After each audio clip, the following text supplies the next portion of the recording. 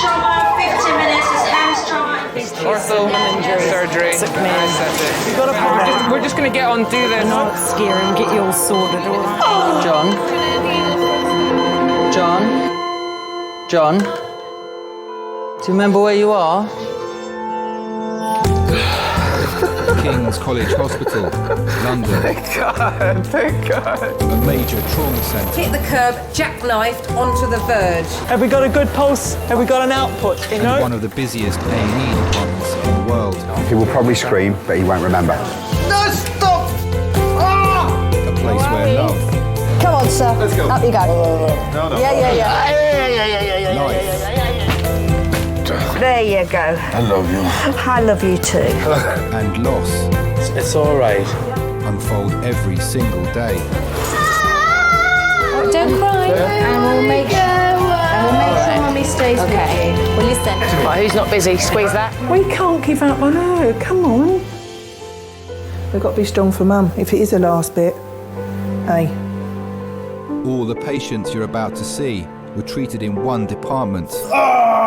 Well done. In just one 24-hour period. I never cease to be amazed at the robustness of human beings. I love you. And the strength of their relationships. Love, it's a reflex. It's what you do. For many of the families, despite the devastation that they may be facing, they give unconditional love.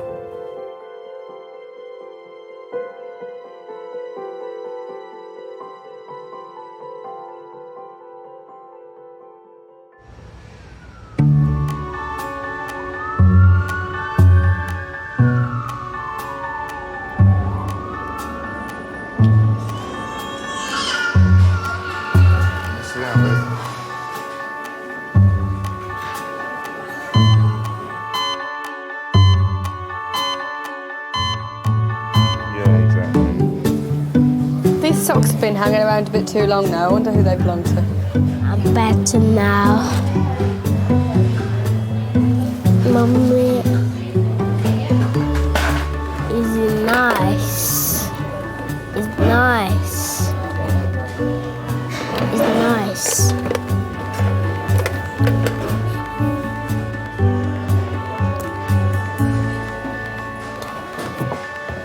I'll be right back, okay? When I was just a little girl, what will I be? Will I be pretty? Will I be rich? Here's what she said to me. I like working with children. Could be a future anything in that room, can't there? That's the great thing about it. It's like when you're at school, you could look at who might be the next Prime Minister and who could be the next Marilyn Monroe. What were you like as a child? I think I was cheeky and a little bit rebellious, rather than, criminal. If you'd have asked me what I wanted to be when I grew up, I'd have wanted to be a fairy or a mermaid. I thought I wanted to be a hairdresser, but the odd occasion in high school when I've cut a friend's hair, it's probably a really good thing that I changed my mind, because I'm not very good at it. I want to be a fireman, I think. Although I can't go up ladders, so that was out. And then a policeman, I think, the second one. Truthfully, I wanted to be a car mechanic. The fact that I could come home absolutely head to toe in grease was my idea of heaven. What were you like as a teenager? God, you don't want to know. Awful. Yeah, I was quite wild. Any stories? Oh, no, probably not.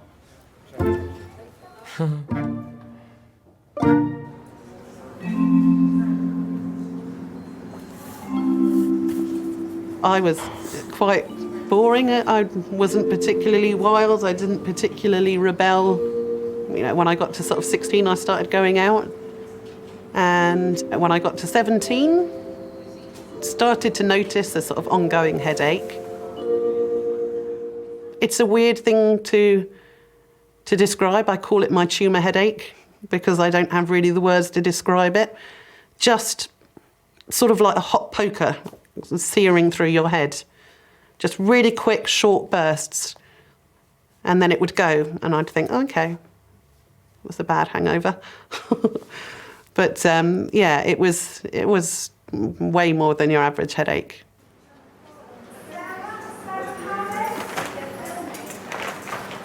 Sarah is 35. Sorry, I'll stick it all in here. Sorry. She's had a headache for the last 4 days. Okay. Oh, get that. Sorry, not my day. Let's get you sorted out, yeah? Okay, thank you. Thank you. Sarah. Hi. Hello, my name's Ollie. I'm one of the A&E doctors. Tell me about the headache. I'm sure it's nothing. I've had a virus, so maybe it's that. But I've had 3 brain tumours in the past. I was 17 when I had the first one. And then 3 years later, the second one, well, it was the first one that recurred. Why didn't you come in on Friday when the headache started? I'm very much, I guess it's just the person that I am. I worry just in case it is something really bad, and stupidly I don't. With my second tumour, I knew for a good week that it was back. That, I went as far as Heathrow Airport to go to Australia before. Was it a little bit la la la la la? Yeah. I've always been told it won't come back, and then it has 3 times and various complications. That's fine. And it's just this, yeah. You are a VIP when it comes to head and brain related concerns. My job is to assume the worst for everyone, all right? Doesn't necessarily mean anything to be worried about, but you're here and you, with your track record, we have to assume the worst and hope for the best. All right? Okay. When you're 17, you're almost untouchable. You don't feel that much can affect you.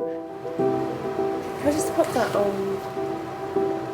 But you're all less aware of the reality of things. We have a saying in our family, if it's unlikely to happen, it will happen to me. So, which is why my parents put on a brave face. I could see how distraught they were. You know, you as a parent, all you hope is that your children are healthy and happy. And when something goes wrong where they're not healthy, all you want to do is put yourself in their shoes and take it away from them and be the one going through it. And I guess as parents, they felt very helpless. And I could see that. So I sort of made a vow to myself then that I would do as much as I could to never let them know how I was feeling. I thought if there was something I could do for them, it would be to put on a brave face, put on a smile, and just not ever let them see how upset or how scared or how worried I was. Okay. Oh, right, okay. Excellent. Because I've spent so long, you know, pretending that everything's fine, everything's okay. It's sort of a role you become used to playing, and then it doesn't become a role anymore, it just becomes who you are and how you deal with things.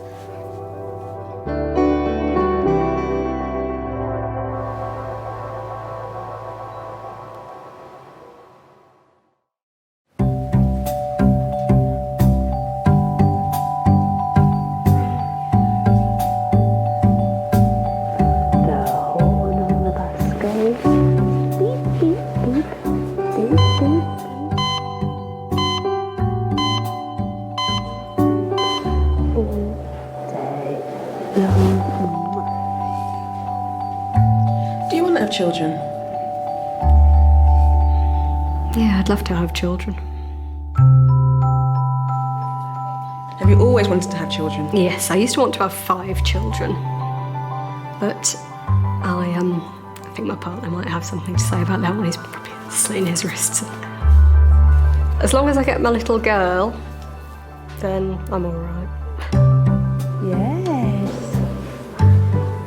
It would have been quite nice to have had a girl.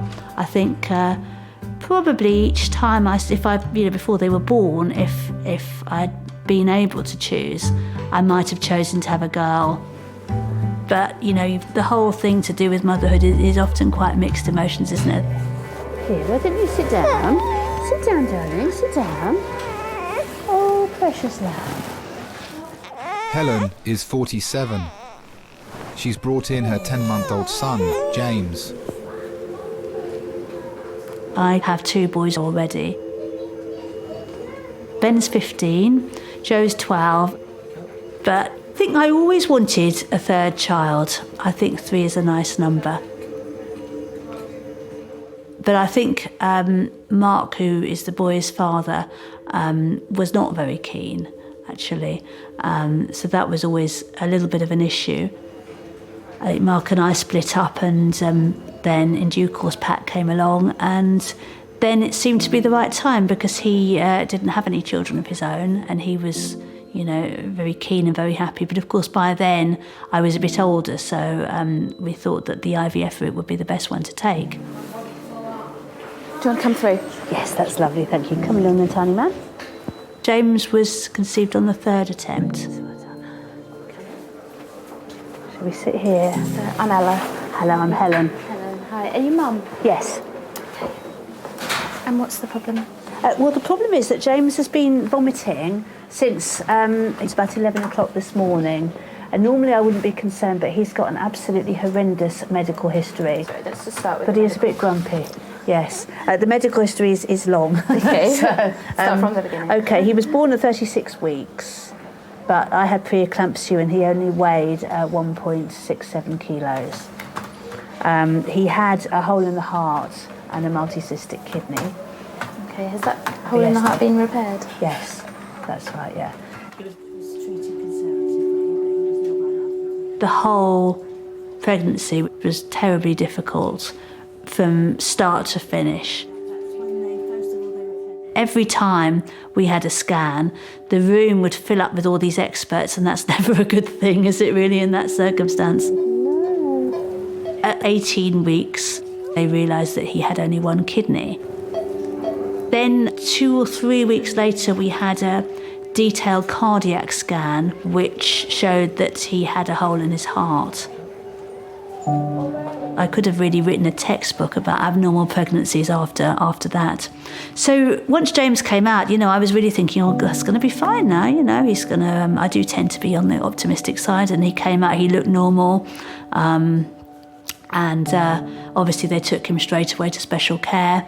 It was all good the first couple of weeks, really. And then suddenly, when he was about 2 weeks old, everything went completely pear-shaped because he was so tiny, his fetal circulation didn't switch over. Suddenly he was getting breathless, he was distressed. And then the consultant came to me and basically said that they believed that James wasn't going to make it, he was going to die quite soon. And I remember just walking in the corridor and tears just, you know, they just pour down your face. And I met this really nice consultant, and I said to him, you know, it looks like James is going to die, and he just gave me a big hug.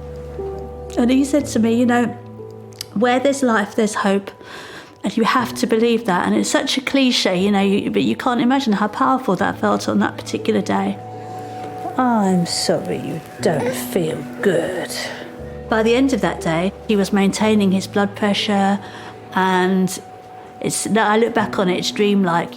It was an experience that you don't forget. Are you a happy boy? Yeah, aren't you?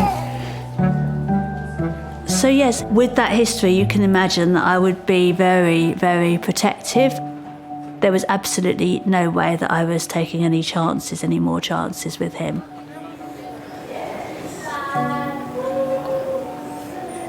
There you go.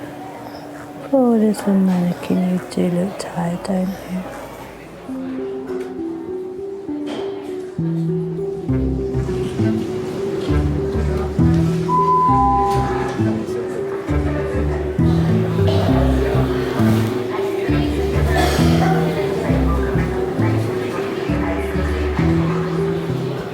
This is what I'm saying.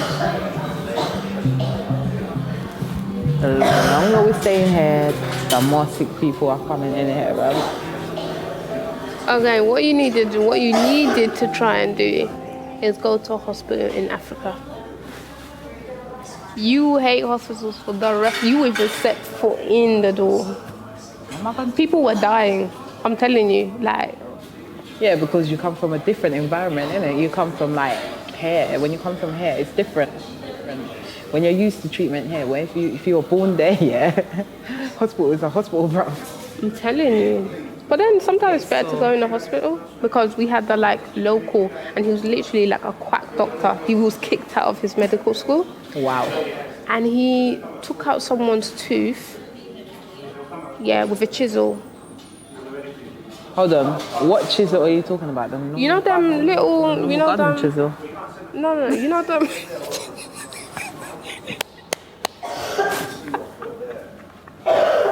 No, literally. No, because he said chisel. And then he tried to inject someone in the head. Like, literally. Ain't that back in the day treatment, bro? No, bro. When the doctors were next to the butchers, oh my God. And he even he killed someone and they spared him. I remember somebody saying about when he killed someone. And he killed the lady at Kolikunda, and then they spared him because basically they don't have enough money to go to the hospital. So how did he kill her again? He gave her a wrong injection and her daughter was left without no mum. He was a quack doctor. I'd never let that man treat me. Never. That's what I'm saying. I prefer the NHS. Even if you're dying, bruv, go to the hospital. No, I do. I prefer the NHS.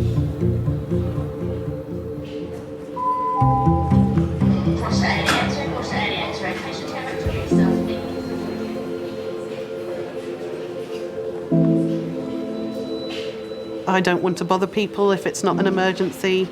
I'm aware of how busy everyone always is in A&E, and I'll feel a bit silly if it's something very stupid or it's something not to worry about and I feel like I've wasted people's time.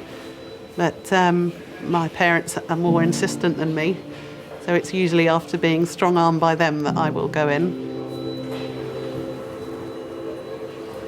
Sarah's had a headache for the past 4 days. Since she was 17, she's had 3 brain tumours. Something that I question more and more, I don't know whether it's the older I get or possibly the more side effects that occur, is I start to question my identity a lot. Am I the person that I was supposed to be or am meant to be? How much of me is the tumour and how much is the side effects of the tumour versus how much is inherently me? I don't know.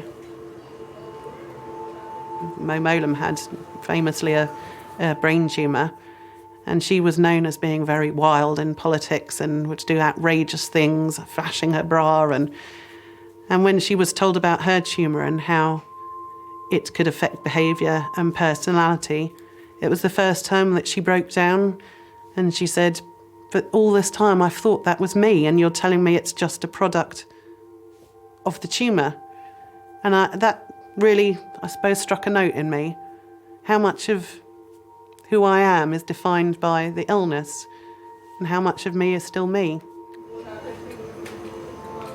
Keep your head nice and still. Look at my finger. Follow my finger with your eyes. Tell me if you get any blurring or double vision. Tell me about Sarah. What was she like when she was a little girl? She was a joker. She was the one, when we'd go away, suddenly started entertaining people by doing little dances and taking people off from the TV. She was, wasn't she? She was. Yes. But very quiet. She was yes, very, it's strange. Yeah, there's 2 opposites in her as well. Yes, shy as well. Can you feel me touching on both sides? Yeah. Both sides. Sarah, in some ways, is quite introvert and very deep. When she was younger, before she could speak, it would be hard to know exactly what she was thinking, and now it's sometimes hard to sort of get her to tell you really what's on her mind or what she's thinking. All my tumour headaches have been frontal. This one was at the back. All of it at the back? All at the back, yeah, and real throb, where I was holding my head And on a scale of 1 to 10, when it came on like that, how bad was it? 7, 8. 7, 8. Yeah. And what sort of tumour is it? It was a benign pituitary tumour. Pituitary. Okay, all right, fine. I remember saying to a doctor, do what you want. Cut my head open, shave my hair off, put staples in my head. It doesn't bother me. My only thing is I want to be a mum. I desperately want to be a mum at some point, when the time is right. So I didn't want that jeopardised. Pituitary gland is the one that releases all the hormones, so yeah, it does affect your fertility. The damage done to it meant that it wasn't possible to naturally conceive. It's even worse because I've got a baby now and I just think I can't, you know. And the baby's with? My dad. Okay. He's never changed a nappy in his life. How old's the baby? He's 10 months. Yeah, he's going to learn. He's going to learn very quickly. Okay, all right. This is not going to be an in and out of A&E in 4 hours type job. So your dad is going to have to get used to changing nappies relatively rapidly. When you say it's not going to be an in and out job, Don't know how. Be home tonight? I don't know. My dad can't cope for a night. Okay. Okay, I'll have to make some phone calls. Yeah. All right. Okay. These things never happen at convenient times. It's just my baby. It's your baby, yeah, absolutely. Okay, I'm fine, don't get teary. No. Right, okay.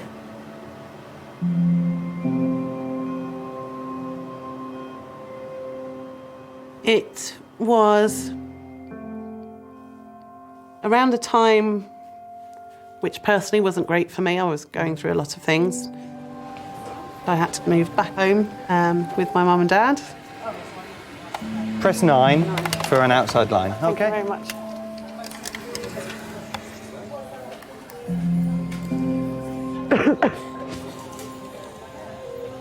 Hi, Dad. How is he? What time did he sleep till? Okay, all right. I'm not going to be in and out. It's not a quick job.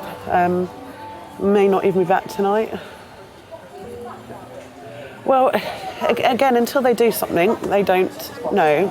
But basically, with my, you know, if somebody forget my history, if someone had come in and said, this is what's happened, coughing fit, blah, blah, blah, they would assume a small bleed at the back of the brain, like a blood vessel. It might not be, but that's what they would assume. He said, obviously, given my history, yeah. You know, my concerns pre-Elliot used to just be, well, you know, if something happens, then it happens and I'll deal with it. But the minute a child arrives, it suddenly changes your priorities and your perspective. But yeah, you're going to have to get Kerry's help or something, Dad. Okay. Bye.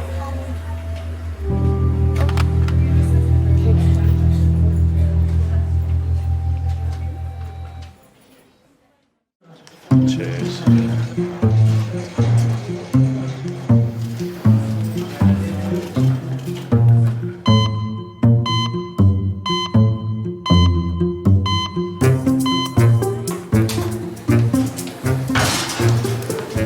Is it worth even remotely trying to move it in any direction to try and ease it?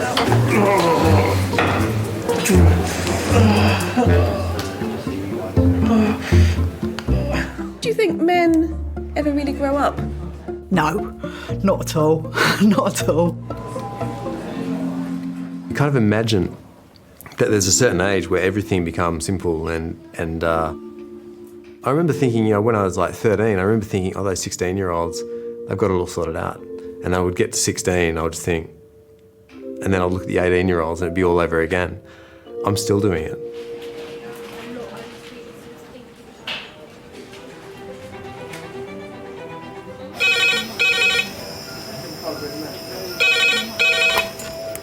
King's A&E.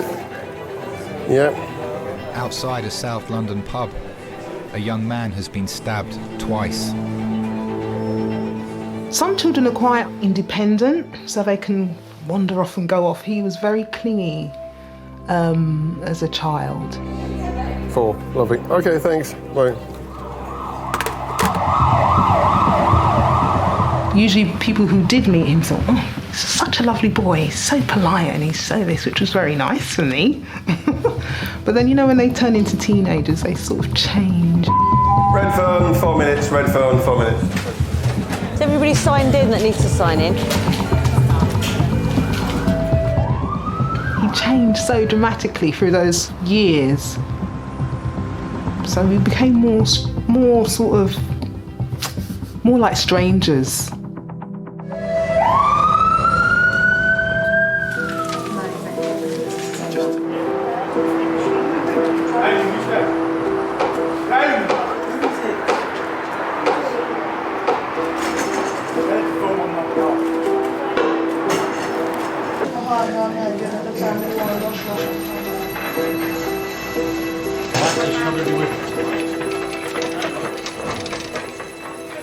Hi everybody, this is Wayne. He's been stabbed twice in the left thigh.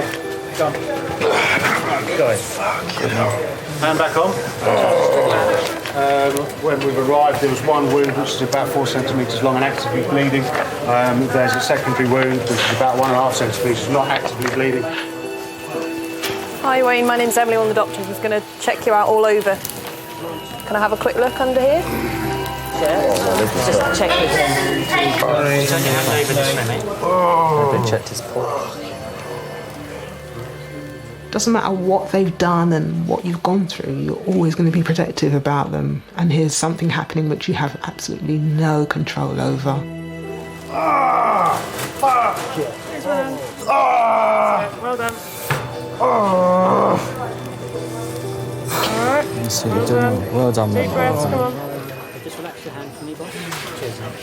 Another sharp scratch. I never thought I would ever been stabbed. I remember saying, I never get stabbed. I never get stabbed. And it was like, wow, I have been stabbed. Like. Do you remember the first time you were arrested? Yeah, I remember. What do you mean? As in, how do you want me to elaborate in that? What happened? I remember I took something. I remember running down the road, running through the park, and then I hid, and I got caught hiding in the bin. And then I was in the cell, and I think I remember, I swear I cried, because I was like, oh no, what have I done?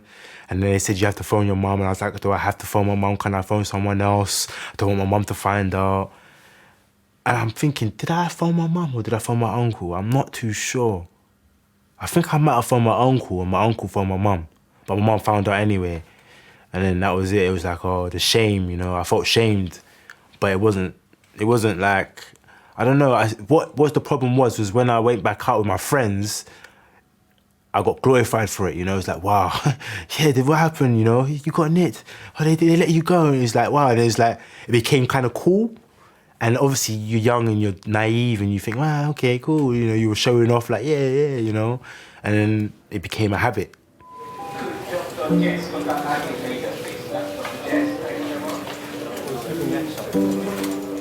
One thing I always said to my mum, don't ever blame yourself, because you haven't done anything wrong. It was down to me making my own choices. You know, she always gave me the choice to make.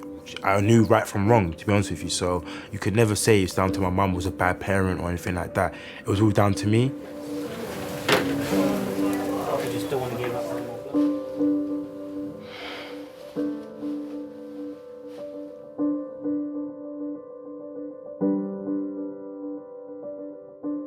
I thought, that's it, I've got to do something now or never.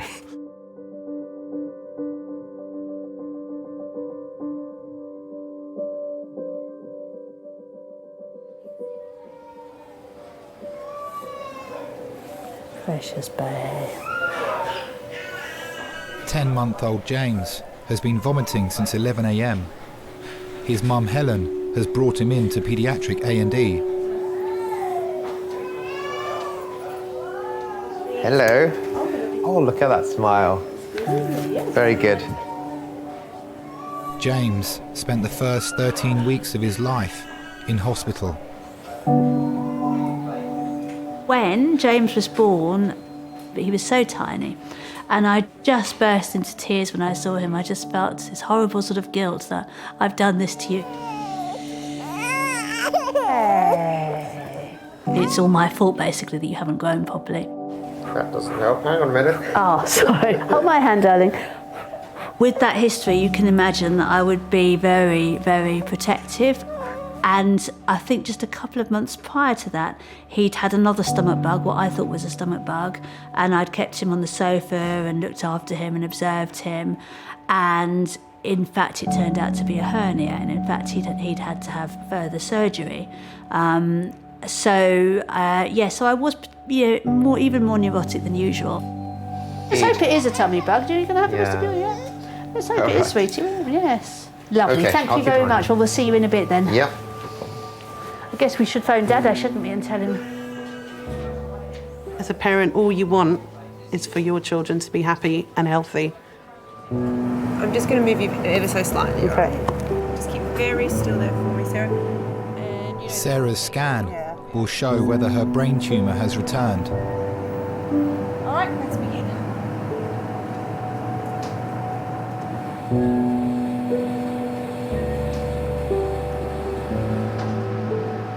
Now, I've always said in a weird way, I'm glad I was a person going through it. Okay. And not the person watching someone that I loved going through it, because I'm sure it must be 10 times more difficult. Okay, do you want to chat with the man? Here he is. Talk to Daddy. Say hi to Daddy. That's Daddy. I think that was the first time we'd ever been to hospital and it hadn't been something serious.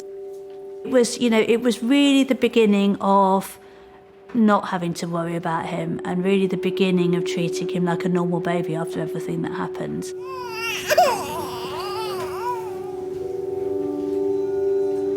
I know my mum, suffers a lot from her nerves, I suppose, because as a mother, it hasn't just happened once. You have one tumour and then you're told it's gone, and then it comes back a second time and then you're told it's gone, and then it comes back a third time and you're told it's gone. Well, you're always expecting the worst. And I think that's what my mum does now. Even when things are going great, there's always part of her that is expecting something bad. And I think that's the damage that it's left behind.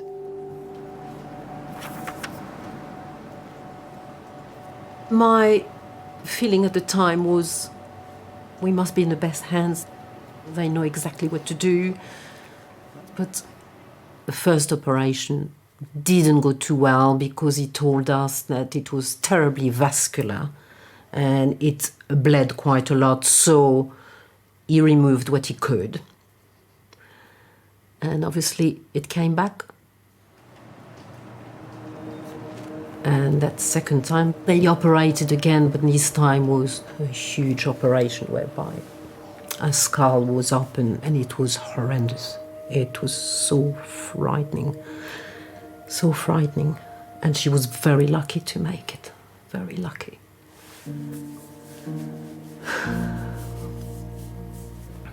And it came back again. It was as if we were going through a nightmare that would never stop. That poor girl. Do you think there'll ever be a time when you won't worry about Sarah's health? No. Not for me.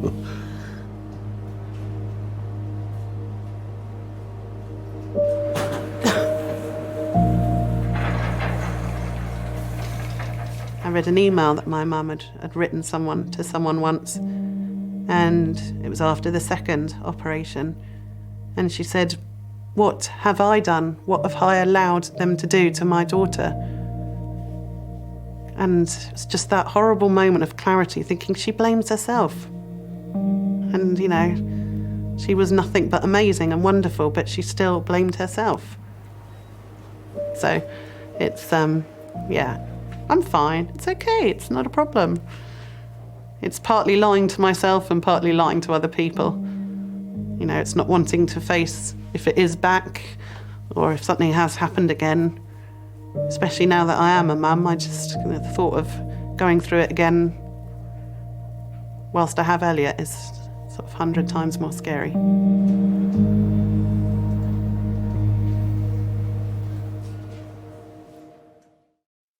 You had tetanus in the last 5 years? So what was you doing tonight? I was watching Arsenal too. doing? Watching the Arsenal game, we came back 3-0, but we never won. Oh. So a double downer, eh?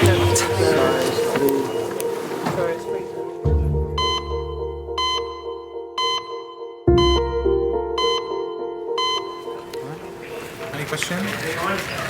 To get you out? Is it possible to my partner stay with you for the night? No. They don't allow it. She's not going to be in a good mind right now.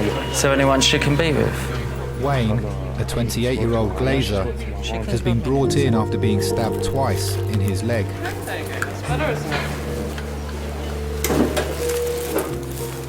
Okay, what I'm going to do is I'm going to give you a tetanus injection.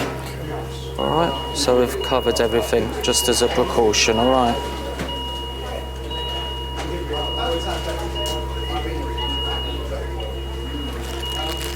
My girlfriend phoned me and she was like, oh, where are you? And I said to her, I'm in the pub with my friends. She parked up around the corner from the pub. She came in, I think me and my friends had one more drink or so, and then we left to go to the car where she was parked. It was like down the side of a street. We got into the car. I remember the doors closed, the doors opened back up. And there was a group of guys all around the car. They waved the gun at my girlfriend. They grabbed my girlfriend's bag. I tried to remember holding it, and then one of them hit me in my face. And I got punched on my leg twice, what I thought was a punch anyway. And then it happened very quick, and then they just ran off. And I remember trying to get out of the car and trying to chase them, and I couldn't run. And I put my hand on my leg like it was like a dead leg. And then as I looked at my hand, there was just blood all over my hand, and then that's when I realized I got stabbed. I felt sad, knowing that, I felt sad for them as well, because it made me think, you achieved one thing, a mobile phone, and there was at least 5 of you, like, what's that, £10 each? Like, I would never have done something like that in my bad times, but at the same time, it's that how far we've come. It was kind of sad to know that, people going around stabbing people on random sprees, like, maybe it's the initiation of a gang or something like that, I don't know, but I did feel sorry for them, and I felt saddened, if you understand, knowing that I could have been heading that path.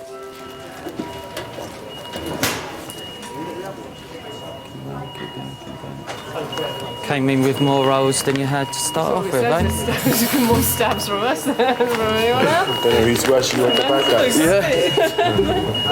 You have to put up with us as well.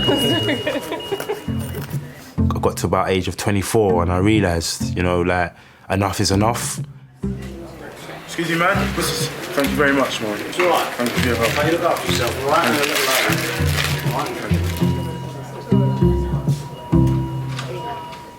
Yeah, I was sitting in the police cell. I remember even looking up at the ceiling and seeing a Crime Stoppers number and thinking I've read that number too many times, and this is not it no more, I'm sick and tired of this. And the police officer saying, hello, Mr. Marisha, how are you doing today? Didn't want any of that no more, to be honest with you. I thought, try to start a new, fresh start. So many people do this revolving door thing, keep getting in trouble, out of trouble, in trouble.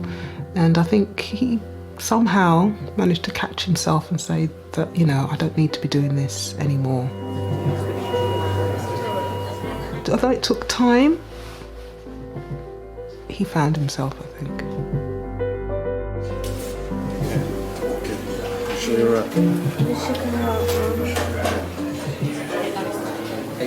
It was all a blur to me. Yeah, like, that's I what talked to the lady, I didn't can't really know remember.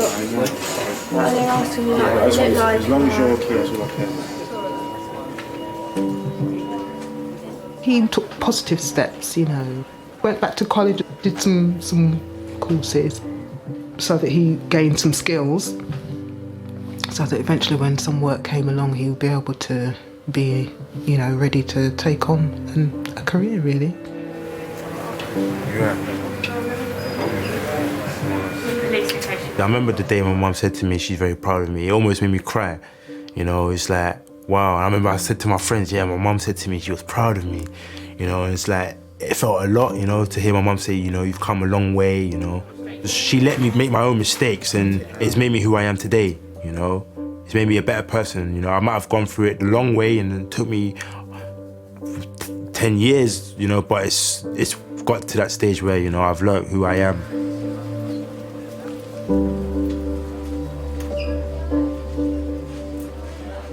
Motherhood is good for learning about the sort of person that you are and what you can give as well, as a human being as well as a mother.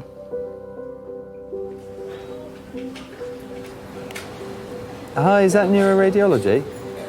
I'm just trying to chase up a CT scan report for a head CT on a young lady that's come in with history very suspicious of a subarachnoid hemorrhage. I think I pace when I'm worried. I was probably wondering what my dad was doing at home with my son and how he was going to change a nappy.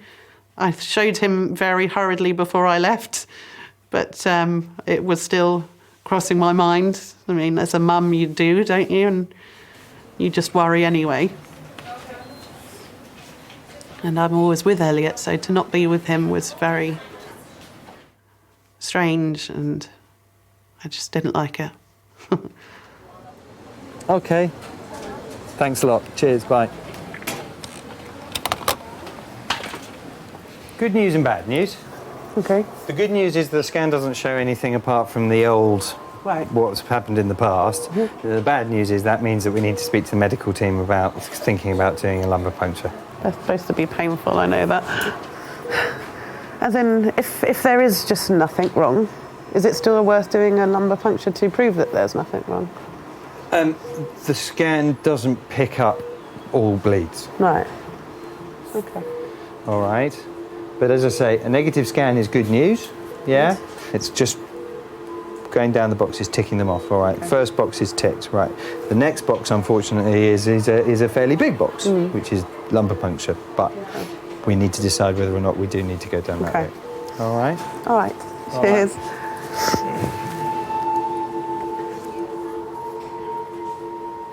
I'd happily give up all the bad health for a life of good health. But then, in a way, it has made me who I am. If it hadn't happened, would I have my son? I might have other children, but I wouldn't have Elliot. So, in a way, I wouldn't change things. It's in the hands of the doctors and in the hands of God. If you believe in God, all we can do is hope that we'll be lucky and that she gets the best doctors and the best medical care, and they can sort out the things that are wrong with her and keep her alive. That's, what else can we say, really? We can just be here to pick up the pieces if I just sense she'll be all right. She will be all right. Yep. I believe that little Elliot has brought her a lot of strength. Tell me about Elliot. What's he like? He's just everything. He's everything to me. I can't imagine not having him. I can't imagine what my life was without him. I remember coming back from the hospital with him, and it still doesn't feel like it's real. I still kept thinking at any moment I was going to have him snatched away or wake up from the most amazing dream and be told that it wasn't real. You know, it's just so much more precious when you've had to fight for it. So yeah, having come so far to have got him and then for something to happen would be awful. And I know if something happened, it wouldn't be through fighting, because I would fight the whole way. Just want to do the best job I can, be a good mum, do right by him.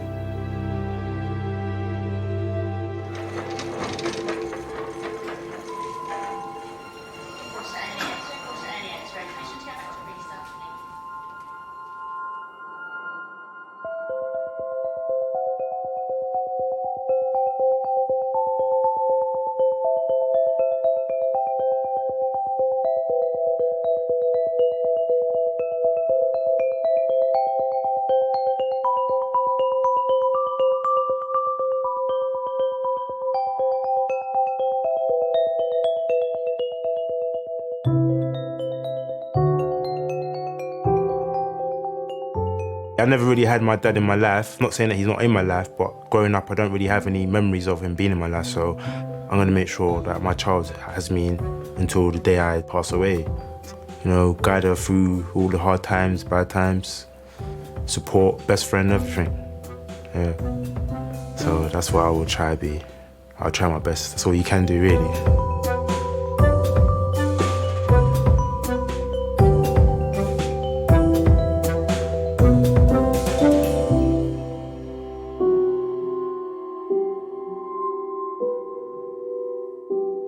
It will be absolutely fine. Yeah, there's a lot of room for optimism, and I think you have to make the most of what you've got today and dream about the future. I think that's what makes humans, the way we are, that you live for the future as well as today. And you need to dream. Yeah, you do. Dream. Everyone needs a dream. Yes. I dream about Kate Bush, but there you go.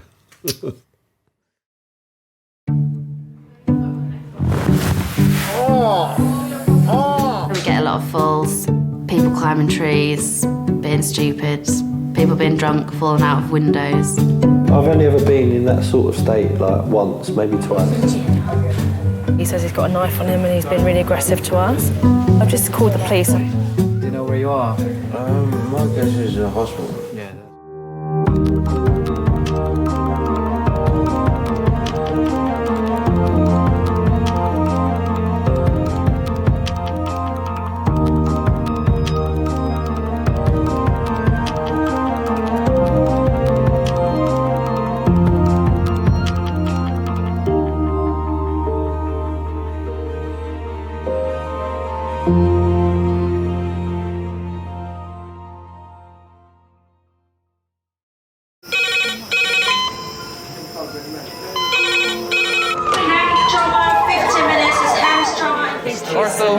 Surgery.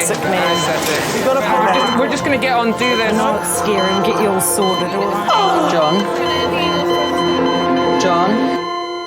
John? Do you remember where you are? King's College Hospital, London. Thank God. A major trauma centre. Hit the curb, jackknifed onto the verge. Have we got a good pulse? Have we got an output? You know? One of the busiest A&E departments in the world. He will probably scream, but he won't remember. No, stop! Ah! A place where love. Come on, sir. Let's go. Up you go. No. Yeah. Life. There you go. I love you. I love you too. And loss. It's all right. Unfold every single day. Don't cry. And we'll make sure Mummy stays with you. Well, listen. Right, who's not busy? Squeeze that. We can't give up on her. Come on. We've got to be strong for Mum. If it is the last bit, hey. All the patients you're about to see were treated in one department. Well done. In just one 24-hour period. I never cease to be amazed at the robustness of human beings. I love you. And the strength of their relationships. Love, it's a reflex. It's what you do. For many of the families, despite the devastation that they may be facing, they give unconditional love.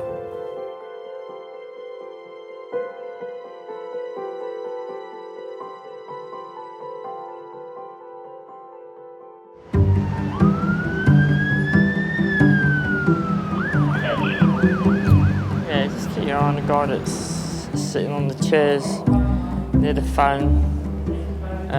Charlotte was having a word with him when I come down. He's definitely as drunk as a sack, and he was irritating people. So I've told him to quiet down, but he's on the phone. The perception of security is people that couldn't make it in the police force. I wanted to be a police officer, I'd be out there, but it's not like that. Hospital was different, 100% different.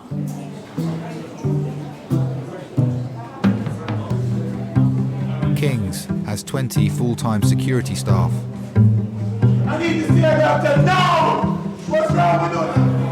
Every month in A&E, they deal with over 50 incidents, ranging from verbal abuse to assault.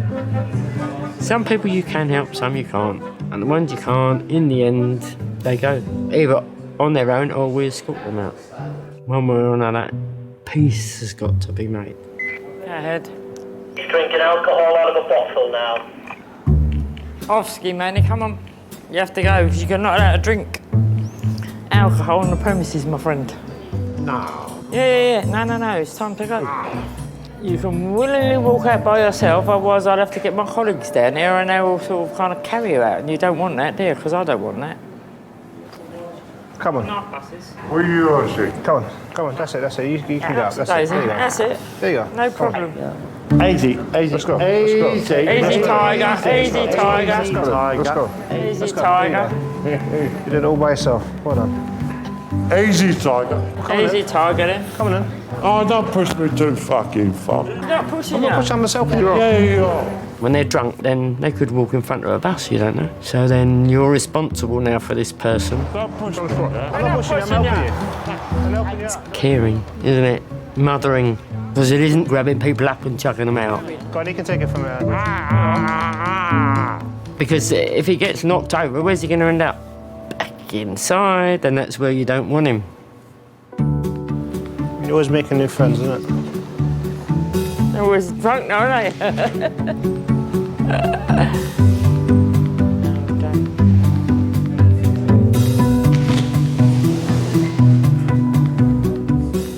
Yeah, control that gent's left now, and he's gone on the bus to Croydon. Jolly good. I won't go into an A&E, I think I'm dying. And that's what it is, an accident. What is an accident? And an emergency.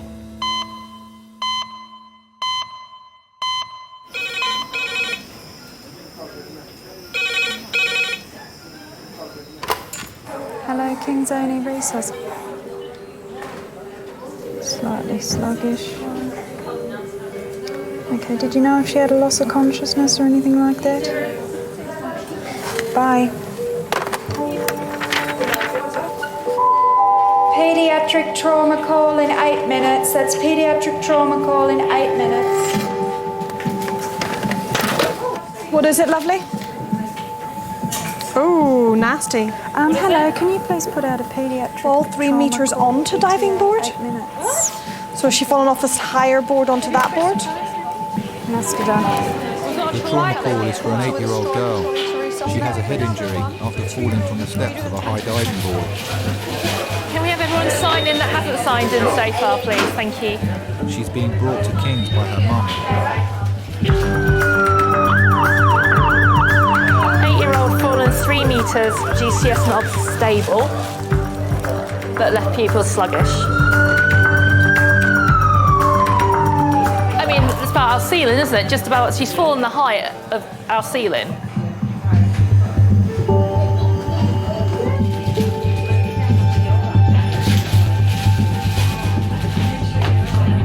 Yes. Yeah, if you're happy to, thank you. Leading the trauma team is paediatric intensive care consultant Tusha. This is Abby, she's 8. She was going up a 5-metre board. She actually got to about the 3-metre board. She was seen to fall back down to 1.5 metres down the steps. So it's a slip? It's a slip. GP on scene tried to see the nosebleed and laid her on the floor.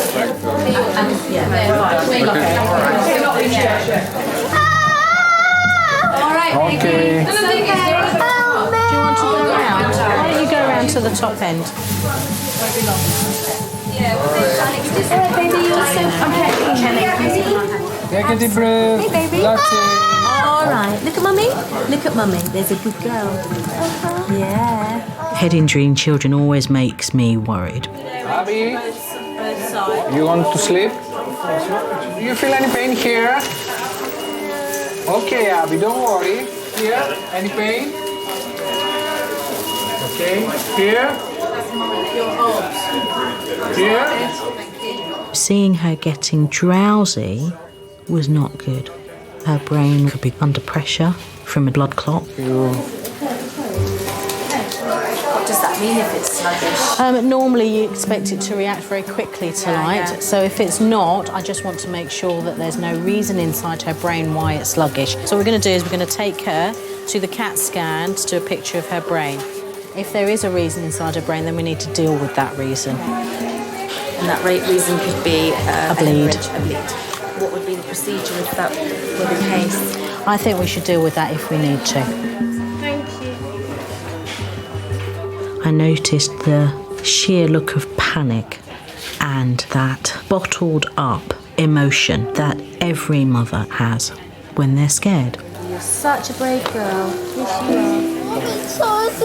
are. I'm so sorry, sweetheart. Abby, calm down. Breathe, okay? I know it seems frightening, but I'm here and you are doing brilliantly. Wanting kind of, please tell me this is going to all be all right. And I can't. All right, look at mummy. Look at mummy. There's a good girl. Because I will not give false hope.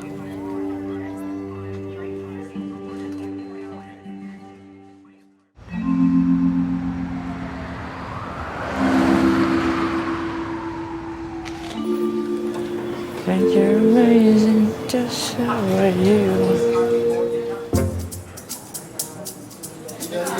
You try to get up now. Hello? You need to get up from the floor. Can you do that for us? Nah? Can you get up from the floor? Sit on the wheelchair. No. There's a cooler there.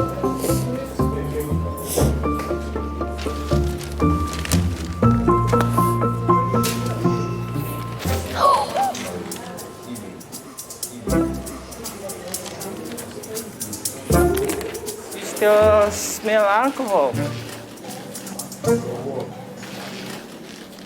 That makes the thing worse.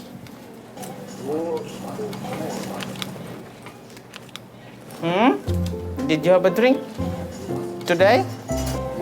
Okay, so why you are here then?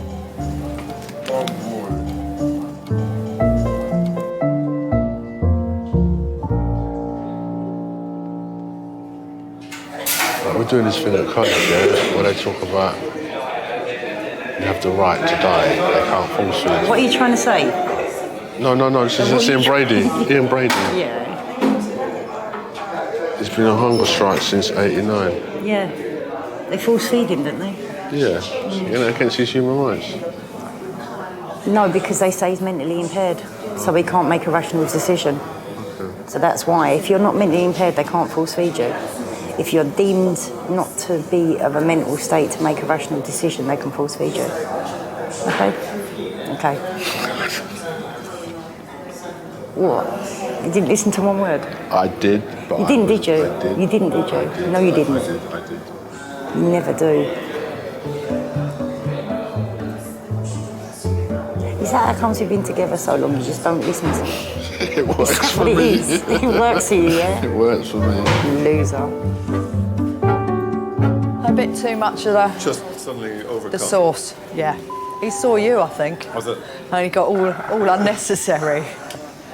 Right. Come on, sir. Let's go. Up you go. No. Yeah. I'm not having any of that. If you're not going Don't to touch pull me. against me. Okay. Okay. Okay. Come on, we can do this. Like Come on. 3. Slowly. Slowly. Good. Ready? Cool. We are getting a lot of alkies lately. And what do you think to yourself? Well, why are they like that? I don't know if it's because of the life the way it is in London now, I don't know. Or in the country itself or the world. But it's not good. Come on, you're a big man. Come on. Big grown man. Up you get. Good man. Well done. Brilliant. Excellent. Well done. Well done.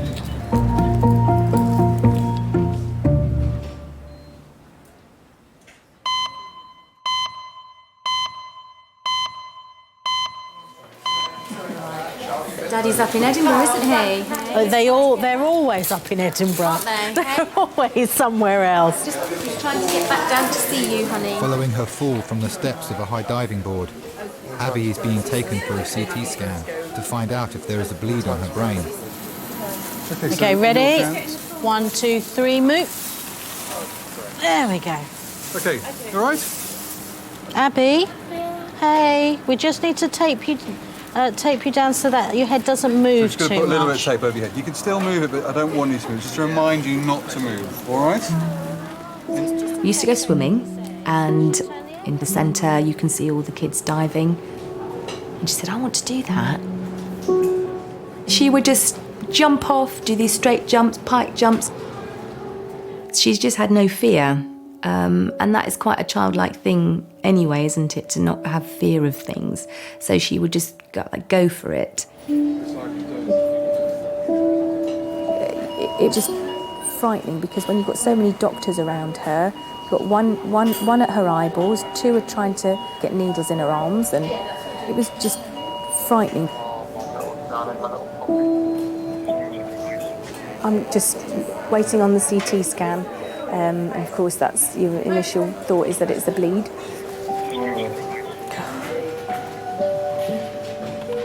I'd missed the last train, I had no passport, I couldn't fly. I just remember just sitting on the floor, just trying to figure out some way that I could possibly get down to London right away. It's worse than agony. I just wanted to be there.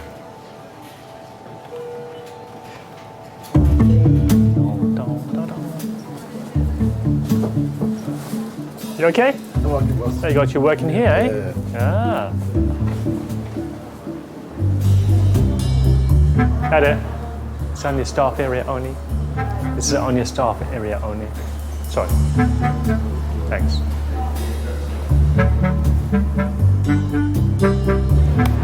I think my brain's not functioning. That's nothing new though, is it?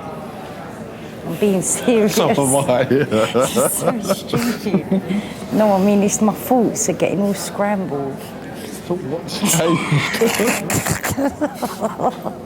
You are so... Why do I bring you anywhere with me?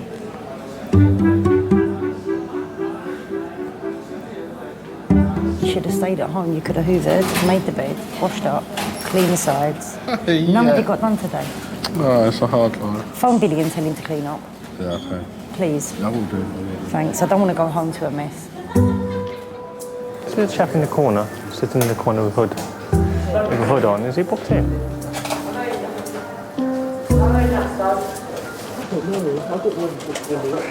Let me get his name, yeah? Hi, have you booked yourself in? Well, people here are booked in to see a doctor. I'm asking you. Okay. I ask you. If you've been booked in, yes. These orders are booked in, but you're not. The staff don't recognise that you're booked in. Okay, the staff have asked. Okay. Yeah. Okay. Then I'm going to ask you to leave them. Why? Because you're not answering my question. I don't have a question.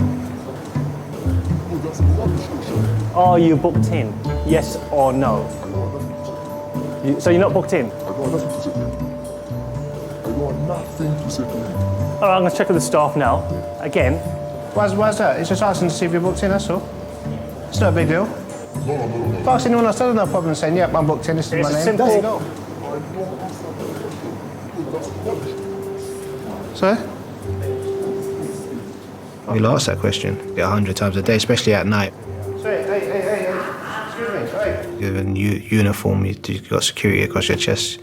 You're going to be a certain type. I mean, I get it all the time. You're being really intimidating towards me. Why? I'm not. I'm just talking to you. If you don't tell me who you are, you can't just walk in there. This is the children's area. Yes, we try to get the questions out of him, but he's not answering. This one here? Is he with anybody? Yeah. He is. So why don't you just say, if you're with relative, why don't you just say, the attitude's all wrong?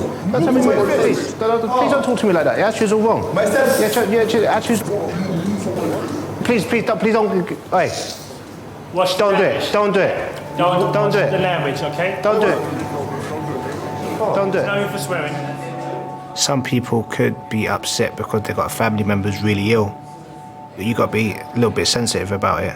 And those type of people you want to try and give a chance. That we finally figured out why he was there. But I mean, that took 10 minutes when it should have really took 10 seconds. Don't. Okay, but you got to understand he's got to do checks. There's a reason why we do checks. Okay, there's a reason why we do checks. It's a hospital. Okay. You're here with your child. We ain't got no problem with that. All you have to do is tell us. It's not a big deal.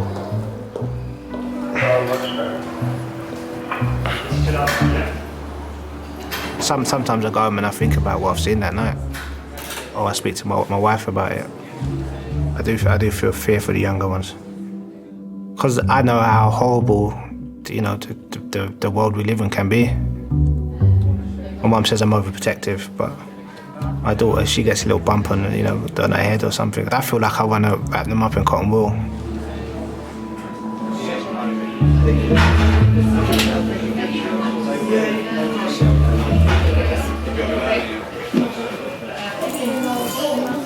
There's this young girl, 8-year-old, who's just had a CT head, but she needs a C-spine X-ray, which is in resus. The CT scan has shown no bleeding on Abby's brain, but there's still the possibility that her spine has been damaged. I can't do that, darling, because you've got to take one leg. I know. Yes, you can. Yes, you can.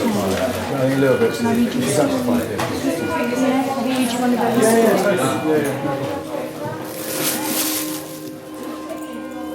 Well, you feel helpless. To actually face that your child could be paralysed, it's just the worst feeling ever. Wilma and Biff saw a notice. It was about a go-kart race. All right, baby. Get the saber! It will come up soon, my darling. It will come up soon, okay? I can't take it off, baby, not yet. All right, you were such a good girl. We're going to go on a little journey again. We're going to try and get those X-rays and those pictures of your bones, and then hopefully All right, baby. we'll be able to take all this tape and that horrible collar off. And can I go home? I think, sweetheart, because you had a nasty bang on your head and you're a bit sleepy. Oh, don't cry. Let's see. Let's get this Listen, X-ray we'll first, see, okay? Yeah? And we'll make sure Mummy stays with you.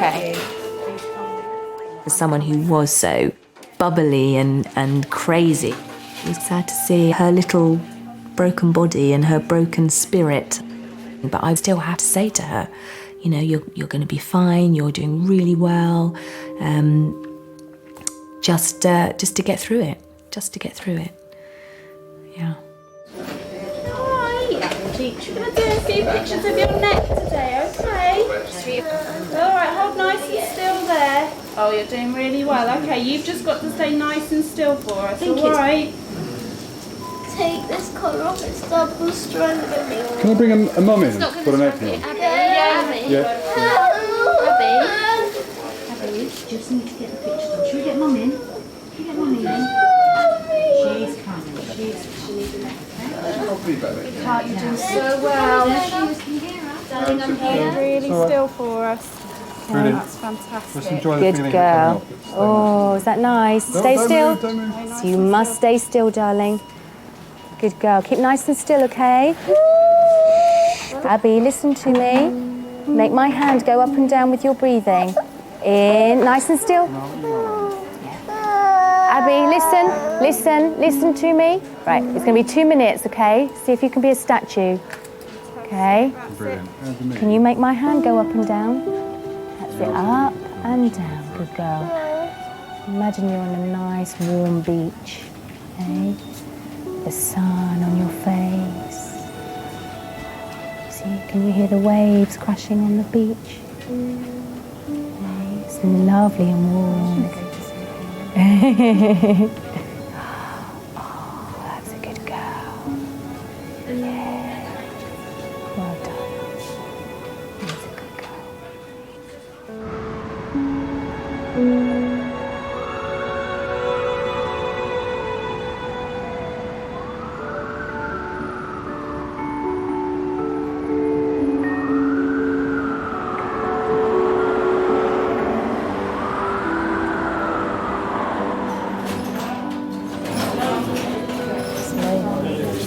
It's me.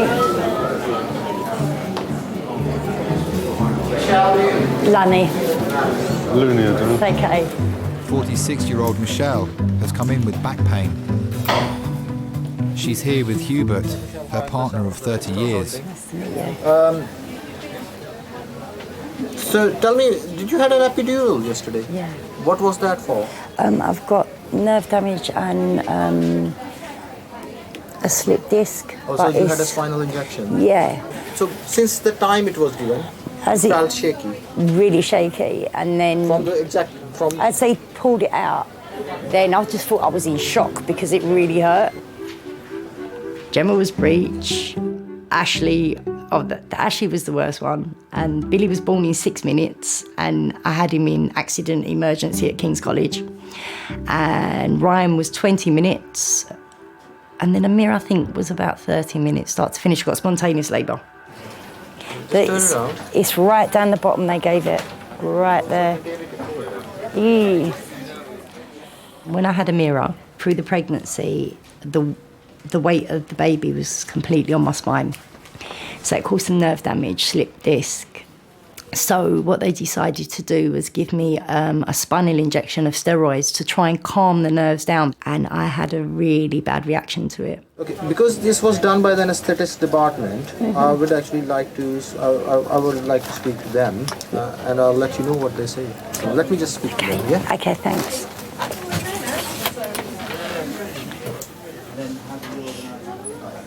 You meant to put that in there. Yeah, it says domestic waste on there. Jump in then. So funny. What if I could ask them about my knee while I'm here? Oh, you better get a grip. I'm being serious. So am I.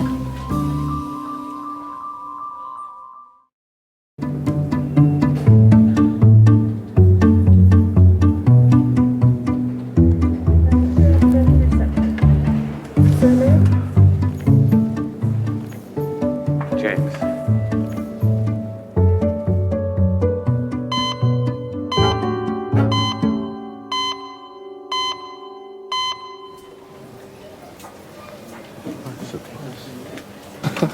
What? It says surgeon, Smith, speciality, pain. Well, listen, you don't understand. Specialises in pain. That's like one of them Dr. Death type dudes. God, mate, you don't understand how much that hurt to get a needle like that up into your spine. And he tells me, hey, just a little prick, just a little stinging sensation. And you, but I wanted to cuss. My face just feels like it's bright red. Is it red? I'm not going to answer that. Is my face red yet? Yeah, it is as it goes, yeah.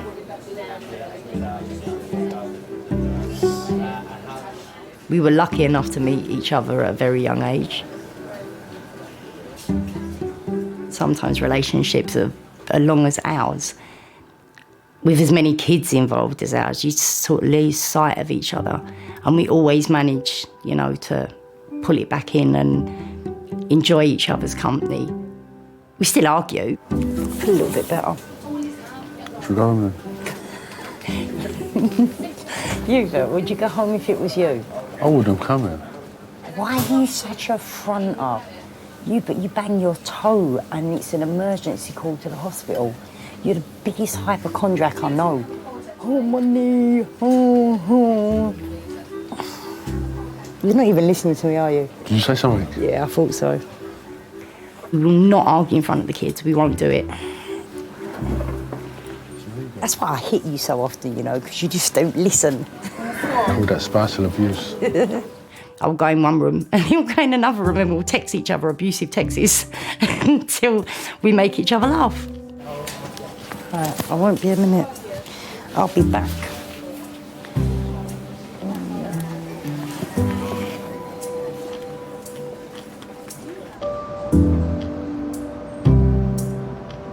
So this one little thing I've got wrong with me and, you know, the aches and pains, and yeah, it impacts on my life. But then I just think, wow, like, how lucky am I? How lucky am I that I've got 6 amazing kids? I need them as much as they need me. You know, they're sort of like, down my breath, you know. They're my life, they really are. Uncle Stuart's here. 24 times. So say hi. Hey. So she's got the imprint of the steps. Okay, that's fine. She was so flipping lucky she didn't kill herself. I know, it could have been. I'm surprised that, it didn't smash her skull if she fell from that height on concrete steps. Or maybe she fell halfway down.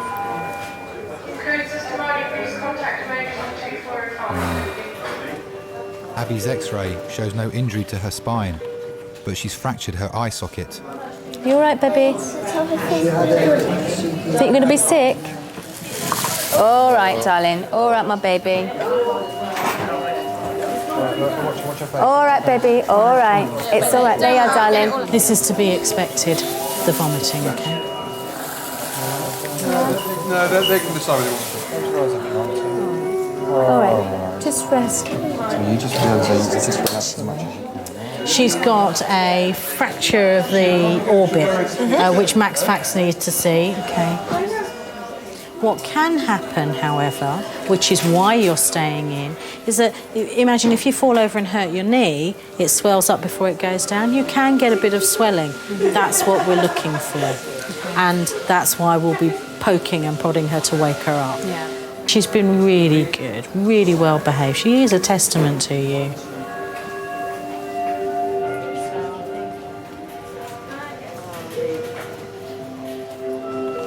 Hi. She's fractured her eye socket. Yeah. She nearly broke my heart though, because at poolside she said to me, "I love you, Mummy." But she's done so well. She's been a little trooper. The doctor said she's a testament to us. I just wanted to comfort Abby, I wanted to comfort Nikki. Suddenly you just realise that your family, there's the little family that you've created, and it's bigger than anything, really. And you just feel as though you want to make everything better, just to look after them, protect them. Hello, baby. I hear you've been very, very brave. You're a very good girl. You're a very brave girl, darling. Oh, my little darling, my little poppet. I hope you're okay. Well done for being a really good girl and a really strong girl. Yeah.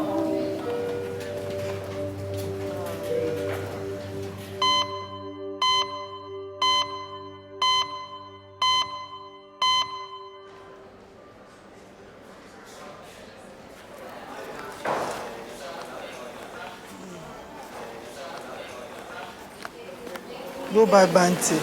Buy me chocolate from there. You go see him. You know Bounty, the one where they get coconut in the middle. You will see it. You will see the number. You know how to operate it. I know what I've got. I've had it before. I've got bronchitis.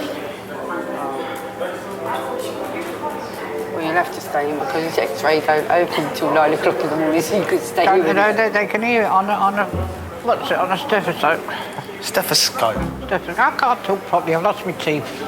I was going to say, they still use them. You bought the wrong thing. That's Snicker, innit? That's the wrong thing. Bounty is the blue one. Maybe the Bounty I can see is in front of you. You go buy Snicker. Oh, here we go. Yeah. No, it's not me. Got my tablets. My manager loves Snickers. My children love this. Either when they were young, Robert loved Snicker. Michael liked Masba. Masba is true. Mama? Hi, my name is Adi. 74-year-old Joyce has been brought in by her daughter Anne and her grandson Chris. Can I say something? Yeah. I'm not trying to tell you your job. I haven't smoked for 3 days because I can't smoke. Okay. And I think it's bronchitis, I don't know. What, you a doctor now? I've not had many illnesses, but when I do get an illness, I know it's bad, and I know what it feels like. Oh, no. Therefore, I can tell the doctor what it is. She diagnoses everything now. Yeah, that's all right. I mean, you know your body, and if it's happened to you before, and if it looks like that, it may not be, okay, but it's a good observation.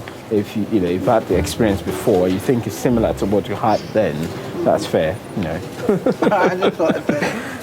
Okay, so the plan now will be, we'll do some blood tests. I will organise a chest X-ray for you.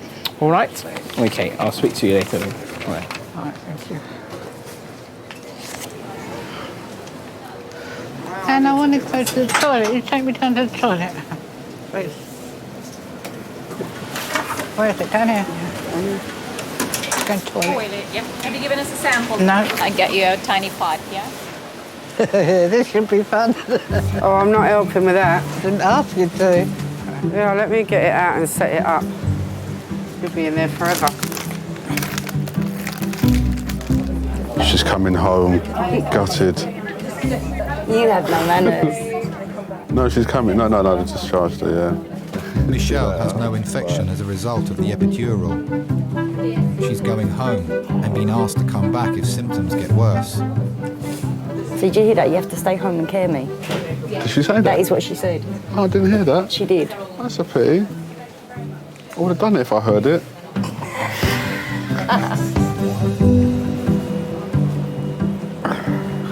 The good thing is, though, they're going really quick, aren't they? Getting things done. You know, it's because of her age. Yeah. It's your fault. It has to be. Sending me the wrong way. It has to be. I keep telling you, dumbass. Thank you, Michelle. He's fine. He can. The ambulance driver said he can walk. Stay in there. The security team has been called to help a drunk and disruptive patient with suspected mental health issues. Stay in there. They need to keep him in the treatment bay until the psychiatric liaison nurse arrives. Will you stop grabbing hold of me, okay? Hello, security control here. How are you? What has Marty said to do with this patient? Say again? What has Marty said to do with this patient? Well, she's going to see how it goes. It's always a difficult situation to deal with. It's not the same as if somebody was being aggressive and they had no mental health issues. You could just chuck them out if they're not that ill. But if somebody's got mental health issues, they need help, and it's your job as part of the A&E team to help them.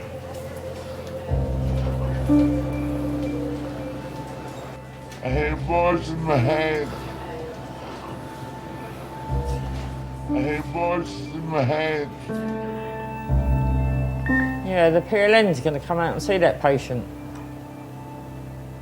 Yeah, they're probably not because he's intoxicated.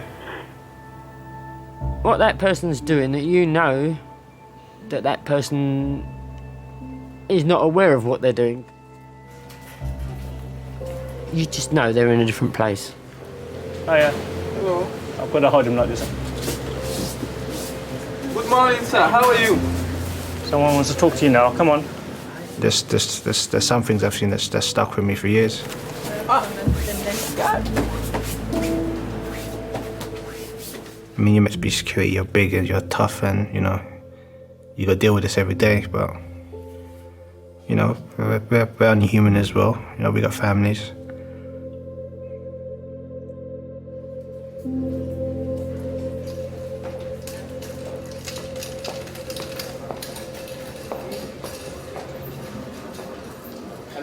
Hello. Your X-ray shows that you've got chest infection.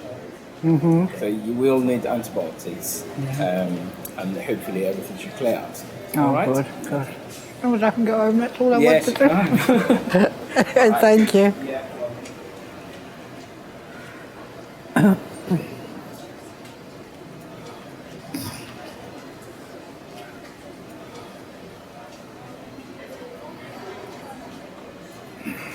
Got me result of my X-rays. Oh, yeah? It's a chest infection. So that's not so bad. So I've just got to wait for my blood results now. Well, at least that's good news, isn't it? Yeah. I bet you're both wishing you stayed at home now. No. You must be Because tired. I wouldn't have been able to sleep anyway. Now I know that it's a chest infection and they can treat it. You need to stop thinking about everyone else and think about yourself a bit more often. People should start thinking about you more often. Yeah. You just need to motivate yourself a little bit more. That's what it is. No, because you're not motivating your bones, Mum. Your bones are seizing up because you sit in that chair watching that bloody Dickinson, man. Antiques Roadshow and all that crap. Dickinson's Real Deal. Yeah, the real deal. I like Plug It. Same thing. And CSI and Casualty. Yeah, I like CSI. I watch CSI. And I like Holby City better than Casualty.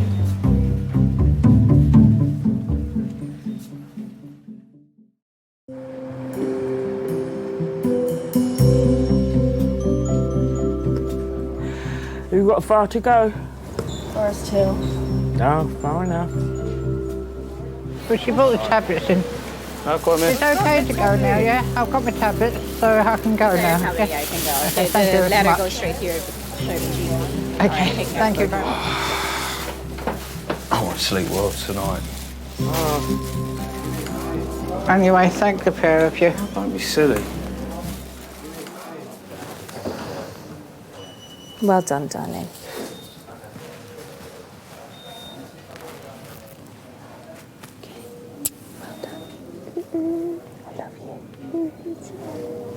So much. I love you more than bacon. You're supposed to say something back. Sausage. Sausage.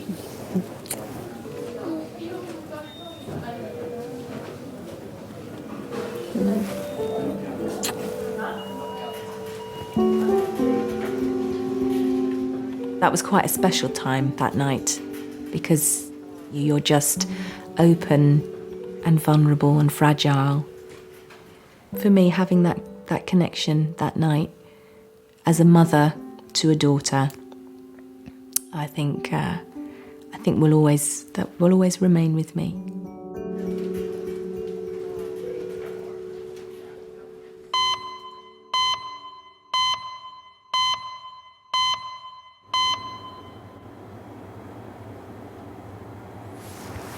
It's starting to get late outside already, isn't it?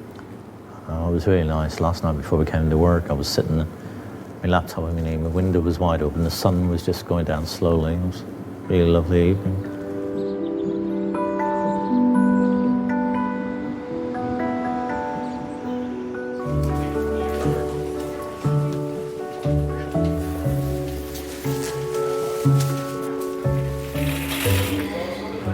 Book yourself on the desk. Hello, I know. Only the desk? Yeah, there. I've What you sliced my done? finger pretty bad. Accident? Yeah. Or intentionally? No, accident. Which fingers? It's my thumb. Oh, this one. By what? By sharp? Standing on. Is it left thumb? Yep.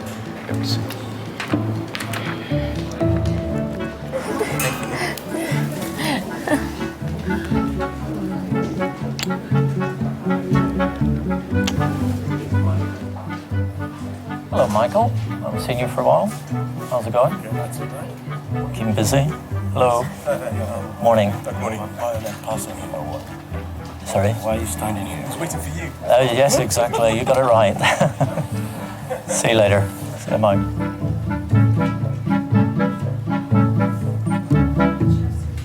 100 years from now, there will be about 500 million dead people on Facebook. That's not even funny. It's the truth, though. It's not funny. Well, we're 20 now. I'll probably say we've got like maximum about 50 to 60 years left. So we've actually been through about a third of our life already. Have we? Yeah. If you think about it, look, we're 20. Then we're going to be 40 in 20 years' time, right? But I'm dying like when I'm 150 something, though. Oh, okay. Do you know what I mean? Yeah, I don't know well, about you. I know when I'm dying 150 something.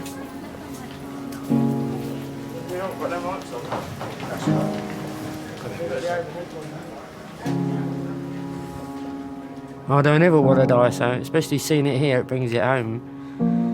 So you just go out and enjoy yourself. And you come to work and you can enjoy yourself by helping people. That's me.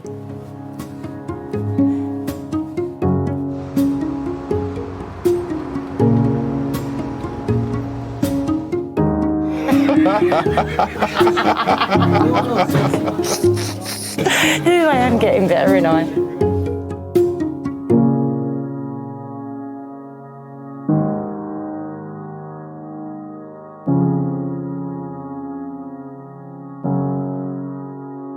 Probably a week after the whole incident, that both Scott and I would just burst out crying for no reason.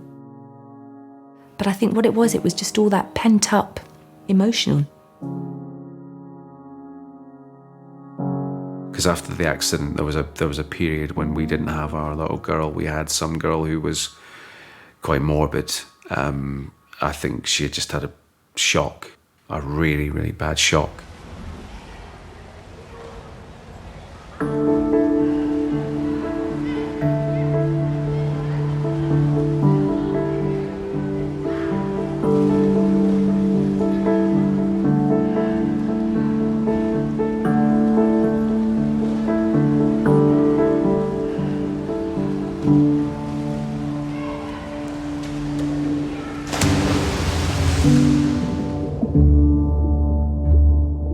Diving off quite a height since I had the accident has been quite hard.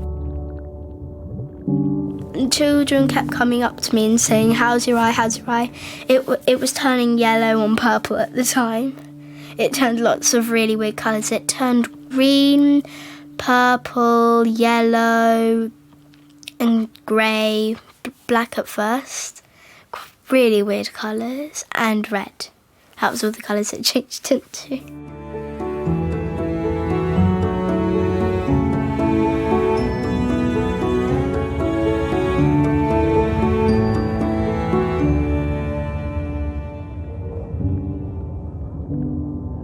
I would like to go high, but I thought just leave it for a few weeks and then start doing 5 metre again.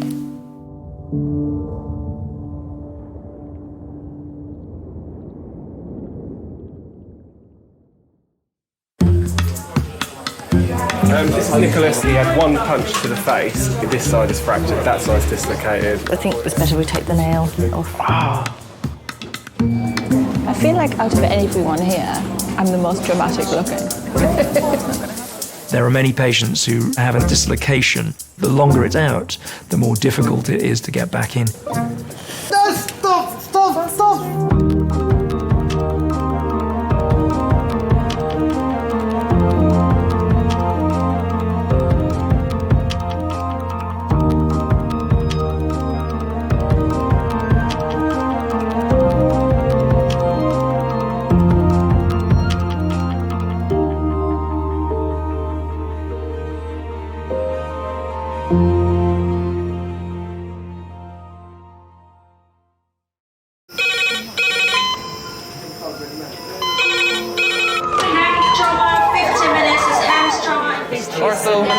Surgery. We're just going to get on, do this. Not scare him, get you all sorted. John? Do you remember where you are? King's College Hospital, London. Thank God. A major trauma centre. Hit the curb, jackknifed onto the verge. Have we got a good pulse? Have we got an output? You know? One of the busiest A&E departments in the world. He will probably scream, but he won't remember. No, stop! Ah! A place where love. Come on, sir. Let's go. Up you go. No. Yeah. Life. There you go. I love you. I love you too. And loss. It's all right. Unfold every single day. Don't cry. And we'll make sure Mummy stays with you. Well, listen. Right, who's not busy? Squeeze that. We can't give up on her. Come on. We've got to be strong for Mum. If it is the last bit, hey. All the patients you're about to see were treated in one department. Well done. In just one 24-hour period. I never cease to be amazed at the robustness of human beings. I love you. And the strength of their relationships. Love, it's a reflex. It's what you do. For many of the families, despite the devastation that they may be facing, they give unconditional love.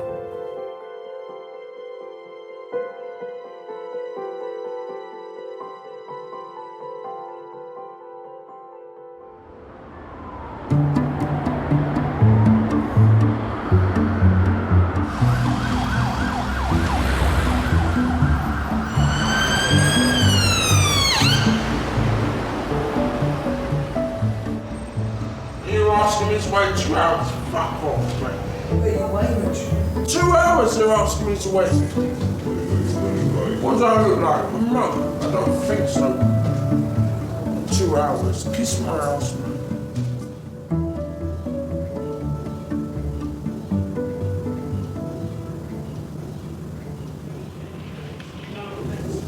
I'm sorry. I'm sorry.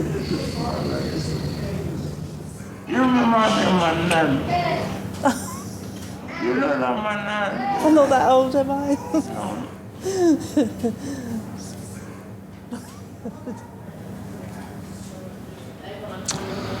Happy Valentine's Day. not is it 12 o'clock?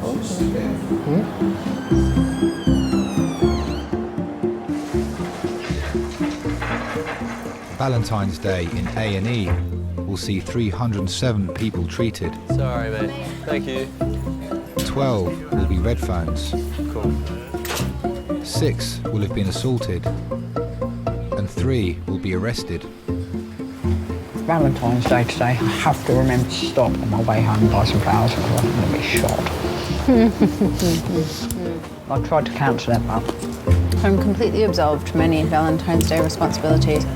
I was lucky. Well, it's not a very romantic place at the best of times, I suppose. We had, a couple of years ago, was a couple that had had a blazing row, and we didn't realise at first that this is what happened, but one of the guys came in and he only had half a finger. And we were like, oh, what did you do there? And it, you know, first of all, I caught it in a door and then, you know, some other story. And in the end, it transpired that his partner had bitten his finger off. Relationships in A&E, it can go either one way or the other, I guess. One, it can bring people closer together because they get a fright and then they realise that some things actually really don't matter. Now my partner's sick. But you do see the odd fight.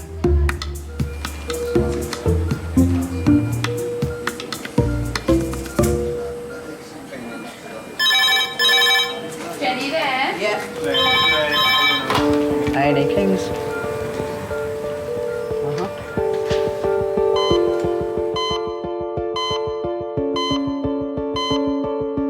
Adult red phone in 3 minutes. It's adult red phone, 3 minutes. So this is a bit more serious, I think. Is this HIMS or is this LIS? No, they didn't say. They said a trauma. They called it as.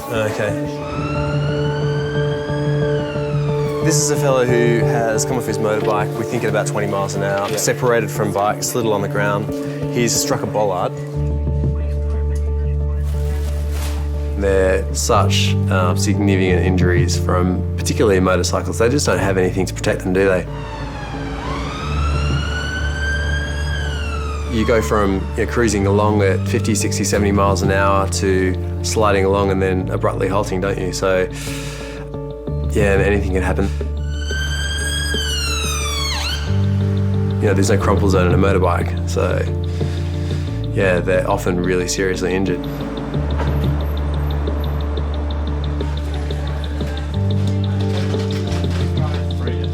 John, 53, motorcyclist, low speed impact with a metal bollard, probably about 20 miles an hour. Father of 3, John, came off his motorbike on his way to work. He's basically slid on the floor, right shoulder, right arm have gone into the bollard. So he slid on the floor and then hit the bollard? Then hit the bollard, yeah. He has broken the metal bollard though. Okay. So no open wounds anywhere? No open wounds. The main concern we have is distal pulse. Yeah, that's perfect. Thanks a lot. No worries. Is this all pain or? This is anxiety. Right, okay.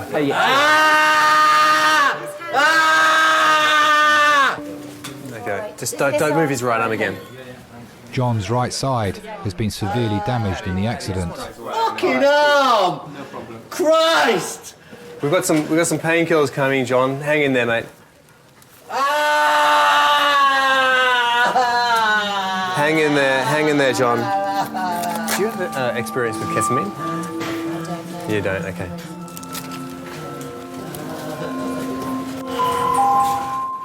Could Malcolm Tunnicliffe please call Resus on 2397? Thank you.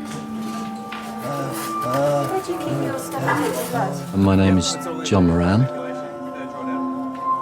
How do you think your wife would describe you? Chaotic, selfish. Hey, John. I know you're in lots of pain, mate. Yeah. We've got some pain relief coming, all right? Good. Okay. Good. I'm a psychologist. Some of the work I do is with pain management, and I teach particular skills to my clients. None of those skills were of any use to me at that time. Sorry, John. Guys, can we have a hand just for a sec? Thanks, just to brace him getting off the board. Yeah. Okay, you got it? John, hello, John. Hello, mate.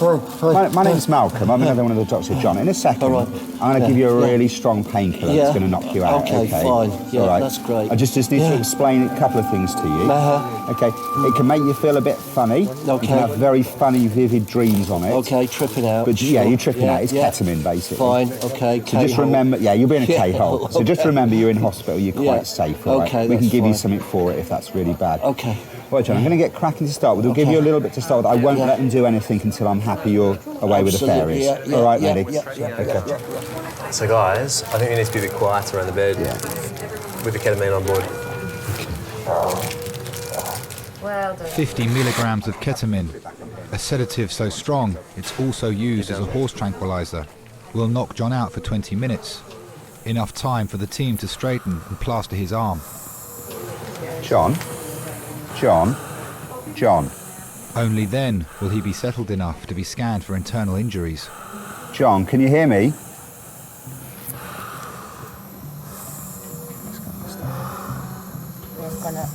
Okay, boys, do it. He'll probably scream.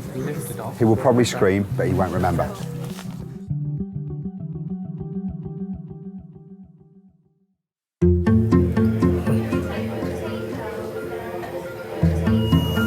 Oh, bloody Valentine's Day, isn't it? But I see not a very nice Valentine's Day. There you go. Happy Valentine's, babes. Oh yeah. Did you get lots of cards? Oh, loads. I got a bunch of roses with a card that said I would. Really? And that's it, Abby, I would. That's nice. We're all flesh and blood. We've all got two eyes, a nose and a mouth. You know, what appeals to one person doesn't necessarily appeal to somebody else. I love him with all my heart, and I love him from the inside out. Gary is my soulmate. I trust him with my life. I'm in hospital, Dad. Yeah, up in London. So I'm in at King's Hospital now, and I had a CT scan, and he said I've got a bleed on my brain. Because my blood pressure's too high, Dad. He said, Gary, a 52-year-old paint sprayer, was leaving work when he began to lose feeling down the left side of his body. I heard Gary's car pull up outside. He came in and said he thought he had a migraine. And when I looked at him, I could see the side of his face had dropped and his eye had dropped. I thought I'd better let you know anyway, because otherwise... I'll keep him informed. And I'll probably be here a couple of 3 days, I don't know. They're giving me some stuff just now. I've been doing all these sort of reflex tests and stuff. And I mean, he called it a bleed. I've got a bleed on the brain, I suppose that's what he classed as a stroke, isn't it?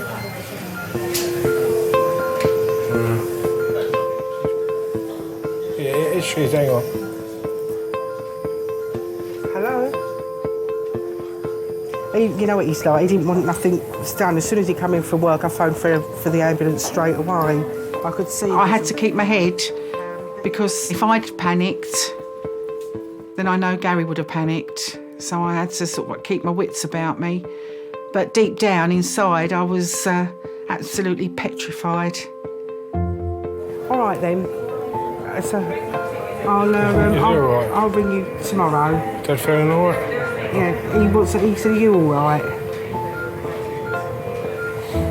Yeah, he's all right, he's a bit upset. Yeah. I met Gary at a bikers rally in Chilham in Kent 10 years ago. The night I met him, I was out with a girlfriend of mine, and when we saw the bike club that he belongs to, my friend laughed and went to me, "My God, just avoid all eye contact, don't even look at them," because they had a bit of a reputation at the time. And then, of course, when he actually did walk over and speak to me, I couldn't be rude. That night, Gary walked me to my car, and as I got in the car, he actually asked if he could kiss me. My friend sort of like is going, "Oh my God, you know, I told you to avoid all eye contact, don't kiss him." But he sort of like put his head in the window and said, "Can I just kiss you goodbye?" And I said yes, and he kissed me, and then he just said, "Oh, I love you."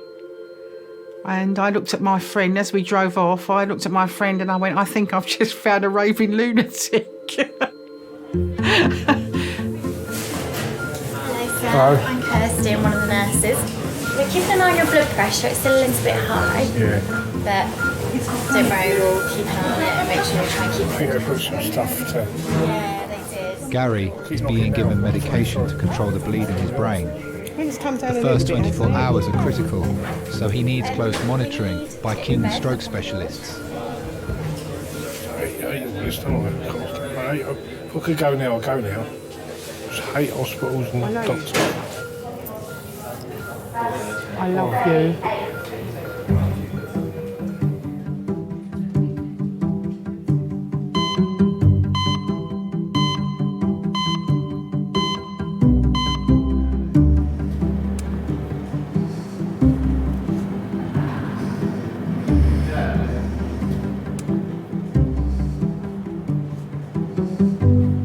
Valentine's Day doesn't mean so much to me now as it did in the past years.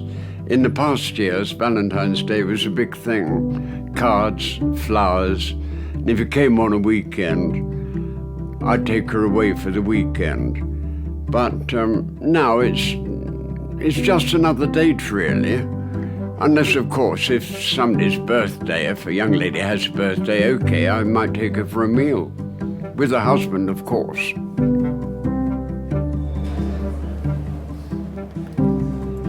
Are you here on your own? Well, no one's ever on their own, really. No. 84-year-old Ronald has come into A&E after being bitten by his dog Benji. When I was brought up, we used to respect the ladies. At least that's how I did it with my wife. Kathy was the first one that I really fell for. We were married 50 years. You've obviously got someone looking after you with your nice. You've got someone looking after you with your nice tidy dressing. Oh, that's on. all right, yeah. And you were seen here last night. Yeah, seen here, in there. Yeah. And They told me to come back at 10 o'clock this morning. Who did? Was it definitely? Are you meant to be at fracture clinic? I don't know, it's a bite, dog bite. Have you met Miss? Repairing. She was 5'3". She was a little bit plump, although she'd hate me to say that. She had beautiful hair. I think the nicest thing you can say about her was that we loved each other. Let's look you up on the computer. Hold that for me, because I think you might be meant to be at fracture clinic or something, because he was seen here last night. Nobody loves me. What's your... Tell me your full name. Ronald Kane, K-A-N-E. Ronald Kane. She tripped over in the previous flat we lived in. She hit her head on one of the wooden jambs, and she had a stroke. She was one of those people who detested hospitals. She was afraid of them. Well, most people are anyway, especially when you get to our age. So I used to go there and look after her myself. Mr. Kane, do you want to come through? You want me? I do. I was sitting with her, and a nurse came in and said, I want to wash her face. I said, okay. Would you leave us, please? So I walked out the room, and within 5 minutes, the nurse came out and said, I'm sorry, Ron, she's gone. That's it. Fini. All you have are memories.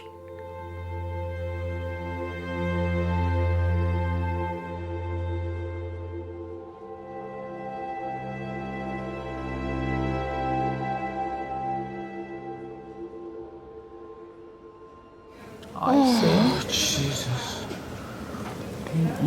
I'd like some McDonald's French fries. No McDonald's, no French fries. No, just their French fries. I love McDonald's French fries.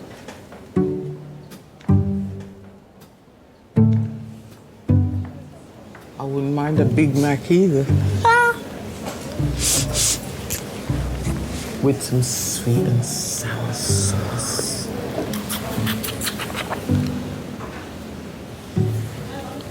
Hello, is that the radiology? Yeah, hello there. We've got a fella in here, trauma. He's Delta for the day. For Valentine's Day, he was trying to climb up the side of his flat and got as high as the first floor balcony and lost his footing. He's fallen backwards, and on the way down, he's managed to hit a retaining wall. Do you ever get any Valentine cards by people at work? By people that I work with, or from patients? Patients or people at work. Oh, okay. No, I get surprisingly little in the way of cards from my patients. Maybe I'm expecting too much. Maybe I give them too much ketamine and they forget who I am. It's been over an hour since John came off his motorbike. None of his family yet know he's in A&E. So, John? Yes, mate. So far, so good. I mean, we know that you've got a broken bone in your arm here, okay? Yeah. And that was, kind of bent out of shape when you came in, causing all that pain, all right? Right. But we gave you a really, really strong medicine there that kind of almost put you to sleep. Can you remember? Can you remember what? Yeah. Can you remember we gave you a medicine, very strong medicine, and we've made this arm in the right shape again. Oh, Yeah. Oh, you put it in the right shape. Yeah. Oh, well done. Yeah. So it's in a plaster now. Now what? it's you did all that? Yeah. In a plaster? Exactly right. What? So it's. How did you do that? What time is it? It only took about 20 minutes. But look. 20 minutes? Exactly. Look, it's not. No, stop talking. It's not fixed. Stop talking. Me or you? Stop talking. You. Stop talking. You got a question? Time is it? It's. There it is. 11, 10:40. 10:40. 10:40. Right. Okay. You've been with us for about an hour. Fucking hell. Do you want me to explain some more? Yeah. Okay, so this arm, it's not fixed yet, but at least it's in the kind of roughly the right space, the right place, and that's going to have helped a lot with your pain, I'm hoping. How is the pain in your arm? The overriding thing that has always been a problem is riding a motorbike. I've never agreed with that. I've always worried, but I learnt very early on that there was nothing I was going to be able to do or say He would placate me that it was safe and that our quality of life was much better if he rode a bike because he would have more time to spend at home. The procedure that we've done on your arm is not the be-all and the end-all. There's a bit more work to do there, but at least it's a bit more comfortable for you. There's a bit more work to do where? With your arm, with the broken bones in your arm, okay. But at least at the moment, I'm hoping that we've got you more comfortable.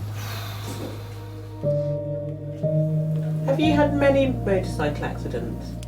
Not accidents, necessarily. I mean, you'll come off, if the road is wet or whatever, you might slip on some oil, you might get cut up by a motorist. I've broken a scaphoid, I broke my ankle a couple of times. Look, you've got some more x-rays coming up, just of your chest and of your pelvis, all right? Yeah. Then we've got to go through the motions and making sure nothing else is injured, so x-rays of your neck as well, all right? Yeah. The bike has been an overriding shadow because he gets on it every morning and he goes off to wherever he's going, and there is always that fear. In the majority of accidents, you know, you'll arrive home that day, and, you know, that eyes will be rolled to heaven and you just get on with it. But in this instance, there was, you know, it was clearly a lot more serious. So you think, right, this is going to cause me problems.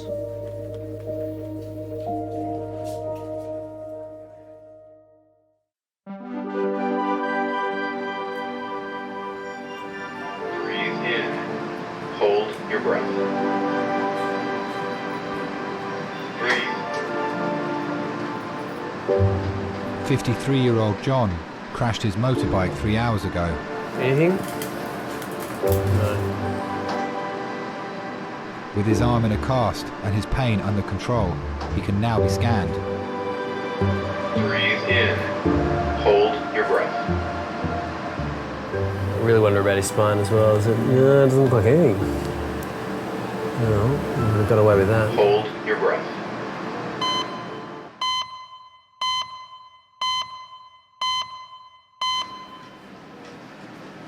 Scans show there is no organ damage. I need to see my star sign to see if it was worth waking up today, please. I'm Cancerian. Start the scan whenever you want to come down. All right. What are you? Different? I'm Pisces, Yeah? See you March. Yeah, February 26th. February 26th. Ooh. Yeah, it's coming Around up. the corner. It's coming up, man. Yeah, what are you turning?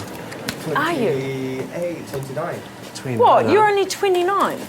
It's because of the facial hair. That is stupid. I do worry about getting old because time is going so fast and it's going faster and faster as the years go on. In my older age, I hope I'm one of those elderly little ladies who still loves to wear heels and wear makeup and be all dainty and have some little old man next to me still highly in love, and that's what I hope for because I love seeing the couples that are like that. They're just so sweet. And it's always nice to make an elderly person laugh as well. I had one say to me yesterday, stop treating me so good or else I'll trade my wife in. It's just gorgeous. Mr. Kane. Hello, how are you? Let me have a look at your finger. So what happened? Was it your dog that bit you or a different dog? Oh, no, I wouldn't let any other dog bite me. Oh, it was your dog. It was your own dog, that's fine. No, actually what happened is I was at the computer and he's got a ball. Yeah.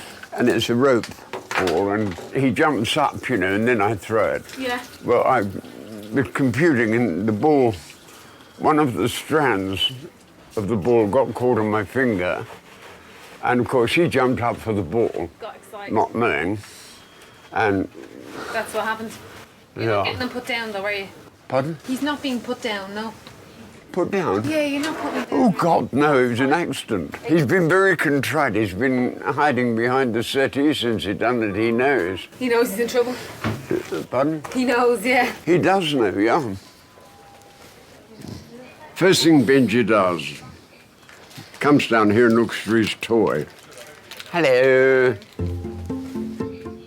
Then I got to spend the rest of the day throwing the damn thing to him. I've tried to train him, and they say, well, send him to one of these training schools. Well, that's all very well, but I think that would change his personality too much. I'd rather he stays as he is, mad, like me. Ah, what were you in? The RAF and Army, the Royal Air Force, 7.5 years, Princess Mary's Nursing Service, and 2 years in Korea with the Army. Do you want to put that in the bin? Pardon? Do you want to put that in the bin?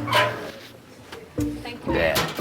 When you get to a certain age, well, say my age, a lot of people just sit in the armchair and say, well, I'm too old to do this or I'm too old to do that. Well, I don't agree. I read in the paper and on the radio they were having this the gay pride parade. So I thought, well, I might as well go along and see that because it isn't a militant one. Everybody was going to be cheerful, so I went down Haymarket, and where I stood there were 3 or 4 young gay chaps there, and we were having a laugh, having a joke. So we just need to clean this a little bit because you've still got bits of cotton wool and gauze stuck in there. That's what I said. I said there was something in there. I didn't know if it was just a bit me of or... fibre. I've got a dressing table. And suddenly this crowd of very large gentlemen came dashing across the road towards me. They opened up and there's Boy George standing next to me. So I looked and I said, hello, Mr. O'Dowd. And he looked rather surprised. So I said, may I take a picture? He said, I haven't got a camera. I said, I've got one. So he got one of his cohorts to take a photograph of us. It turned out quite well, actually. He was quite a nice person to speak to. How long have you had your dog for? Oh, well, I had my first dog 6 years ago after Kathy. Okay. I didn't want to be on my own, so I got a dog. And she was beautiful. If I'm feeling a bit low, I say, Kath, what would you do? Or if I'm undecided about anything, Kath, what do you think I should do? And then at night you say, night, night, darling, God bless. Some people can go into a shell. They'll just keep there, contained within themselves. Other people, they can sort of throw it off. Not in their minds, but in their personality. And I think that's what I did. I just threw it off and said, get on with your life, Ron. She's not coming back. She wouldn't want you to be unhappy, be miserable. Do what you want. And I did. And here I am now. Okay. See you later. Bye-bye. Take care. Thank you. See you later. Bye-bye.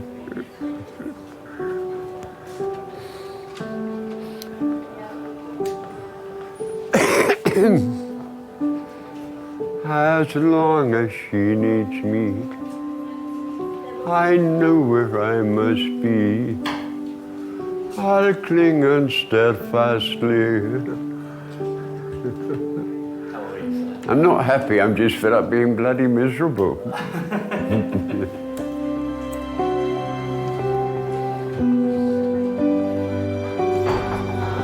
Bye-bye, dear. Bye.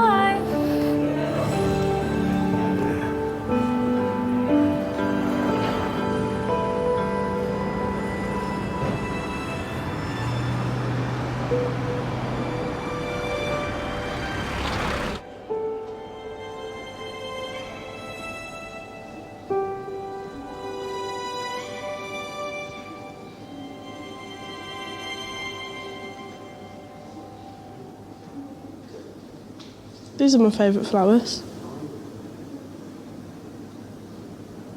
To have in the house anyway. If you're going to buy me flowers, they're quite cheap, so I'd probably want something a bit more expensive than that if you were going to buy me them. But if I was going to buy myself some, just to brighten the house up. Oh, yeah.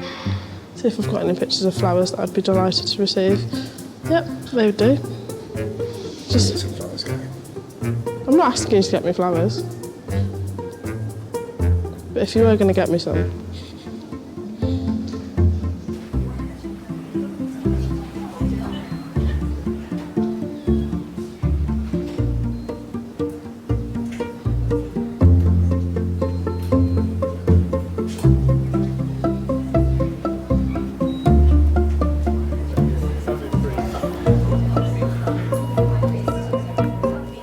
John, we're getting a bit more morphine, and ASAP we'll get these blocks away and have you sitting up a little bit.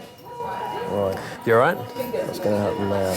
Well, have you been told about the results of the imaging? No. So far with the plain films, I mean, you've got some pretty nasty breaks in the forearm here, okay? It's going to require an operation, okay? So that'll be under the orthopaedic team. You've also broken the shoulder blade, okay, the scapula. And it's broken in a few different pieces, and the reason it's so sore around your shoulder here is that it looks like, you know how there's a ball and socket joint? Okay, well the socket of the shoulder, I gather from the CT, there might be a break through that as well as other parts of that shoulder blade. So it's pretty badly broken. And simply for the reasons of analgesia, you're going to have to stay in. I mean, not just for the fact that you need an operation, but, you know, I think you're going to be pretty uncomfortable with this shoulder blade thing. But if I can point out a bright side there, is that your shoulder blade and all the big muscles that kind of pad over that shoulder blade have taken the brunt of this, and it looks on first glance that your scan of your chest is okay. So it's a bit like the crumple zone of a car, if you like. It's all kind of nuts and bolts and bones and things, rather than the important stuff on the inside. Okay. Yeah. Do you have any questions? No, that's all Yeah, good. yeah. That's all good. Listen, and as soon as we know a little bit more, as soon as we know the scan results, I'll come back and have another chat. Okay. All right. Thank you. Okay, no worries. Okay.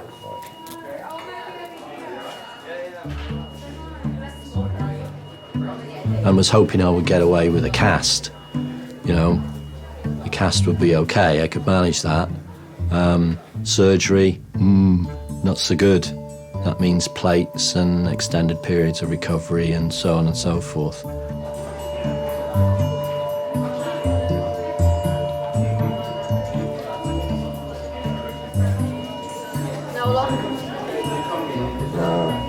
My partner and my daughter were in Muscat, in Oman. And it was an experience for us. We hadn't been to the Middle East before, and it was all very different. So we were having a great time. So, John, now my name is Ibrahim. I'm one of the other orthopedic doctors. Essentially, your forearm fracture is what we're going to fix today, hopefully. Now, this is the consent form, okay? With any operation, there will be risks involved.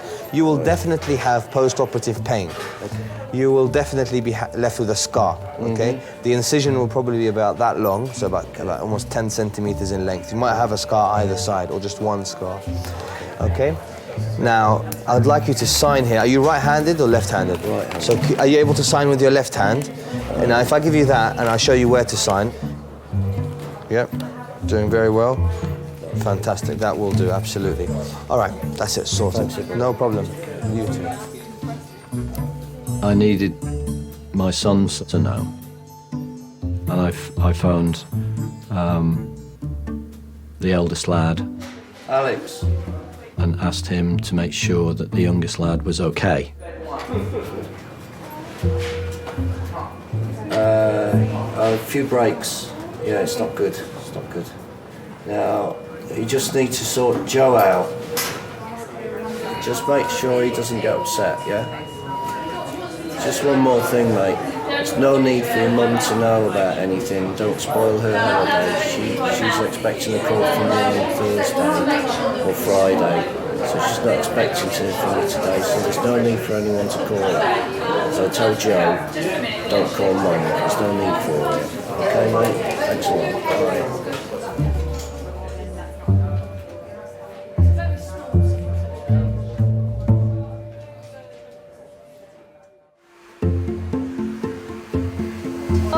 She said yes.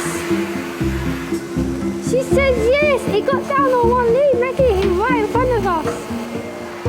One knee. He got down on one knee. saw it. Everyone left the pub and we saw it. But it didn't have a ring. No, Maggie. The thought is he went down on one knee and he just said, "Will you marry me?" And she had tears in her eyes. It was just... Oh, it was lovely. It got down on one knee and everything. It was absolutely amazing. It was, man. Gary's left side was affected by the stroke. Touch your nose. But his coordination is already improving.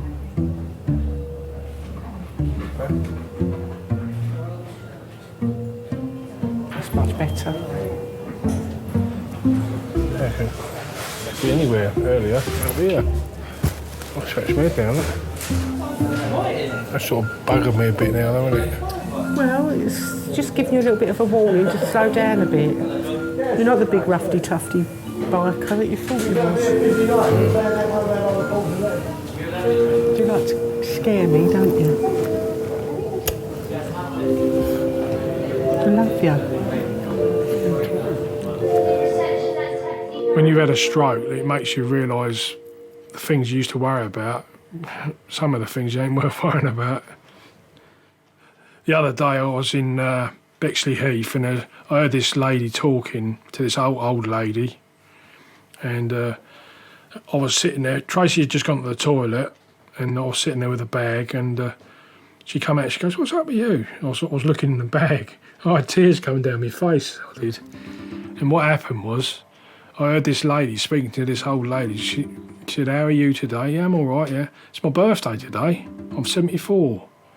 And she said, "Oh, that's nice. Any plans?" I said, "No, I've got no plans."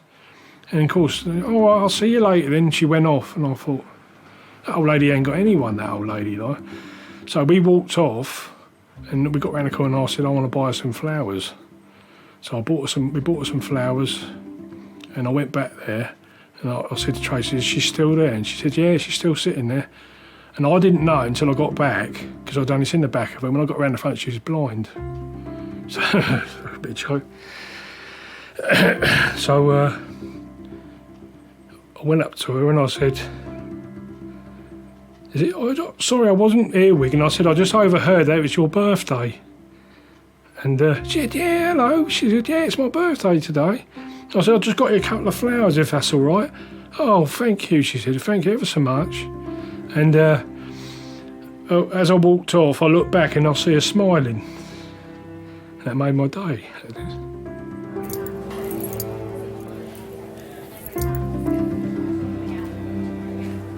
My idea of romance. Gary Mitchell, I suppose.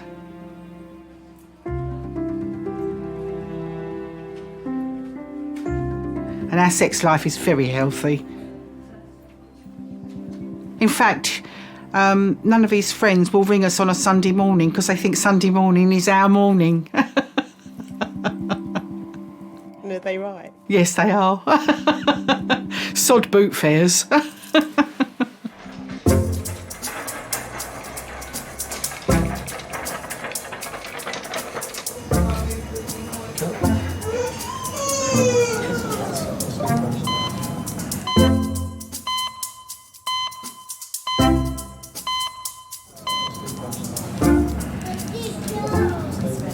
How long do they say it's going to be?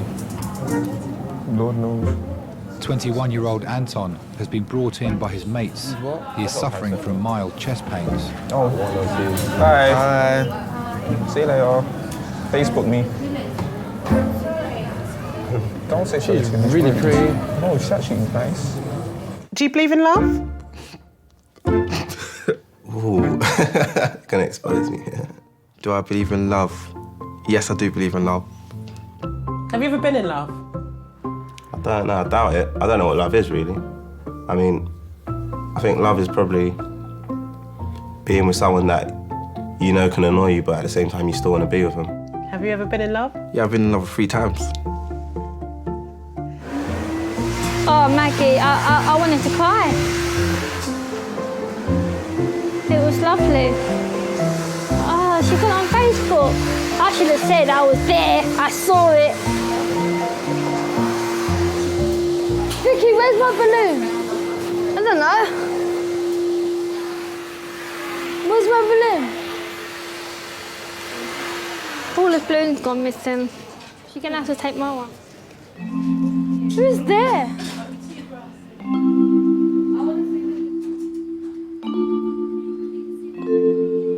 Relationships can be very tricky, and they have to be, well, not they have to be, they can be hard work.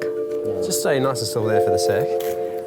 G'day. John is going straight to theatre. Alrighty. Where he'll have 2 hours of surgery. Okie dokie. See whether you feel a bit more comfortable. How's that? Is that alright? Feels good. Yeah, nice little change, huh? I genuinely had no idea whilst I was away. I did speak to John on the night of the accident. All the very best, eh? Yeah. Yeah, take care. Very much. Yeah, no worries, John. All the best.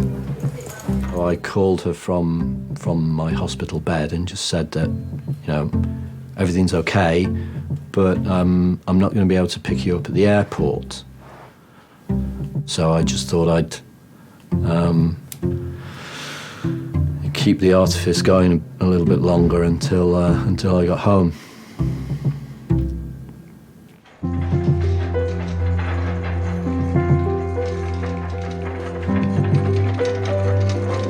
See you later, John.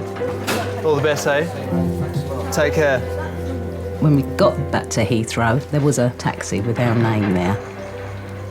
Still no idea, and it was only once we pulled up at the house late on the Saturday evening, my older son was here, which was unusual, that I knew something wasn't quite right. I'd asked the eldest lad to be at home, just in case, you know, Francis was distressed, you know, just to provide support. Alex dealt with it quite well. My son, he just said, no, you're not to go into a panic. So he'd calmed me down, and I had a couple of minutes before I actually came up to see John. And then she came up and she saw me in the bed.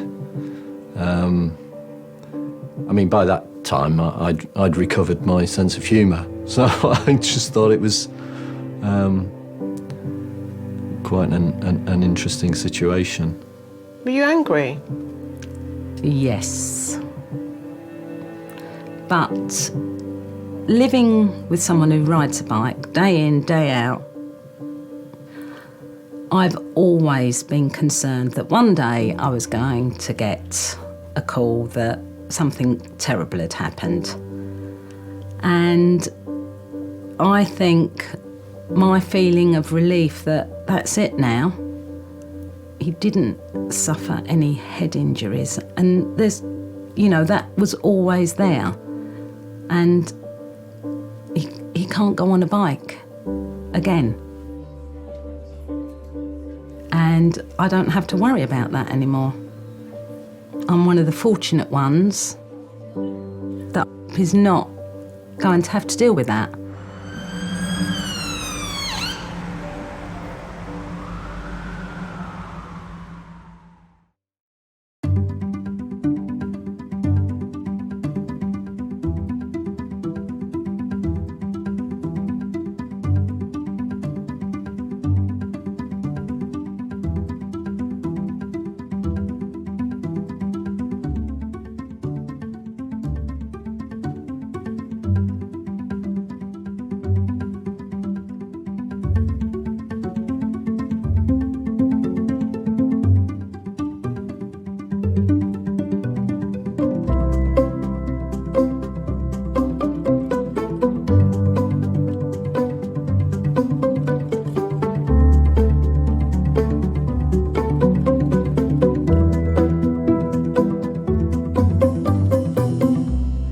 Do you see yourselves together in another 25 years? As long as he doesn't ride a bloody bike again. Lovely. Can you remember what happened? But she's got a head injury. She's got a head injury. It is a marathon, it's not a sprint once you've had a serious head injury. Do you know where you are right now? Queering a loss of consciousness, she doesn't read the internet at all. And it's the relatives who carry the burden of that. It's gonna be all right.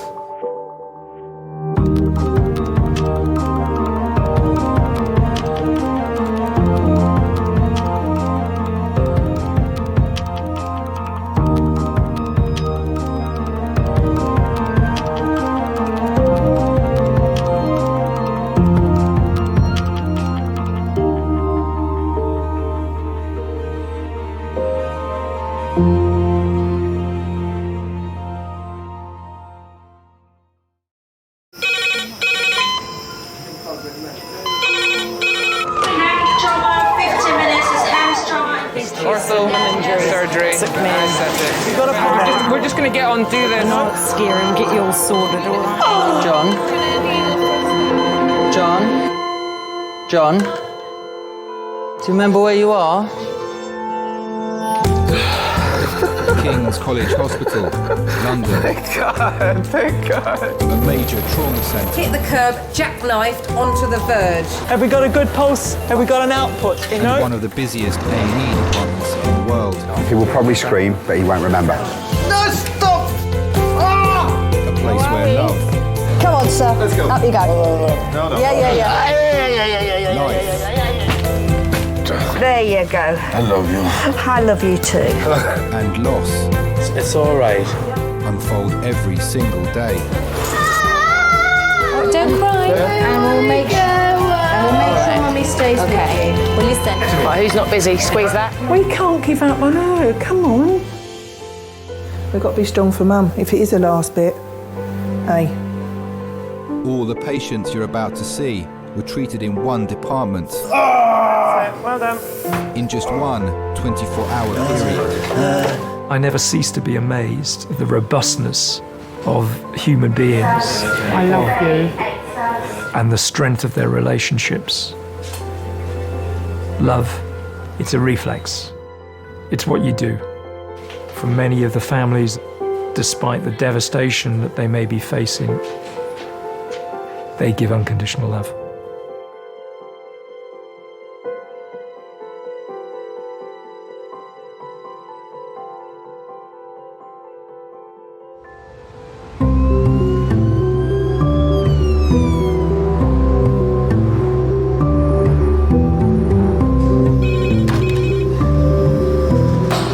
Good morning, A&E, Michael speaking.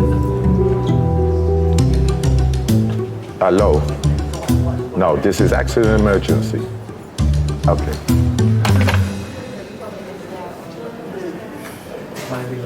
It's getting silly now, man, come on.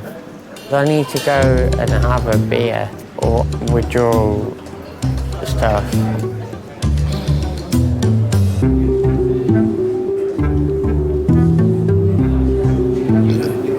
Pardon me? Letitia. That wasn't bad. That was a tiny one.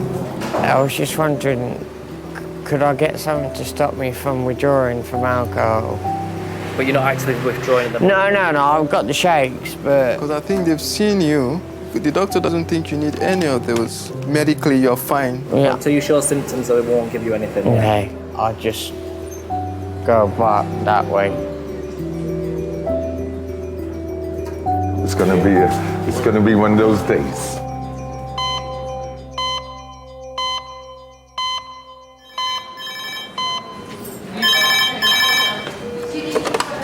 Any resource King's College Hospital. That's lovely. Thank you. Bye. Fitting.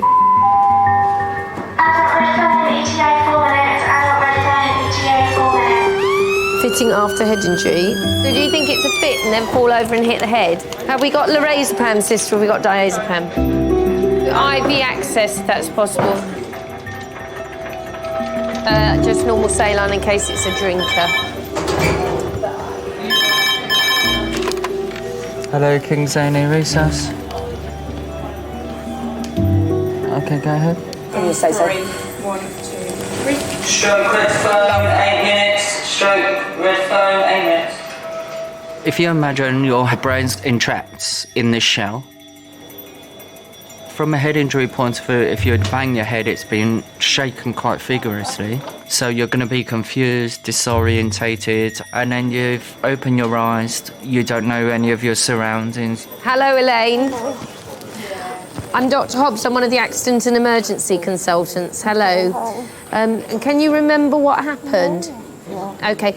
Now, listen, we're going to have to pop a little line in your arm and take some blood. Imagine how scary and frightening that must be. You alright there, John? Can you hear me okay? Yeah. Do you know where you are yet? No. Do you know who I am? No. You're in the hospital now, John. You need a pet sign? I've fallen down the stairs at a tube station and woke up to a doctor who I knew shaking my legs saying, you know who I am, you know who I am. And I said, I don't know who you are. I don't know where I am. Where am I? 1, 2, 3. And I was petrified. There wasn't a friend in sight. There wasn't a face I knew. I'd never been so scared in my life. I was petrified. En route, he was quite absent en route, and since the police has no idea where he is, who he is, what he's doing, anything. Okay. Can you tell me your name? Good old shakes. John. Come back. John. Once he came back, Do you know where you are right now? No. You're in King's College Hospital. So I know and imagine what these people are going through in their heads. He has got complete right side of weakness. He's got no sensation down his right arm. He's got sensation in his right leg, but no sensation in his left arm. Do you know why you've come here today? No. No, okay. You went to St Thomas's Hospital. You showed signs of a right-sided weakness. So they're querying whether you may have had like a little stroke or something. Okay? Now we're a specialist centre for that, so that's why they've sent you here, so we can get a scan of your head. And if it does show that you've had a stroke, then we have a sort of clot-busting drug to clear that blockage, yeah? And try and get you back to normal again. Are you allergic to anything? Just work. Work. I think I might agree with you on that one.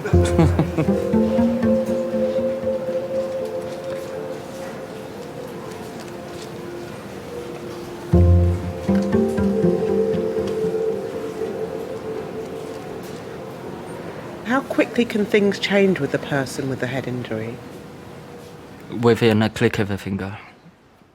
You could be asking them their name, then they could be fitting, next minute they're unconscious, next minute they could be dead.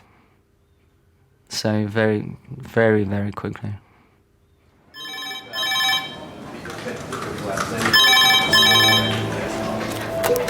Hello, King's Amy. 12 minutes. Okay, thanks so much. Thanks, bye.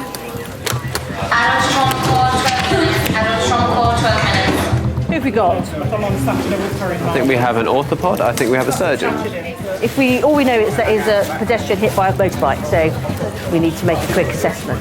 So does everybody know what they're doing? Should we go in 7? Yeah. Is that all right? Katrina, we'll pop this next one in your room. Yeah. Please, we have a call to the strike and trolley services by 7. Call to the strike and trolley services. Thank you. We're not going to have a good day, are we?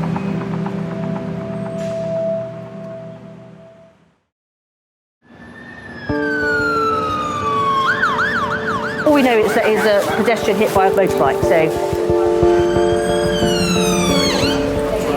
Oh, they're here. Yeah.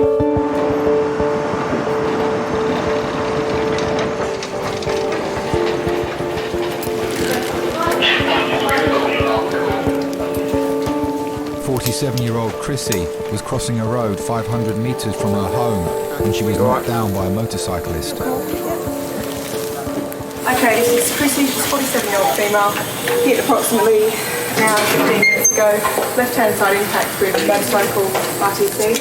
Querying loss of consciousness, she doesn't read the internet at all. She's got impact on the left-hand side of the face, she's got altered swelling to the left-hand side. We'll wrap you all up in a minute, okay? We just need to get some clothes off, okay, lovely? A is clear, trachea central. Concussion is equal.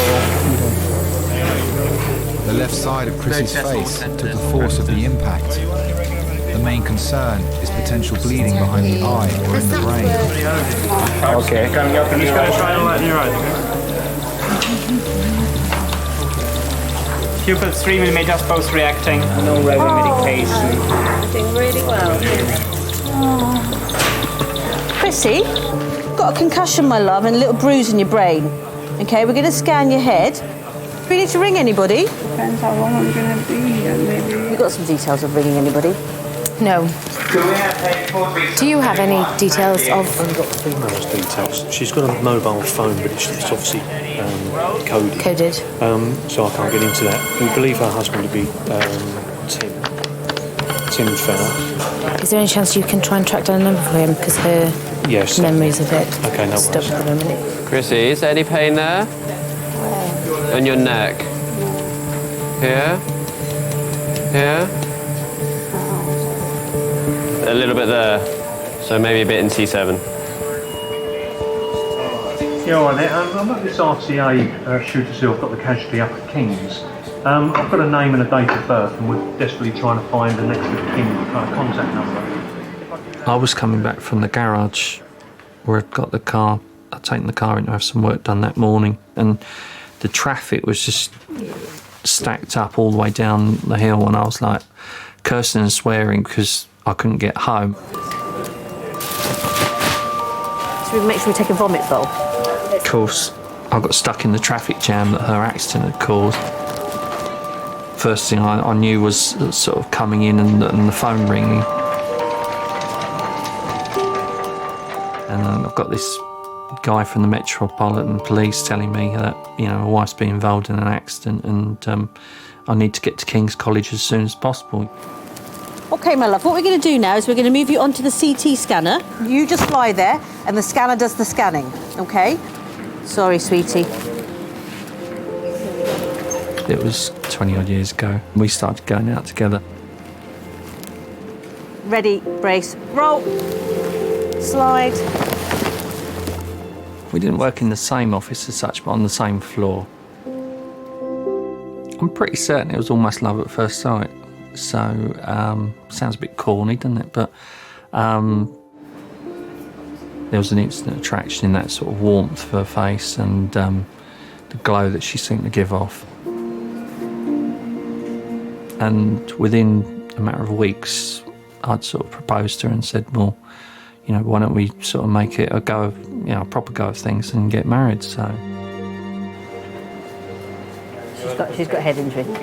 She's got a head injury.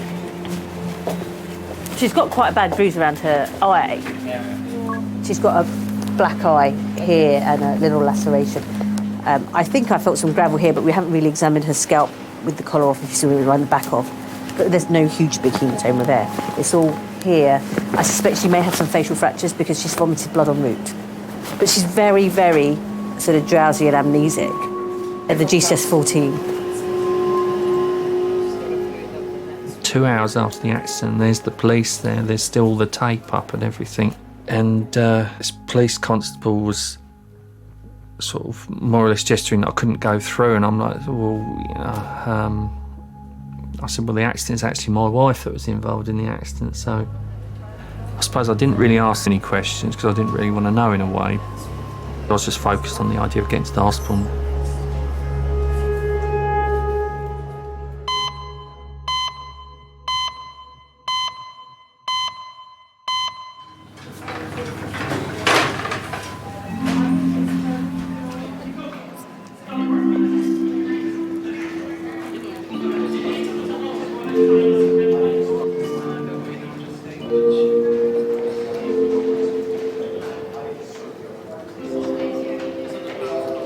I don't know whether I like even like taking that as a compliment. That everyone always says I look like your sister. That means I look old. No, it means I look young and I want to look like your mum. That means I look old.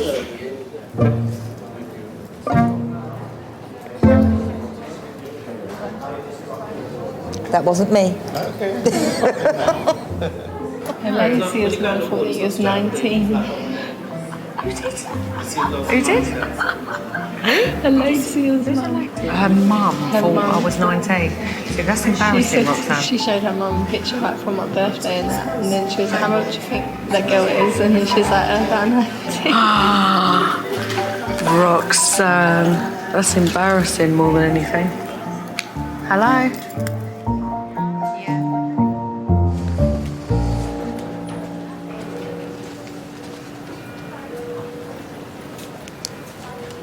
Yeah, John? John? John?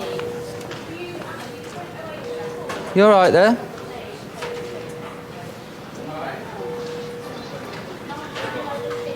Do you remember where you are? I was just speaking to you. My name's David. You're at King's College Hospital. Okay. Do you remember anything else I said to you? No. No. Okay.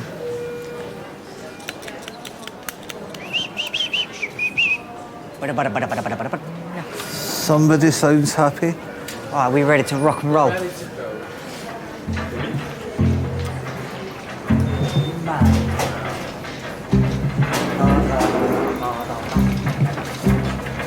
And now the under's near.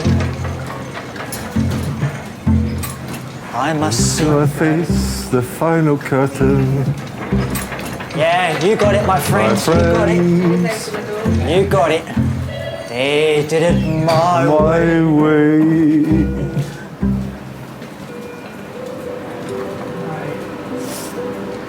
Bit of old Frank Sinatra, eh? Oh, he can't beat him.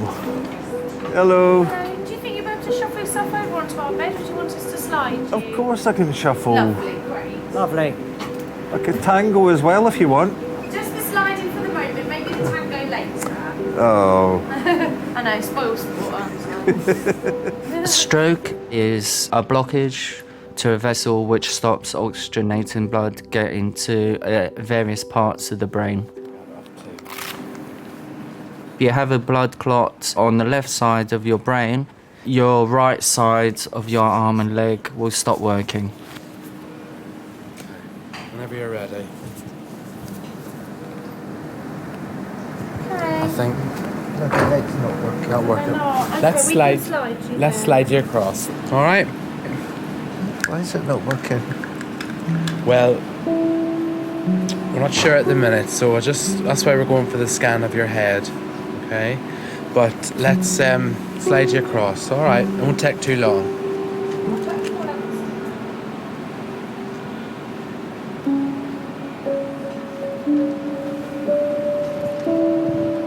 Don't worry, we'll slide you across, John. John. Oh, hold on. Don't want you to.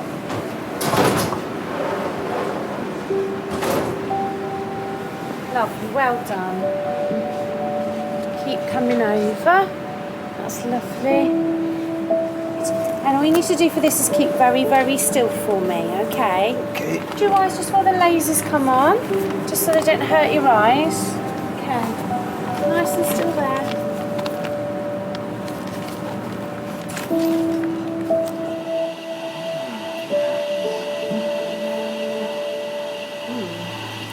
You did an operation for a cyst.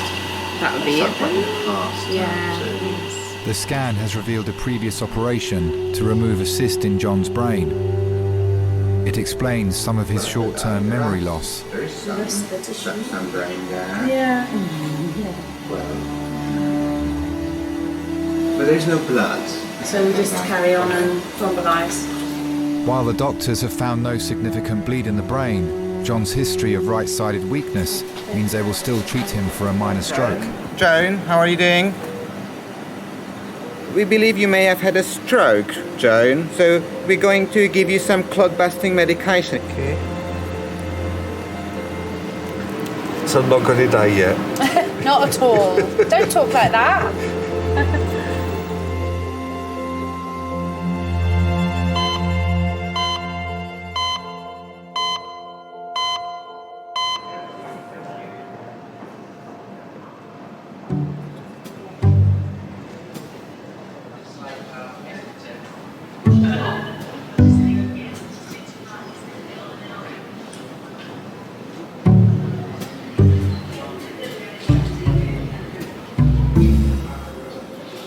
swear I blink about 1 million times a minute when I'm tired. You always blink.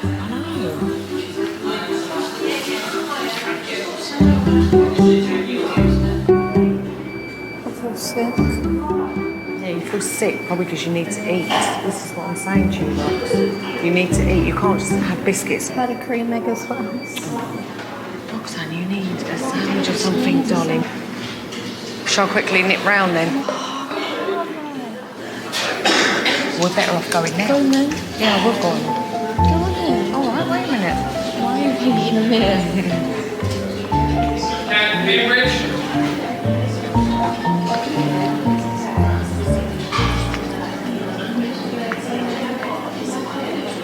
Okay, I'm gonna go. Right, what do you want? Don't want anything.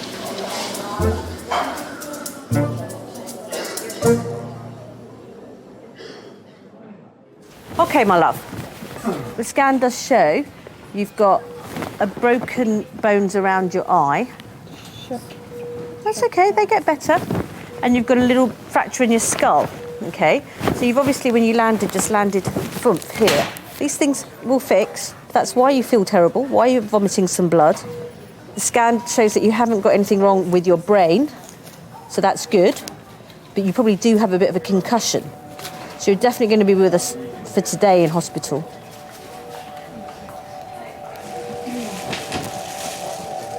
This lady, the whole imaging's been done.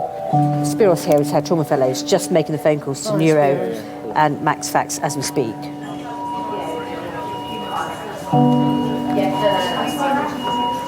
Sorry, how this morning was supposed to work out, was it? Tim was on his way. You're not worried about anything? Luke, 3999, don't ask any old.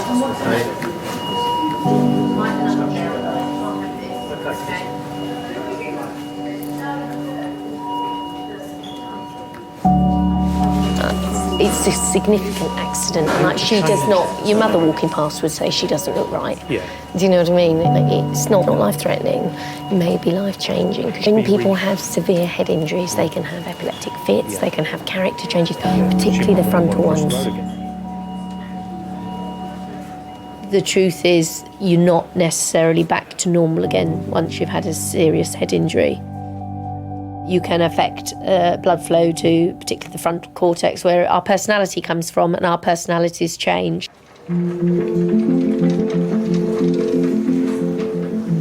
You can't help the way you've changed because the injury can't be undone. But unfortunately, that living has to go on. John, do you know where you are? No. No. You're in King's College Hospital, okay? Do you know what month it is? No. No. It's March. Oh. Okay. And what year? Springtime. What year is it?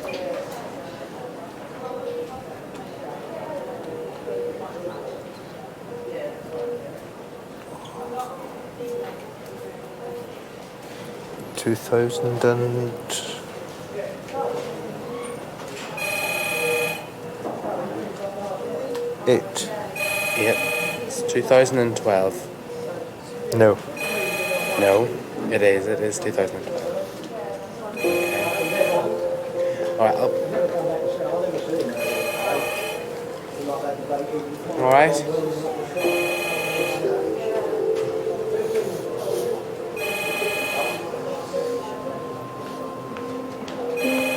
Don't worry, okay?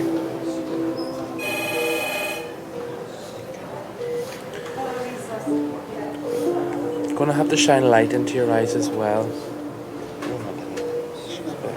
Sorry, what's that? The tissues over there. Oh, right. Got some tissues here. It's all right.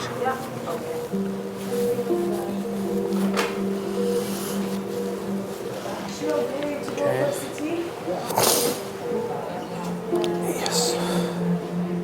It's gonna be all right.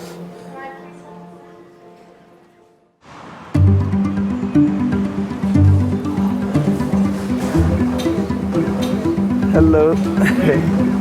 Full cream or low cream? What time do you have your dinner then?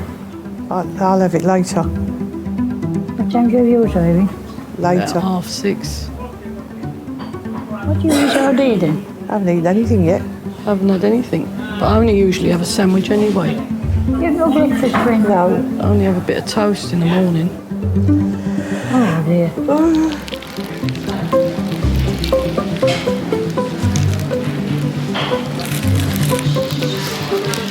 Picnic in A&E waiting room.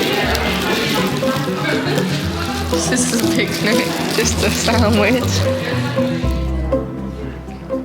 What did you do about your dinner? Marion, she's talking to you. Aren't you hungry? A bit. Survive. Are you hungry? A bit peckish. Why life? Huh? What's a life?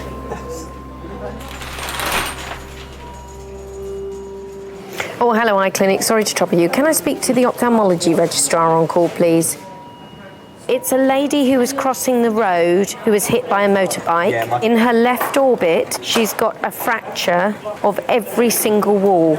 So the lateral, the medial, the posterior, and the inferior. The only thing she hasn't fractured, we think of that, is the superior wall, okay?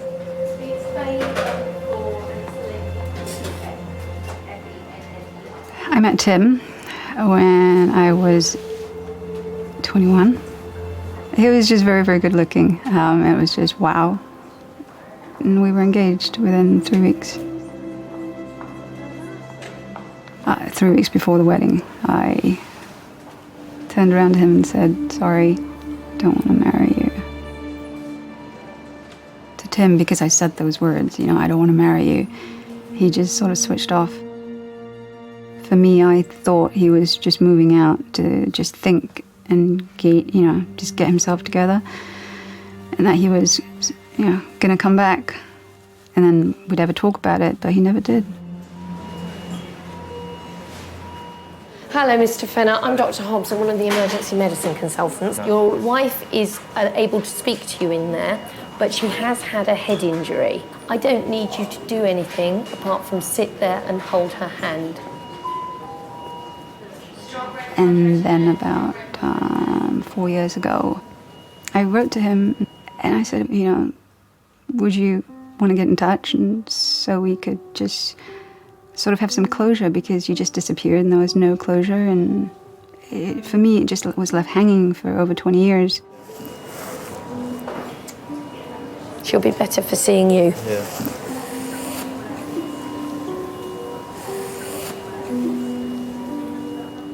There's this letter in front of me from a person that I'd really loved and felt such a great bond with, and yet, yeah, things went wrong at the time, but there were still those feelings there.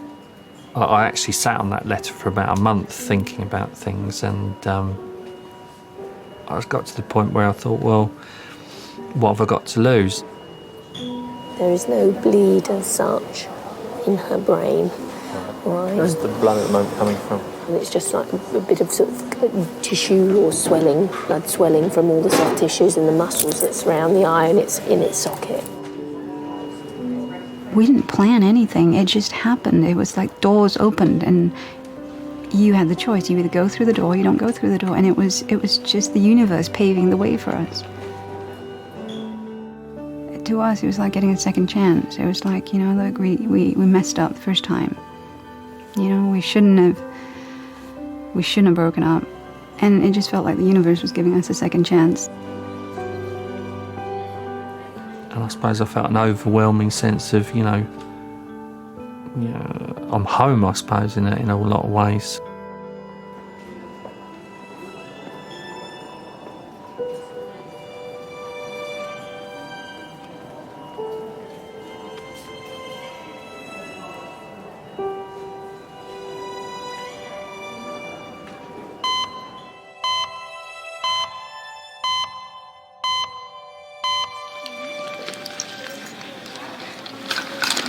No, seriously.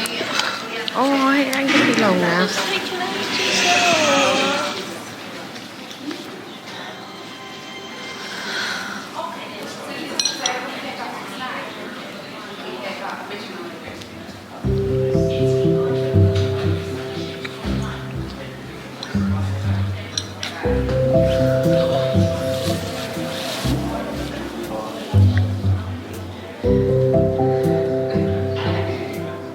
What have we got to wait for now? For him to arrange the scan. A scan or an X-ray? A scan. That's where they put the jelly on, isn't it? I think so, yeah. Like a baby scan. Yeah. They put the jelly on to scan it. Jelly and custard. Very funny. What time do I get me dinner? We don't get won't it be here. long now. Won't be long. Hey? We try and get you a cup of tea in a minute. We've got to wait for him to do the X-ray of your Just foot. waiting to go down for an X-ray. I got to wait all that time for my dinner. No, we'll get you something, Mum, because... Then you can have your dinner when you go home. Yeah, but by the time she waits... We've got to wait till I go home for my dinner. I think so, yeah, but we'll get you something to keep you going. Do I get my dinner here? No, you... God, just tell her We're yes. gonna- Yes, I'm you gonna- do. Yeah, in a after. minute, yeah. You have They're tea cooking first. it now. And I get my dinner? Yeah, they're cooking it for you. What would you... He's going to ask you what you'd like. What would you like for dinner? What would you like for dinner? Roast dinner. Requests. Roast dinner. A roast dinner. Right, no problem. Oh, you got to go and buy somewhere? No, they're going to do it for us after that. You can't eat before the scan. You're not allowed to eat before the scan.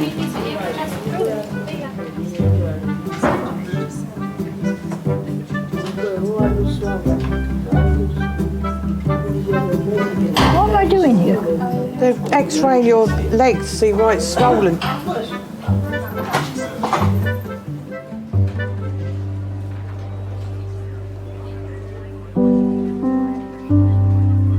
"22-year-old Benedict is back at King's. He's been drinking. At the time, before I realised I had a drinking problem, I felt on top of the world. I felt amazing. I thought, this is great. This is all I wanted to ever do, is just, drink. At the peak of my alcoholism, my worst, I would say I was drinking basically anything as quick, as cheap as I can to be obliterated, to block out reality.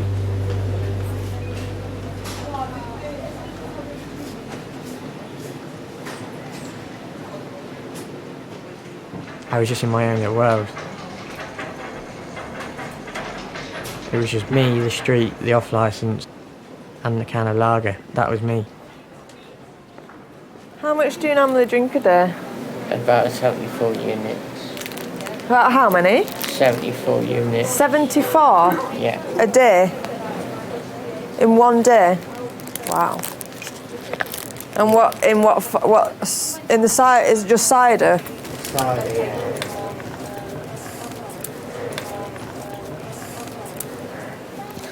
No, I could easily have up to 9 litres of 3 litres of white ale. Wow. 9% cider. 9%, yeah. What made you start drinking in the first place? I don't know, you can tell me. Do you regret it? Yeah, of course I do. You're very pretty. Thank you. That's nice of you to say. Make me blush? Really? Nah. It takes a lot to make me blush, really. I think I was about 6 years old, just starting out primary school, and we all got brought into the main hall. This guy stood up and he said, well, this is what we call the trumpet. And he must have played something really cool, like the Pink Panther, or something really cheesy theme tune. And I said, from that day onwards, I said, that's what I want to do. It's letting your emotions free. It's my voice. If I can't say something, I'll let you know via the trumpet. I'm just sick of the withdrawals and the fits. So, And then you drink to stop you feeling like rubbish. yeah, I don't enjoy it, I hate it. But It must be hard. yeah, I Hard have work. to Stop you feeling rough. Yeah. There were some times if I left the house, I would have my trumpet case with me, but there wasn't a trumpet in there. There was a big bottle of cider. I couldn't stay sober enough to sit through one rehearsal. The drinking had really messed up something that I've always wanted to do.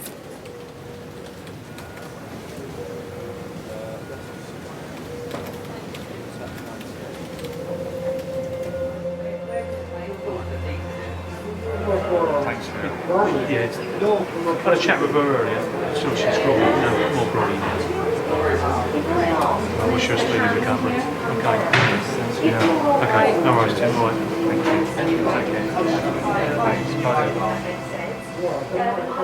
It is a marathon, it's not a sprint. Long after the hospital has discharged them, the process of getting well may still be going on, and it's the relatives who carry the burden of that. First floor of Jamie Wing. Okay. All right, you go and we'll meet you there. It will affect a relationship between a husband and wife, a relationship between the parents and the children, or even between the children. They will carry the weight of that burden for years to come, probably a lifetime. Because I suffer from severe withdrawal from alcohol. The nurse said, I can't give you a fag. There we go, someone a lot worse off than I am. Yeah.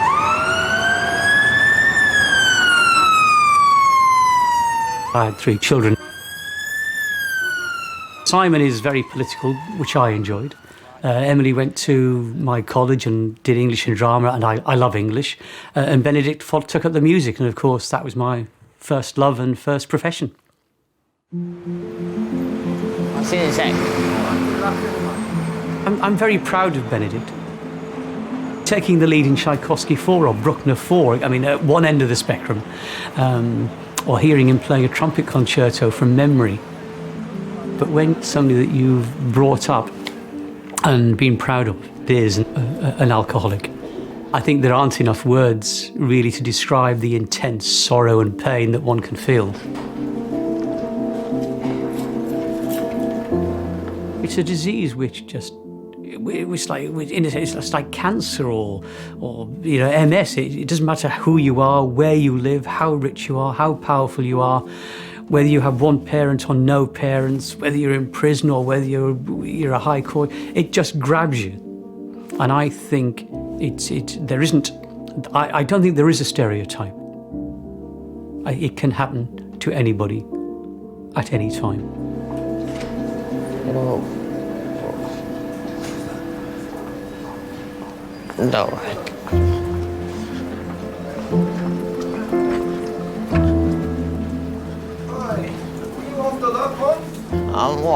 mate, right? Yeah, what are you doing? I've got a bed. You got a bed where? I don't know. Wait. Yeah. Come here. Yeah. Quick. Yeah. Where is it? Yeah. Yeah. Put it away. Sorry. Yeah. He's just getting back to his walking back slowly. Yeah? Yeah. Walking back. Is it No, near a chair. No. You're gonna fall, mate. Yeah.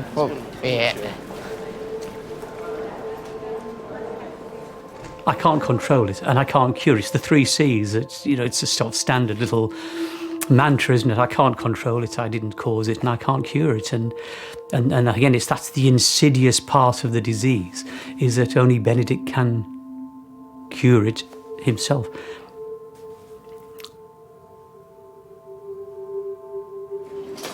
Yeah. All right, cool. Thank you. Ben, what are you doing outside? I fag. Did you tell the nurse you went outside? No. You should have told the nurse.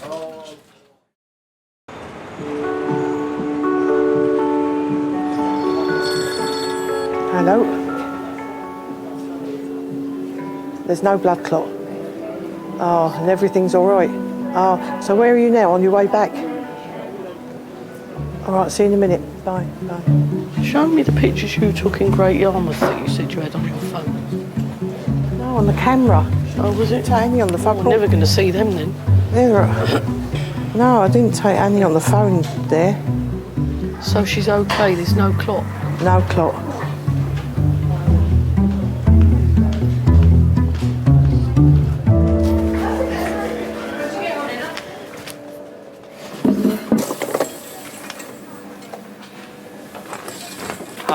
Benedict, hi, it's Emmanuel from Mental Health. Yeah, I remember. You remember me last night, isn't Yeah. it? Okay. What's happening? What I had happened today? a withdrawal fit.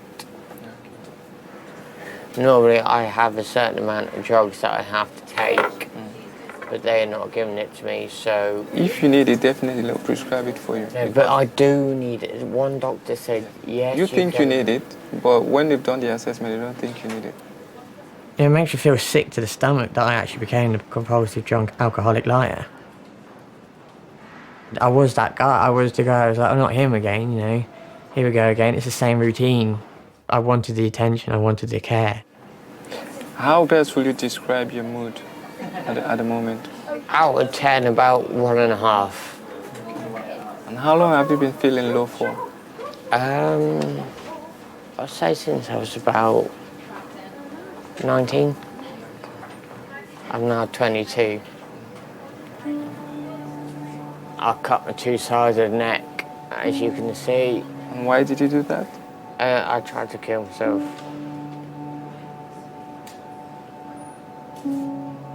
I was going to go for here, but I didn't have the balls to do it, so... When I say the balls, I didn't have the guts to do it, because I was dead scared of what could happen if I did it. So. There have been many times when I've said to myself and to others, something has to happen here. This cannot go on. Do I kick him out on the street? Do I spend thousands in a private rehab? I cannot handle this anymore. Do you still feel like you want to hurt yourself? No, not at the moment. No. I just want to have a beer. Because I know that's the one that's going to stop me from feeling the way I feel. You know what I mean? Why haven't you kicked him out? Why do you think you haven't? I love him too much.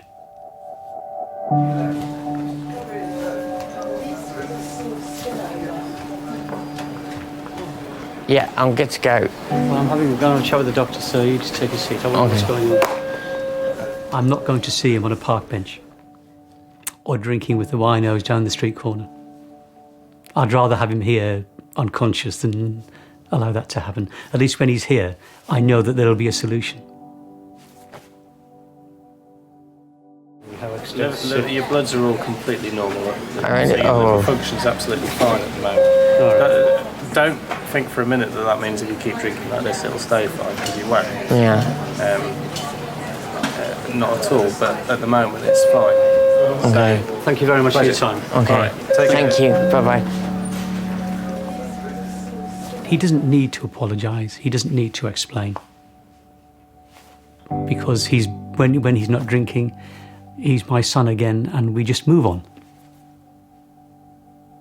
I forgive him. Full stop. He doesn't even have to say sorry.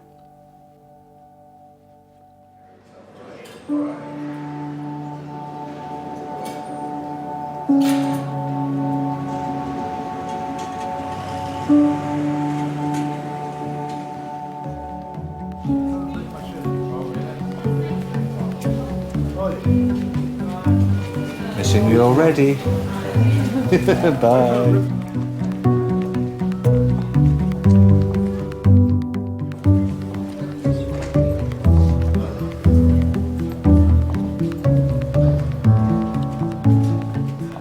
I'm not very good at being romantic or anything else. I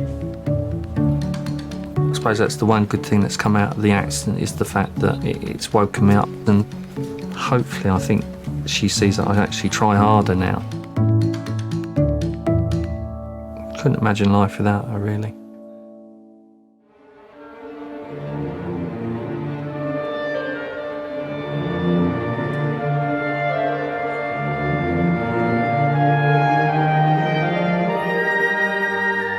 I went through a detox program straight from King's.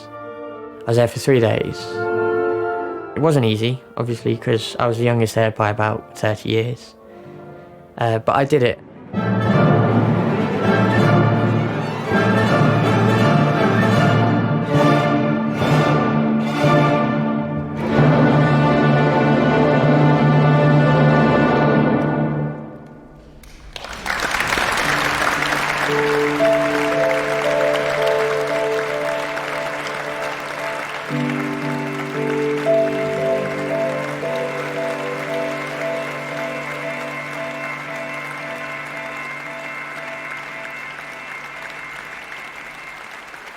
Every night I lie awake and I'm scared. Dad was powerless over my addiction and my actions. You know, the one thing he said to me was, I'll always have a roof and a plate of food. But I didn't realise how grateful that I should have been at the time, you know, to have a roof, a bed and a full stomach every night and every day, you know. To this day, can't thank him enough. Security control, good evening, hello. There's a reason why we do checks, okay? There's a reason why we do checks. It's a hospital. 8-year-old fallen 3 metres. Do you want to go around?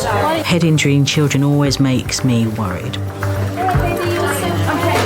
They want, please tell me this is going to all be all right. And I can't, because I will not give false hope.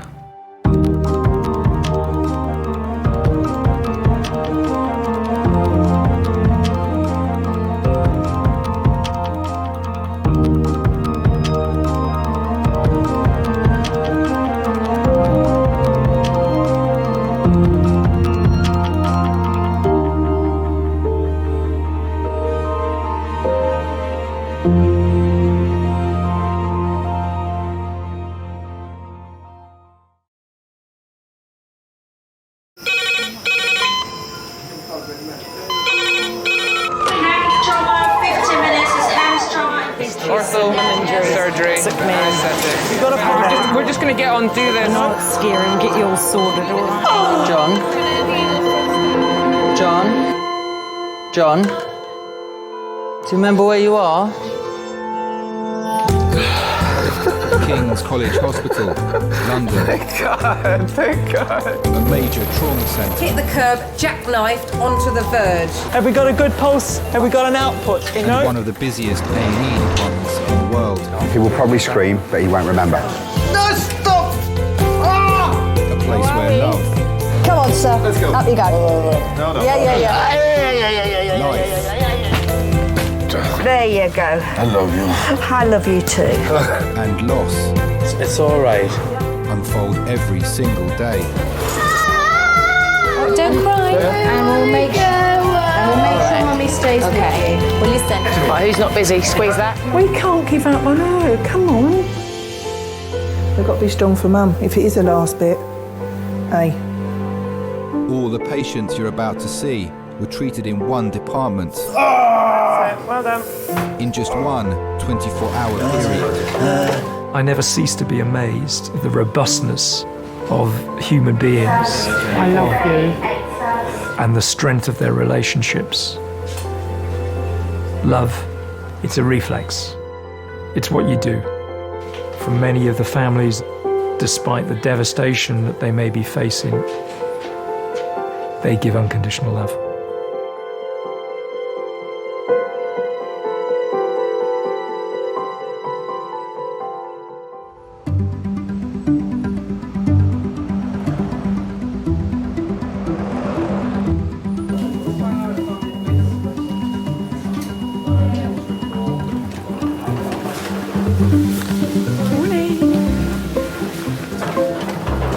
I've got trauma, I've got stroke. Well, in half an hour's time, you'll be on your way out, won't you? You live in Peckham? Yeah, go to working in centre, there's no waiting in there. That little sore throat can be dealt in the area. Okay? You're welcome, bye-bye. We give all this information to the patient, so you need to be assertive, you need to be firm.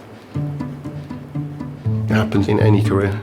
That you've gone from being the new kid on the block, you know, not knowing how things work, to the ones that people look to. I think that's two things, experience and common sense, isn't it? Do you agree with that small little thing? Yeah, I kind of do actually. Yeah. Experience is like massively important. Yeah, experience is a good teacher.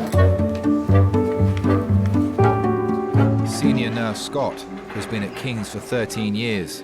Today he's in charge of all 10 beds in Resus.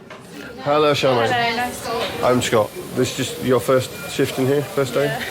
I noticed the scared look. You just sort of have to look and take everything in though, don't you? Yeah, that's fine. Don't be afraid to get stuck in. There was another student at another time on a night shift. So I'm like, have you ever done CPR before? She's like, no. I said, right, you're going to do some CPR now. Okay. She jumps on and she's pumping down on his chest and his blood shooting out these holes. And I'm like, we stop it after 3 minutes. And I turn around and I'm like, oh, was that all right? And I could see her kind of filling up. And then it occurred to me, and I just went, have you seen a dead body before? And she went, no. You forget that people have a first time.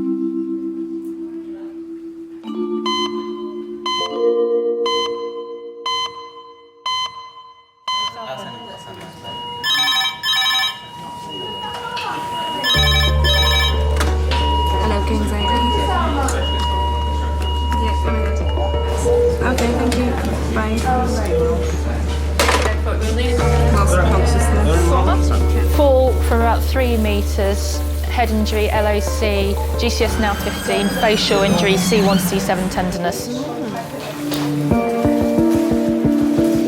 Hello, everyone. Hello.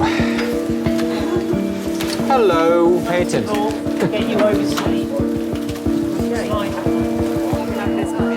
Mum of two, Pauline, had a fall at home 40 minutes ago. Pauline's 56, had a mechanical fall at 10:30 this morning. She fell down 5 steps, landing on the table. Pauline does not remember the full events. Lovely, thank you very much. Yeah.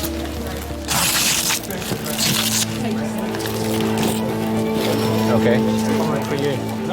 Okay, we've got 5 minutes for primary survey. The first 3 minutes are gone. I haven't heard anything. Let's go.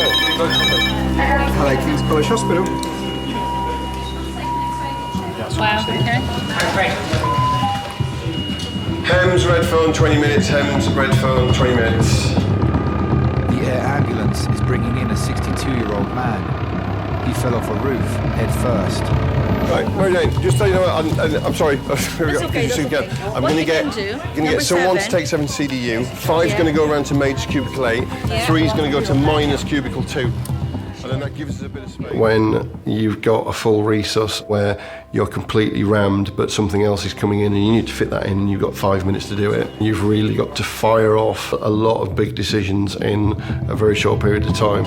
Can we urgently have a porter to resus to move some patients, please? Thank you. Excuse me, if I'm going to go to the toilet, where, can I walk right now? No? There's 3 of you here that it's waiting. They're all going to fight for one bed.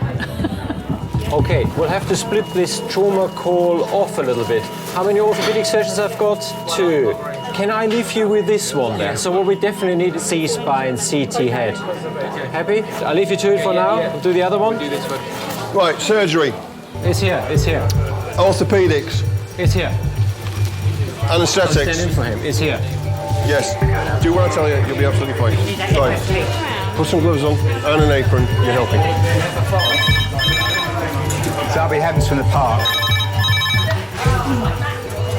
So Clem, just to give you an update, 60-year-old male has severe head, chest and abdominal injuries, is cardiovascularly unstable and intubated and ventilated. This is this patient, yeah. We're going now, are we? We are just going to take you next door. There's somebody quite sick coming in, so we have to make a space. Oh, it's okay, yeah. If you want to get hands on, do. If you just want to stand back and watch, I'm not forcing you to do anything you don't want to do. I want to get in there, but I don't want to get in people's way. You won't get in people's way because you'll be told to get out of the way. As soon as he rolls in through the door, he's attached to blood. So we could be looking at chest drains, we might even open his chest, or we could be looking at just, there's nothing we can do here. He might already be dead by the time he gets here.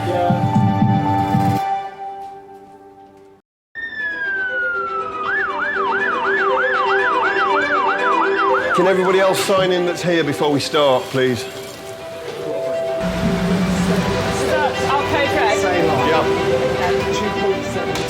A 62-year-old man with life-threatening injuries has been flown in from Sussex. He fell to the ground while working on a roof. It's a very time-critical situation. A fall from height, the 2 big things you're looking at is a head injury and a chest injury. Straight up in here, guys.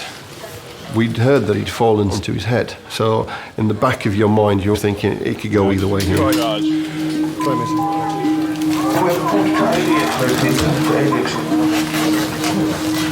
Okay, so it's on Mark's count. He's got the tube at the top. Okay,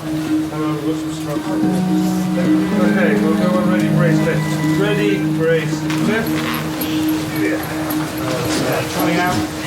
Okay, we're all ears, thank you. Hi guys, this is David. He's approximately 60 years of age. David has had an unwitnessed fall 30 feet off a roof, landing on concrete. Injuries top to toe. He has a traumatic brain injury with a right parietal hematoma. He has chest injuries with suspicion of bilateral rib fractures and concerns of intra-abdominal bleeding. Okay, thank you very much. Okay, first of all, I want the blood connected and cardiothoracic surgeon, 2 chest drains in the thoracostomy. Primary survey, we've got 5 minutes. Come on then. Ventilation, Jenny. Blood is being connected, yeah? Peggy. That's me. Okay. Okay. Chest drain, please. And just some 10 silk, please. Since arriving, David has been given 3 pints of blood. Good. Primary survey plan. Blood being taken, blood is coming up, chest drains in, and we should be ready to go for scan very shortly. Barbara, do we have any details for him, name-wise? What? Yeah, come on, we've got David Beck. Okay. Okay. Are we almost ready to go to scan? From an airway point of view, yes, we got drugs. Okay, let's go. He went to work as normal. He used to fit aerials and satellites up on the roofs. He gave me a kiss goodbye, and I always give him a kiss and say goodbye and, you know, have a good day and all that, and I didn't this particular day. I was always saying to him, it's about time you give up, but no, he wouldn't. He loved it.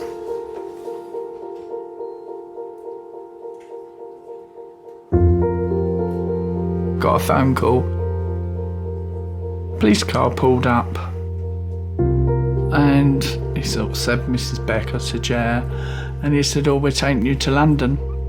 And I honestly, truly thought he was already gone.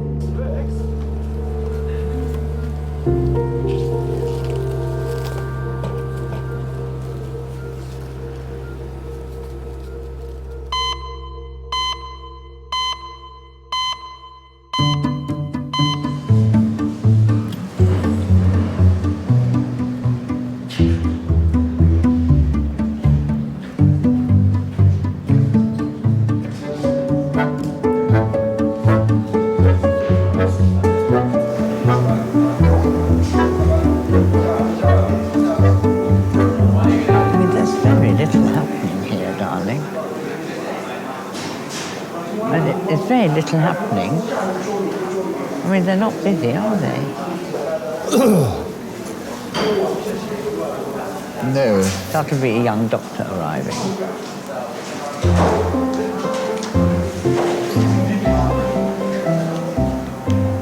And I don't know what the delay is. You know, it's not busy, is it? Well, we don't know what's going on behind the scenes there. Don't the people have to be here first? True. To go on behind the scenes? Certainly this can't be sorted out in the next couple of days or so. I'm going to be very handicapped. Yeah, there'd be 2 of us. I might have to put off my off. Well, it just seems sad.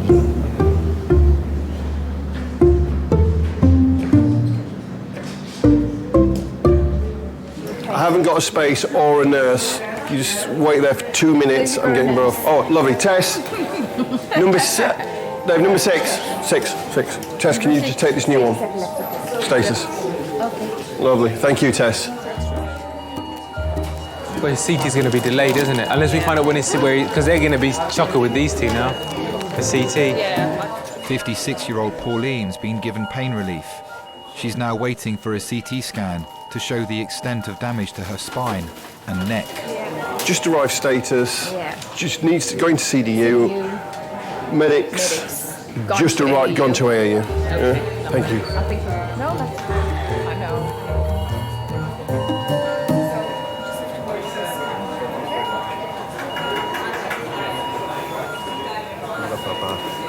Hello.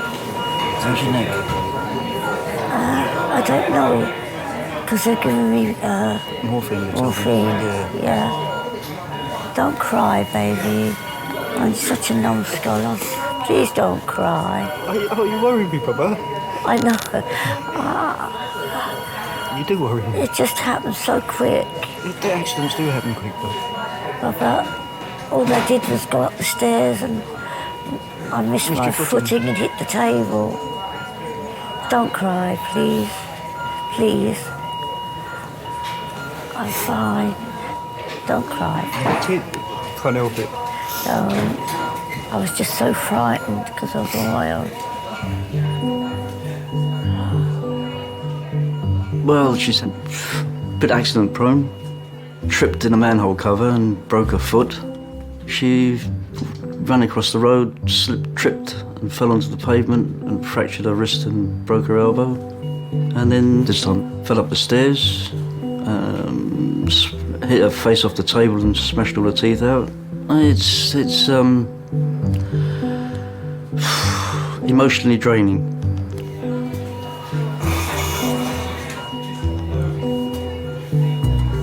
Well, I keep trying to tell her that, you know, just slow down. You know, you're getting old now, you're older, and just slow down and try and take things easy, you know, rather than dashing across the road and falling over and falling up the stairs and, you know, all the stuff that's happened to her.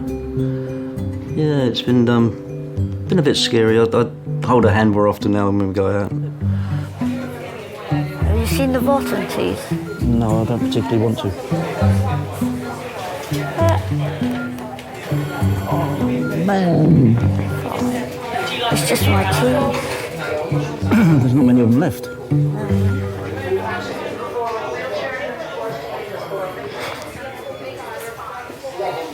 When is it ever going to end, Bob? Soon, I hope. Can you get me some decent underclothes, please?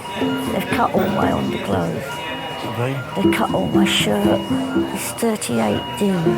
Oh, just to get you some stuff. Yeah, please. 38D. 38D. Yeah. All right, I'll go and see her. I'll be back. I think you make your marriage. I don't believe in love at first sight. You know, I don't think you grow to love someone. Yeah, he has got nasty contusions predominantly on the right side with a large temporal fracture on the right side, bilateral orbital fracture and also a temporal fracture on the left side. David's head took the full impact of the fall. The CT scan will reveal the level of injury to his brain.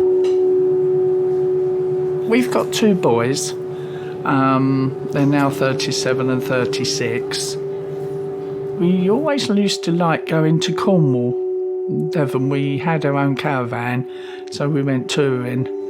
And the boys thought that was, you know, the bee's knees.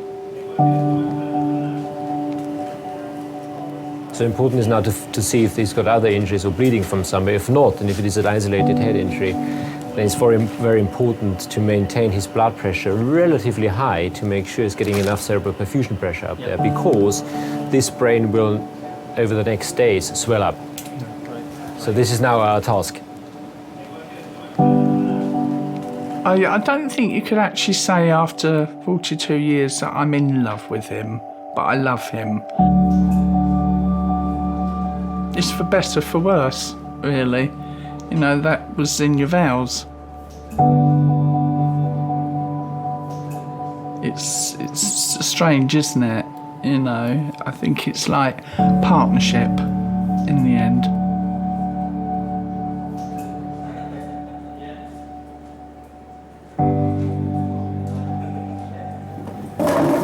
Right, you're going to roll you again. There you go. Madam, you can sit in one of this chair. Opera critic John injured his ankle while on a skiing holiday. Right, you're John Bakan, is that right? That's right. And how young are you now this time? I'm 78. Right, good. Right, how can I help you today, mister? Well, I found the second morning running that my left ankle is so sore that I can hardly put any weight on it. Right, okay. Fall in love, don't forget we were in our 30s, you know. It wasn't romantic love, oh, here's the love of my life. It was just a very interesting man and very charming, very easy. He asked me to go to an opera, the English version of Wagner opera, and we've been going to music ever since. I've been married to John for 42 years. So we tried massaging it a bit with oil and did not make the difference it made yesterday morning. So you're being oil massage? Yeah. And pain relief? Yeah. Sorry, I didn't take any pain relief. Oh, right, okay, just the massage. She wear the trousers, do you think? Yes, I think probably she wears 1.5 of the legs of a pair of trousers, yes, I'd say so. Do you have any medical problems, sir? Yes, I'm suffering from prostate cancer. That's been treated. It's got out a little bit of it onto the pubic bone. Yeah. So he's on female hormones. Okay. Casodex. Daily. Many men die with cancer rather than of cancer. And that seemed to me a fairly encouraging thing to keep in mind. And I've never had any pain, so I've been lucky perhaps. Just stay on the chair. Yeah. And someone... medicines, if you need to know them. Oh, we got simvastatin as well. We got blood pressure. We got cholesterol as well. Shall we look at it? Cholesterol is under control. Good. Plus your diet, I think. You need to get your diet the done. diet, we eat extremely well. You need to limit your level of oil, basically. The only thing he takes too much is... Yeah, fish is less oil. That's all. My husband would say that I rule the roost. In everyday matters, there's absolutely no doubt. You know, he's not interested enough, really. Right, sit you back to the waiting area. Okay. But with my husband, it's not a matter of let you do, really, is it? You know, you kind of accommodate one another, don't you?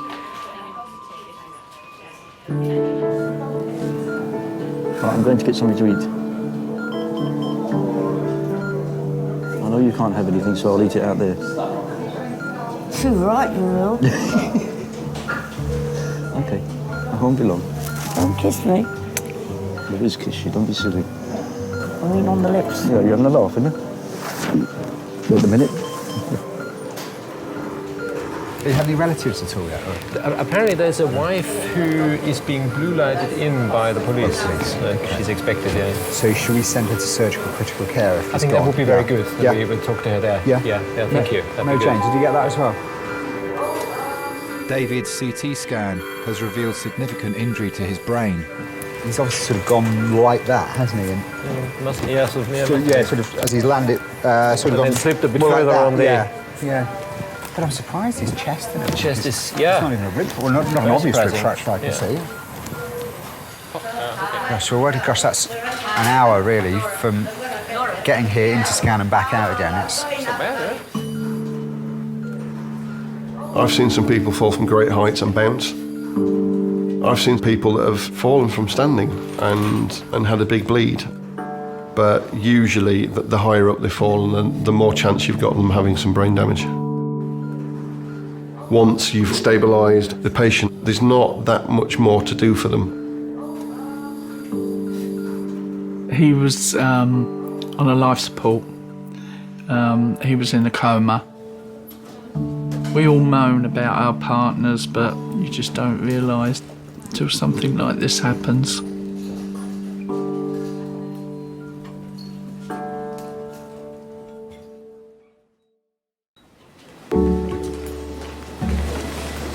believe how quiet it is.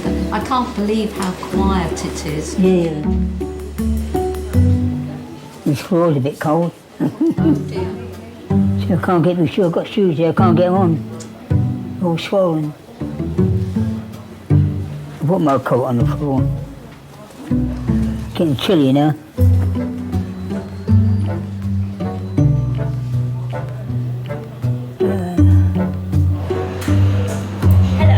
How can I hide your Daniela? I'm going to Jamaica tomorrow. Oh. Say hello and goodbye. For how many? Like a month? Just for a week. With your girl boyfriend? I hope so. Enjoy your holiday. All right, enjoy. Oh, I love it, that Daniela. It's one of the FY2 dog. This is quite sweet. You got a boyfriend? No. Really? Yeah, good girl. Continue with your studies and the rest will follow. Sounds good. Yes. Hello. Oh yeah. How can I help? But I'll be next, nurse. You know? You're next, yeah.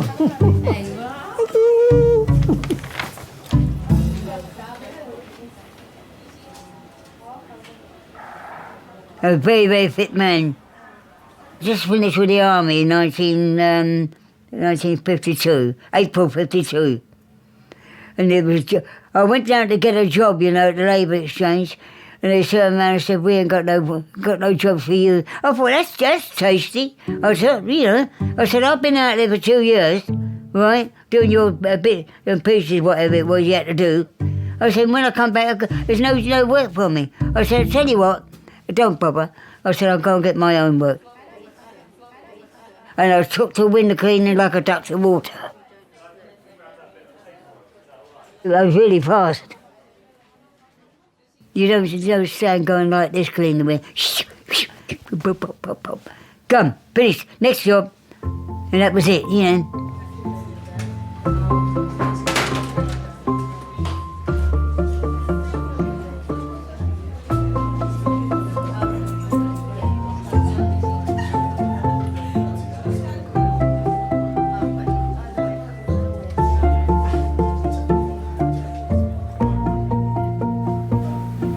Don't lick, darling.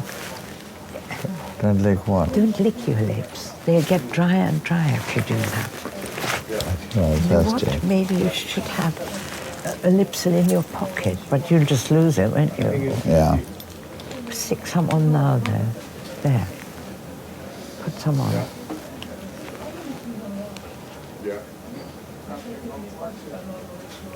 See? That's better, isn't it? Yeah? Mm-hmm. She's probably cared for me better than I've cared for her. She looked after me pretty well. I'm sure it's partly due to her that I'm still around today. Darling? Yes. Your feet are not your best part, darling. No, I know. Not much of me is my best part. Well, your smile is lovely if you only had your teeth, you know. He sort of doesn't really focus on his cancer. There is a danger, and that's, you know, always there. If you're awake at night, it will worry you, or if you're having a reflective moment, it will worry you. But in our kind of normal, busy lives, no, we don't let it. And John is a sort of optimistic man. That he would.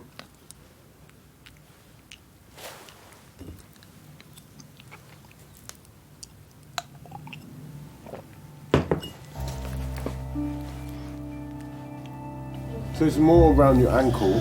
It's yes, around here. Classical textbook sprain. Yes, I bet that's So it sounds very, very much on what happened to you. We have good times and the not so good times, and you work through them together.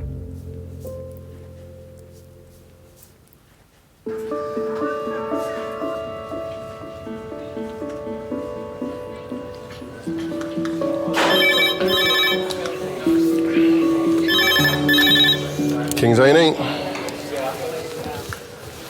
We're getting a little bit full now. Go ahead. Charmaine, do you want to start putting these on? Red here, yeah? Yep. Then black underneath, isn't it? That's it. It's 10. Lovely. Bye. And another one. Okay, go on.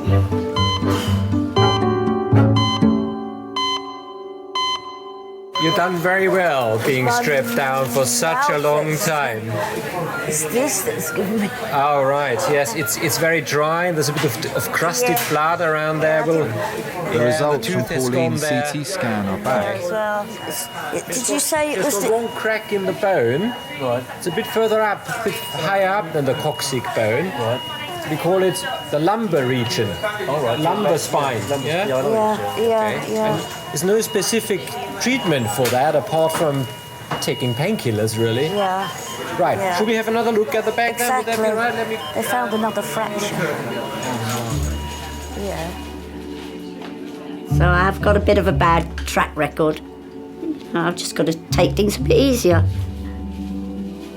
It's not fair on John, you know, because he tends to worry about everything I do. I'm just a bit stiff. All right. I class myself as being very lucky. And I often think I put him through too much. And I don't think it's fair. He's an angel. I wouldn't be without him.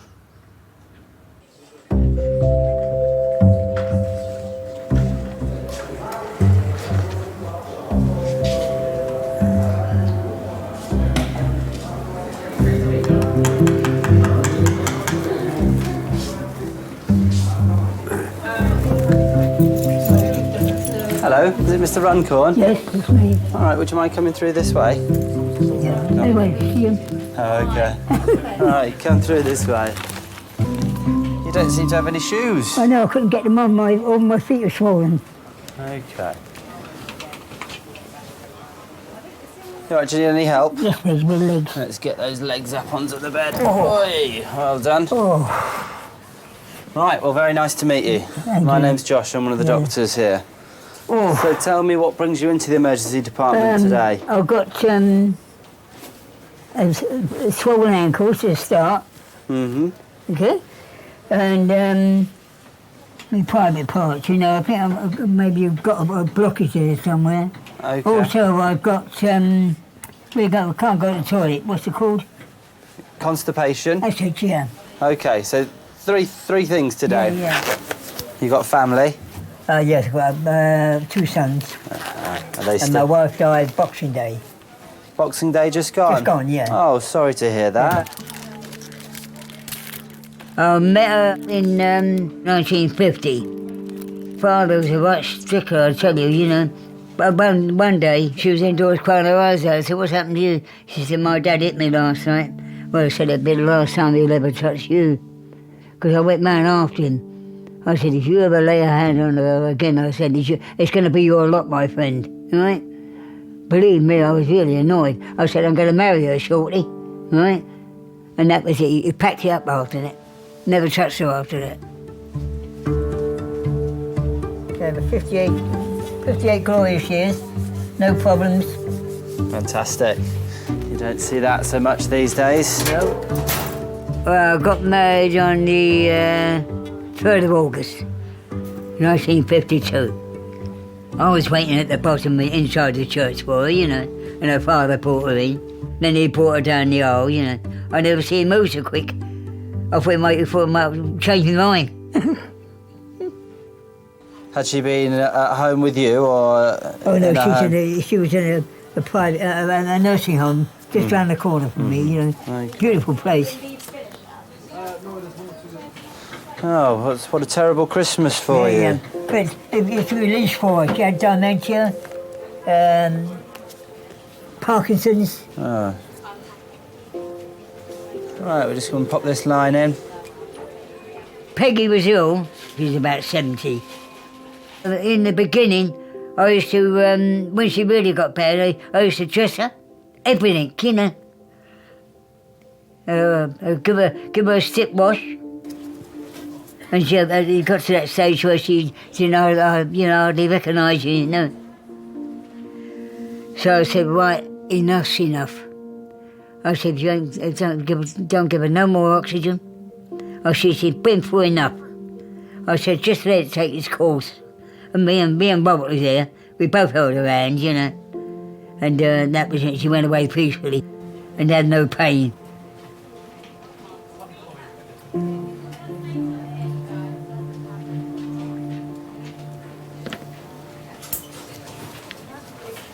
Who does all your cooking for you? I do it. You do it yourself? Yeah.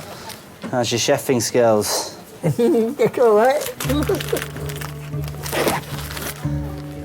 Right, we'll just get that X-ray done next. Okay. They'll come and get you though, so you just relax here for a bit. Okay. You're warm enough like that? I'm fine. Good.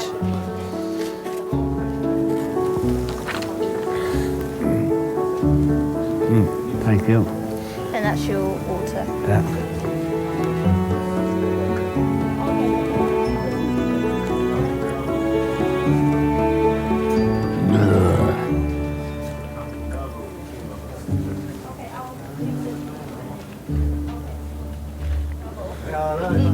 Hello there. All right.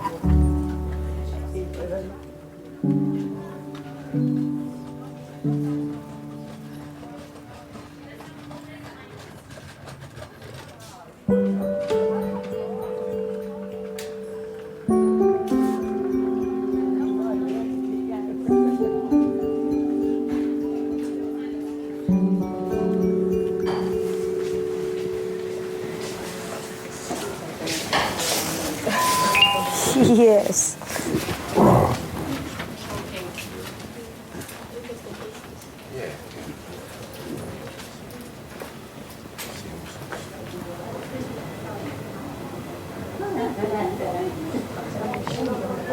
Do you just want to go over there and look after him?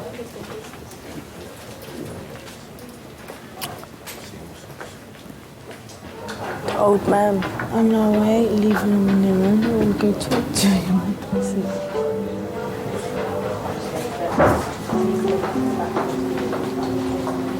How did our granddad used to feel, man?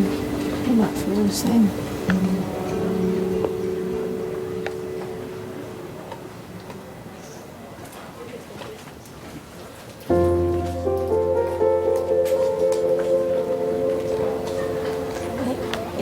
It really hurts, man.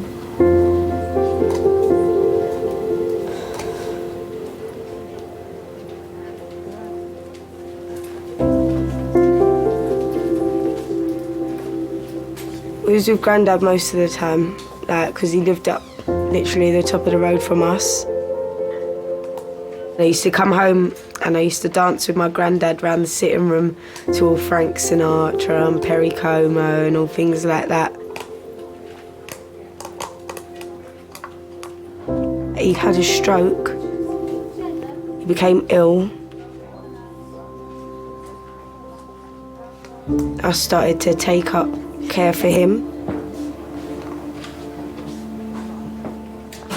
I gave up dancing, college, social life. I think that's what I might do. With old people.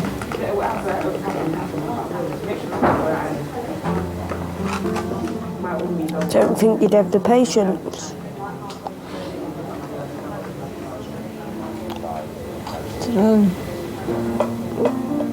It's not something that's easy, trust me.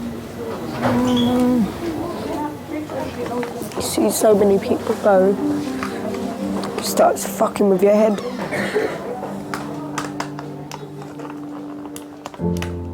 Doing care work, it's not really the life of a teenager, is it? But that was my life. Just had to kind of deal with it, and I enjoyed it, so I didn't really... Didn't feel like you missed out? Nah. I feel like I'm missing out now my granddad's gone, because I don't really have that routine no more of I've got to do this and I've got to do that, and it's like I ain't got that smile no more to look at when I come home, and I miss it.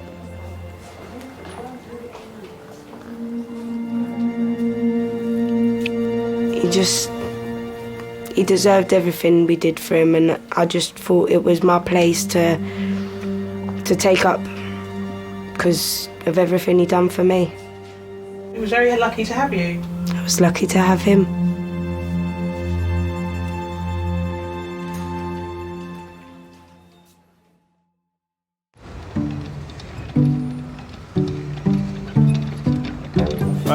Is this the trauma one?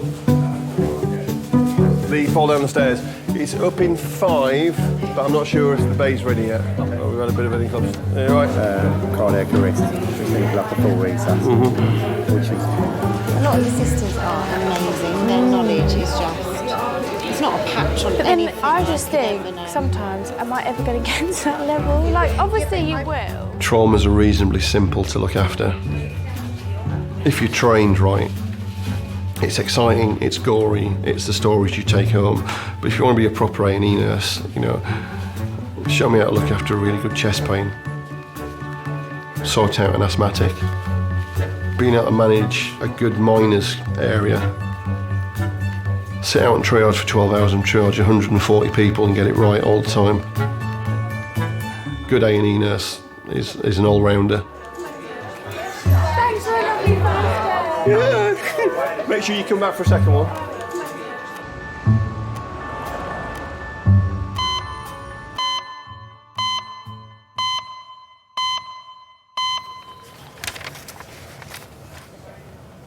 Alfred's X-ray shows no significant problems.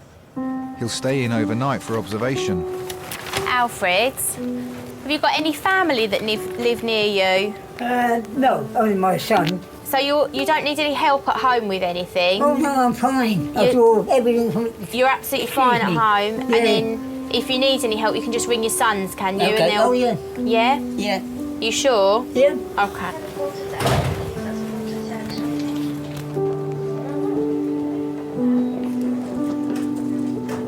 Can cook, sew, iron, all the jobs that a woman can do. Yeah. The times I've heard some people, oh, I wish I had you for a husband. Oh, I wish I had you. But you can't have me, I'm spoken for.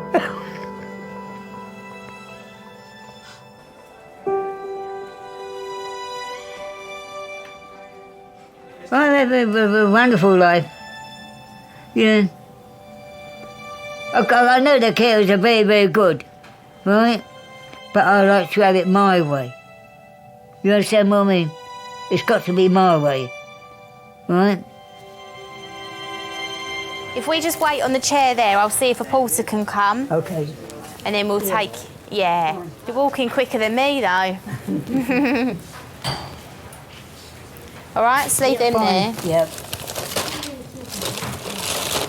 And I've got a couple of paracetamol for you up here. There you go. Was that then? Just paracetamol. Okay, fine. All right? Yeah.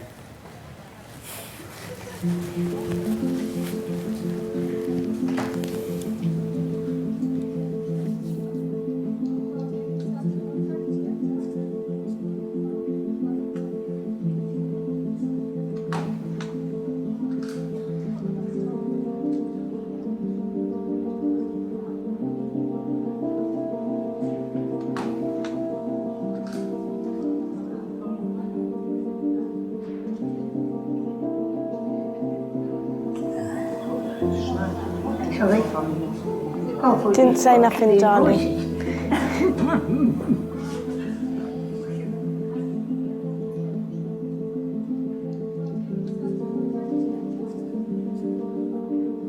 My granddad passed just like literally before my 18th.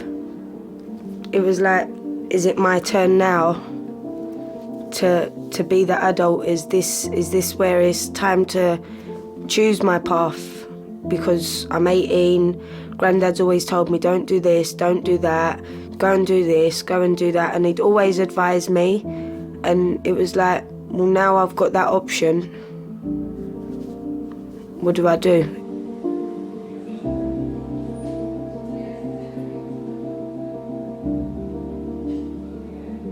I learned quite a lot from my granddad.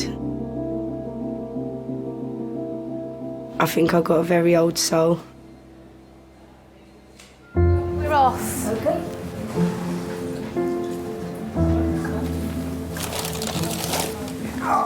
Oh, can I put them on your lap? Is that all right? All right. Yeah. So much stuff, isn't you?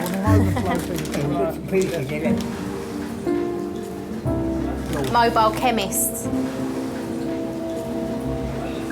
I know he's up above watching over. So, I'm blessed. Are we going to wait in reception? Well, we're going to wait just out there. What, Nicole? What? Oh, it's cold.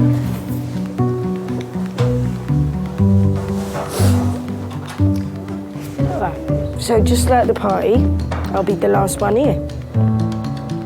For fuck's sake.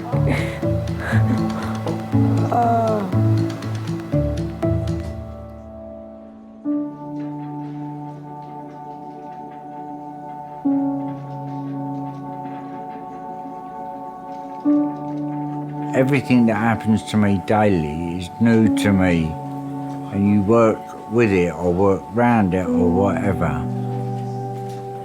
I just want things to be normal, but it won't happen. I know that, and people have told me that. So only time is a healer, isn't it? Being with Pam, it helps me immensely. I couldn't do without him, I'm sure. He's infatuated with me now. I'd sort of say to him now, I like going to bed. You know, if you're tired, go to bed. No, I'll wait until you come to bed. He won't do anything on his own without me now. Which is sometimes, I think it's nice if I could have a quiet 5 minutes. Even an hour.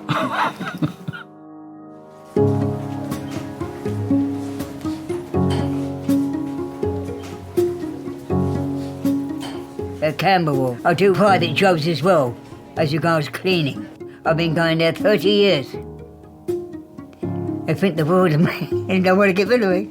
I threaten to leave them, you know. You're not going anywhere, you're not going nowhere. But I've had enough, you're not going anywhere. Hi everybody, this is Wayne. He's been stabbed twice in the left thigh. Well done. As a parent, all you want is for your children to be happy and healthy. May not even be back tonight. You have one tumour and then you're told it's gone, and then it comes back. With your track record, we have to assume the worst and hope for the best.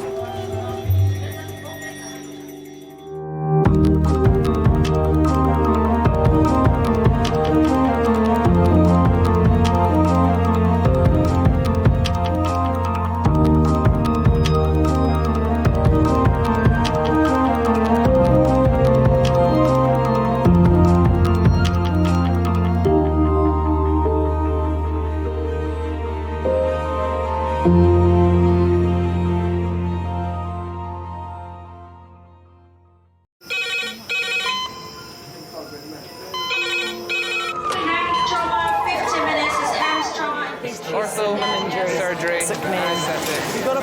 We're just going to get on, do this. Not scare him, get you all sorted, all right? John? Do you remember where you are? King's College Hospital, London. Thank God. A major trauma centre. Hit the curb, jackknifed onto the verge. Have we got a good pulse? Have we got an output? And one of the busiest A&E departments in the world. He will probably scream, but he won't remember. No, stop! Ah! A place where love, Come on, sir. Let's go. Up you go. No. Yeah. life, There you go. I love you. I love you too. and loss It's all right. unfold every single day. Don't cry. And we'll make sure Mummy stays with you. Well, listen. Right, who's not busy? Squeeze that. We can't give up, I know. Come on. We've got to be strong for Mum, if it is the last bit. Hey. All the patients you're about to see were treated in one department. Well done. in just one 24-hour period. I never cease to be amazed at the robustness of human beings. I love you. And the strength of their relationships. Love, it's a reflex. It's what you do. For many of the families, despite the devastation that they may be facing, they give unconditional love.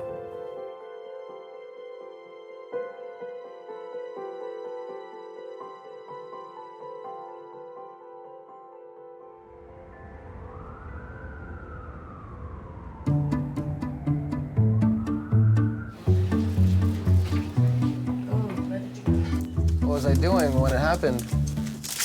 American friggin' football, right? I've got to go home and keep it in a sling and keep it elevated all the time. 7% of patients come to A&E with fractures, breaks or dislocations. And there's some codeine as well. All medicine, sweetie, to make you better.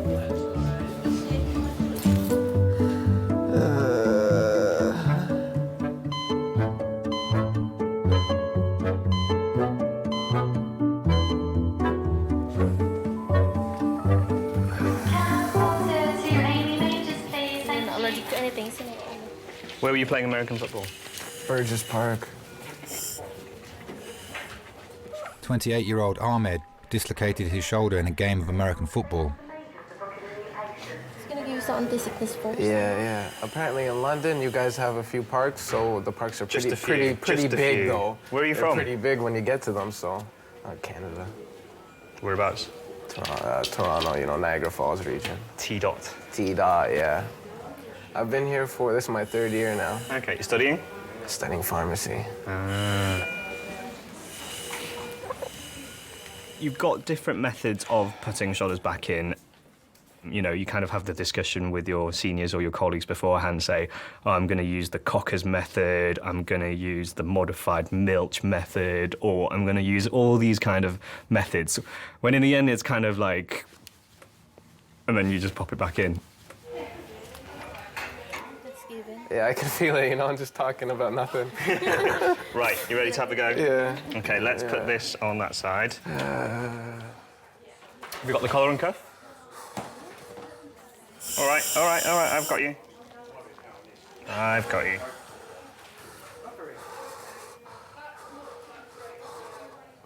Keep sucking on that. Relax. Relax.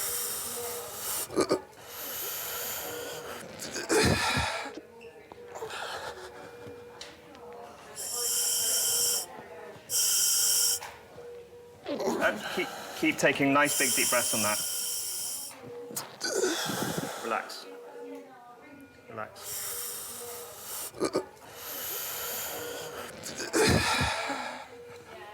How's the pain?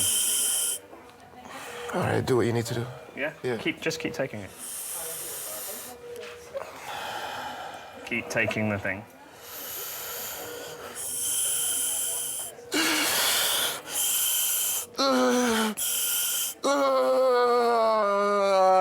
There we go.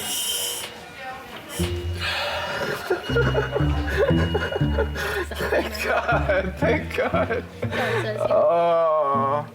Oh my God, that's the best feeling in the world. Really? Yeah, no. You can't think of anything better? Well, right now it's all right. Okay. When you hear the clunk of a shoulder going back in, you're like, yes.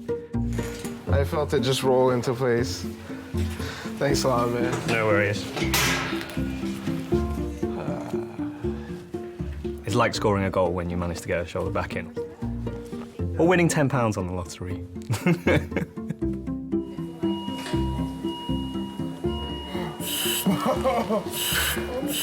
Nearly done. Oh no, we're very nearly finished now. I'm just getting it in the best position I can get it in. Because we often see patients come in walking for 3 days on broken ankles saying, oh, it's a bit stiff, doc. It was all right. That was Thursday, wasn't it? Yeah. It was okay. Well, I mean, it was painful, but it was okay Friday. Yeah. And you get somebody coming in with a paper cut who's screaming, as if their house is on fire. Yeah, to take a patient's pain away is quite satisfying because even though the problem's not gone, you've just taken away the pain, it's a start. Is it a bit better? Yeah. Yeah? When someone's in pain, they need your help. When you aren't able to do that, it's almost as if you failed at what you were trained to do.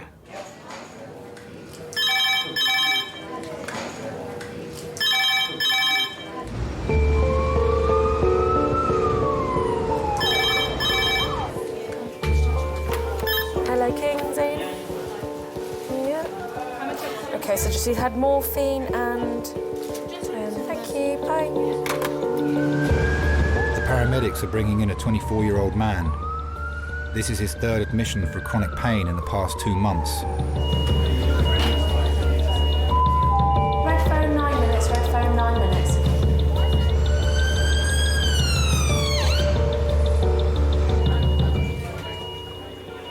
When I see people with long-term illnesses, you do think about the family and how hard it must be for them to cope. You feel sorry for them because you can't cure them.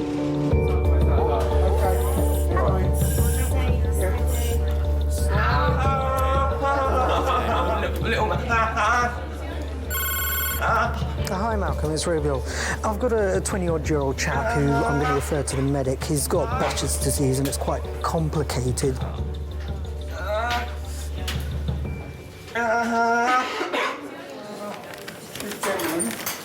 Has Behçet's disease. It's a syndrome. All pain all in his hips and down his legs.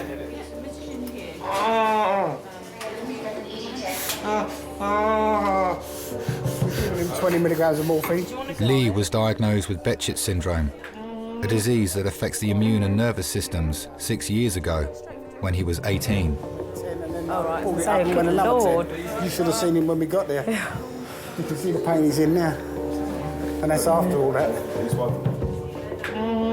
He's been through so much. And he's in so much pain, every now and then he'll just go out.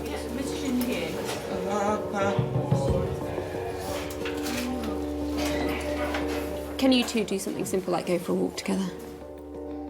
No. He can't even go to the shop downstairs because by the time he's done that, he's in agony. He would have been doing football, he would have been dancing a lot more. He would have been in the army.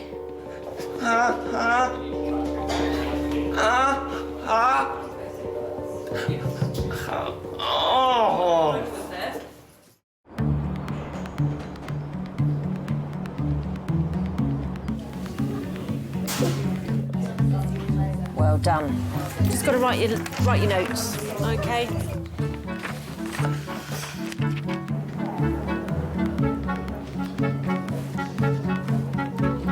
Danny, Neil, can you follow me? Hi. Dad of one, Danny, has come in with a swollen toe. Go take a seat. Yeah. Hi there, my name's Chris. I'm one of the doctors. What can we do for you? Well, I put my foot through my son's bucket just under 2 weeks ago now. When you say through the bucket, actually? He had a plastic bucket. I got dizzy, I banged into a bookshelf and an ornament fell, knocked it across in the path of when I was stumbling. Okay. And my foot went straight into it, crushed the bucket under my foot. Okay. Barefoot. And for the first few days, the whole of my foot underneath was all swollen. Okay. But my big toe, which actually at the time, thinking about it, was the most pain I had. And have you seen your GP about it? No. Okay, why not? Because I just thought, look, I just bruised it a little bit and it'll get better, but it hasn't. So what made you come in to the emergency department today? So you've had it for 2 weeks. What made you come in today?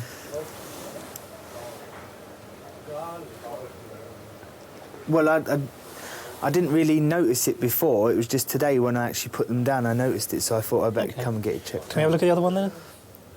Okay, let's have another look. So that's fine there. Yeah, but when you get down to where the ball bit is, it starts hurting. How about there? No, not so much. There. There.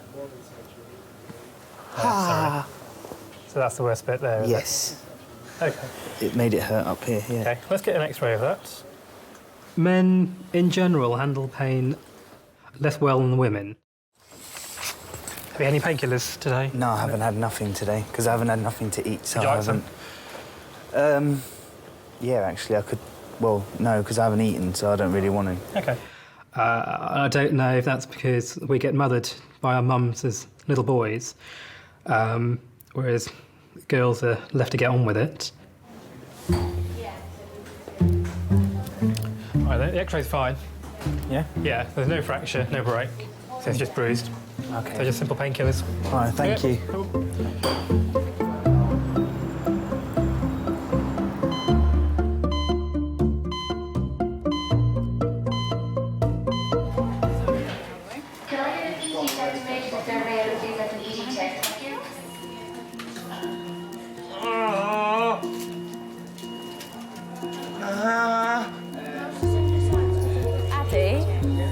Addy, he's had 20 morphine. Do you want diazepam? Diazepam is what works. Diazepam, yeah.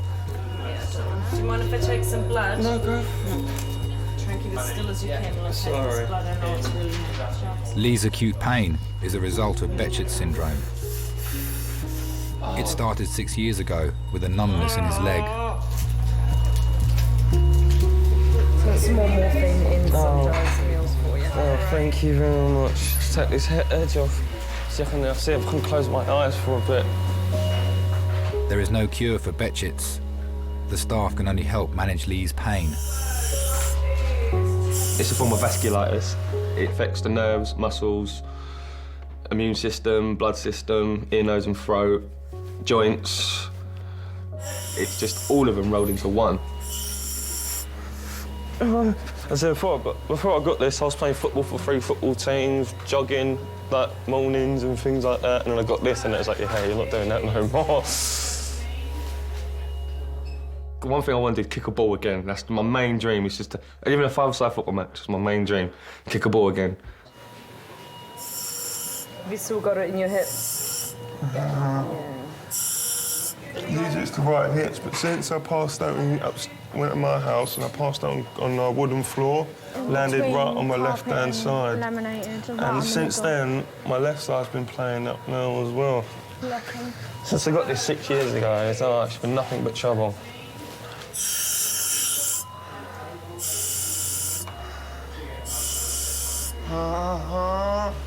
When I go past grass and smell of fresh cut grass, that's one thing that gets me still to this day. It just brings me back memories of back when I was playing before I had Behçet's. I love that smell. I could sit there and just smell fresh cut grass all day and just be happy.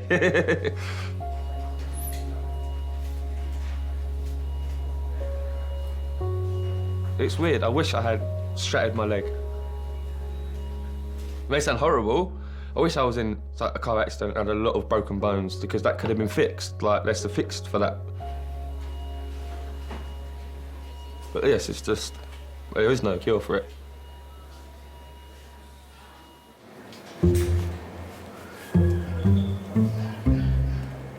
Man, I was more drunk last night than I have been in, like, several days. Yeah, but you think for most people that would be weeks. Yeah, should be weeks for you and all. Yeah.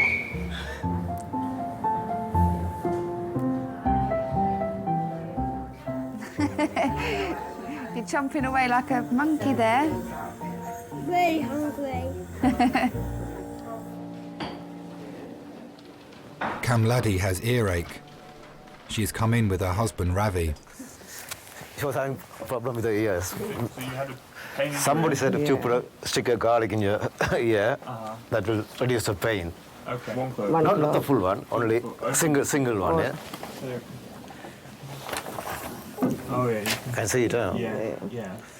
Okay. I'll go and speak to one of my seniors and then we can come back. Okay.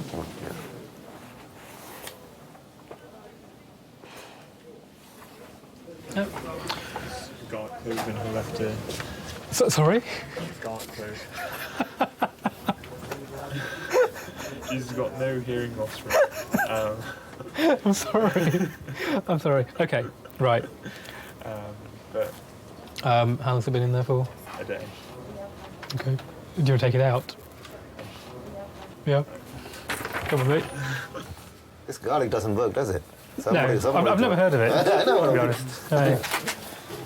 Try that. Spit on that, yeah. So could you just tilt your head a little bit? Yeah. That's great, thank you. It's got teeth on it. If you just grab it, you may be able to get some friction. There you go. Yeah, done. Well done. You can take it home if you want. Let's just double check. Make sure nothing left behind. You do find you get people with just really strange things wrong with them. They're very old.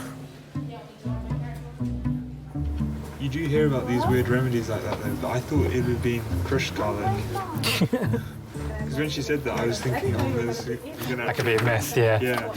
That will definitely need mug suction. Some people do put objects in certain orifices that are inherently amusing. I guess, probably. You kind of have to laugh, otherwise you'd go insane. So, yeah, they're the good fun ones.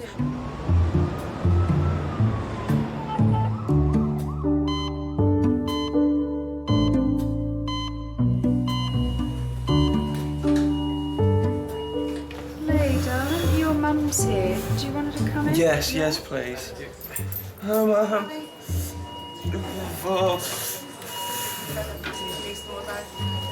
I've got some more diazepam. Oh, thank you. Yeah. It's nice to warm when you're freezing. 7 for 6 and you're never knock me out for a little bit. Sleep is always good. You don't feel pain when you're asleep. It's as they say. Lee, when he was younger, he used to be in a football team, do training, just started work as a doctor's PA. Yeah. Very outgoing, happy boy, always out. Hey, get my socks on, please. My feet are really cold, let's get socks on. You know how to do it, just roll. Oh, God, I can't even get pronounced words properly. This is getting ridiculous. Rowboat? Yeah, rowboat. Don't you done? Stream. Well, let's start kicking in a minute, mate. And then one day in work, he couldn't feel his legs. And we rushed him to King's, obviously, to try and find out what the problem was. Kept him in for about 3 weeks and eventually got to the point where we found out it was Bechet's. It's not cold feet.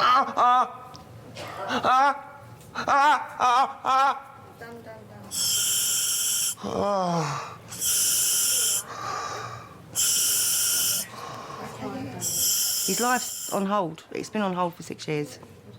You go from a child that can walk and play to a child that lies in bed most of the time and he's in a wheelchair or he's on crutches. He's fighting something so hard that there's no answers to. But I mean, he gets days when he's really bad, but I've got to cry, sorry. He gets days when it's really bad, but you just got to be there for him. You just got to deal with it. Great memory. You can go for a fag if you want. OK, we will do. We don't need telling twice. Leave me alone. You OK? You cool? Right. You might get McDonald's breakfast this week. This week? Today. You're going to treat me to McDonald's breakfast? I think you've been a good boy. All depends what time. Are you going to treat me to McDonald's breakfast? Yeah, I bought you McDonald's last week. You're going to treat me to it? Well, he has been good taking his morphine, and I did say I'd... All right, then I will. I'd let him have something. Oh, see, I'm so happy.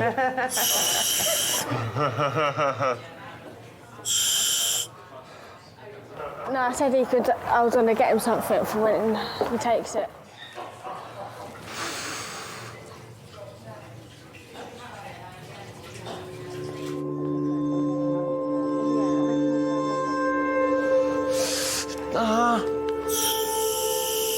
No.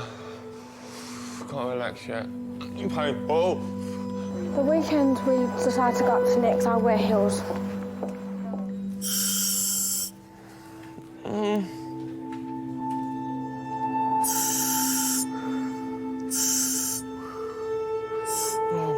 fucking hell. No. A lot more flat.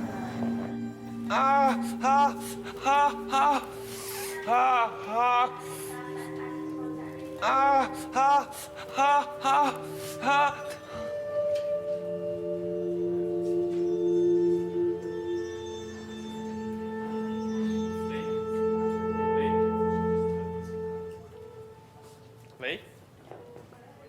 Lee? Lee? Are you alright? Can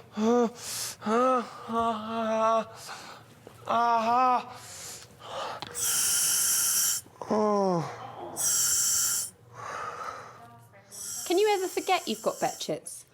No. I wake up in the morning, the first thing that hits me is pain. So the first thing I remember in the morning is, you've got Betchets, sort of thing. And the last thing I remember at night is the pain, sort of thing, before I go to sleep. So I've got to take sleeping pills just to get to sleep nowadays because the pain's just too uncomfortable for me to sleep. Huh? That gas? A little bit, yeah. It's just taking that edge off of it, you know what I mean? That little bit edge off it. And I think it's keeping my mind on something as well, which is helping with the sort of controlling the pain. Do you take regular painkillers at home? Purpose. That's one thing I've been missing since I've had this, having a sense of purpose, you know. When I had this, at least I knew there was things I was doing. There's a reason for me to get up the next day, the reason for me to wake up. First year, like, I'd done a few stupid things and it doesn't hit me anymore as bad. I just get a few teary moments, as you can tell. When I was just about to turn 20, I just thought that was a burden to everyone. And at that point, I was just like, oh, I can't do anything. It's just the point of me being here. He just was really bad one night, and he called me and he said, like, he's got no life, he can't meet any friends, he can't get out. I just felt worthless. I'm just wasting air, really, you know. Might as well just get rid of that. Get rid of it, get the trouble out of people's lives.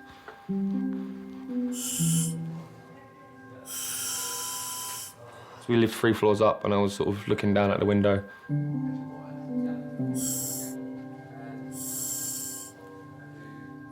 Sitting on the window ledge.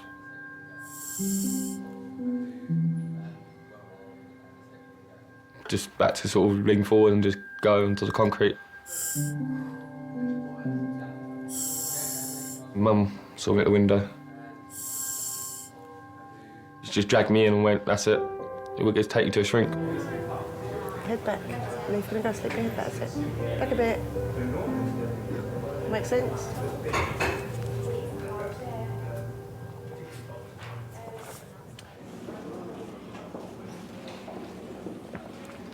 Hey man, I'm just wondering if Ahmed is still in resus or whether you know anything about him. Has he? Oh, they discharged him. That's cool. All right, thank you. That's great news. Ahmed's already gone home. They let him out just after. American football coach Jacob has brought in Andrea. That's unfair. I want to go home too. He was knocked unconscious in the same game as his teammate, who dislocated his shoulder. Head up, man. Eyes open. Let's not fall asleep.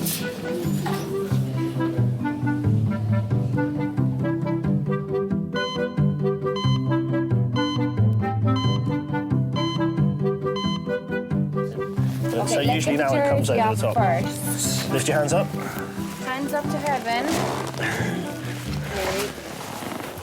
Oh my God. Okay. I'm very sorry. What happened? Belt for my sins. Yeah. You got a nice young nurse looking after you. Yeah, it's and unfair. you, I'm very you hit her. sorry. I was very concerned about having He said he didn't want to take it off in case it stank. You've got to make up to this pretty young girl now. I'm very sorry. I'll pay you a coffee if you want. Oh, you're okay. You're fine. Cheers. You stink, by the way. What? You stink. I got a perfume in my bag, Coach, if I stink really. You're fine. I'm joking. It's my Irish sense of humour, don't worry. Are you Irish? Now you're gonna... So you've only just realised? You don't recognise the accent? I'm not from here. How can I recognise the accent? I'm stuck with you, unfortunately, for a while. Unfortunately? Yeah. C'est pas très gentil, ça.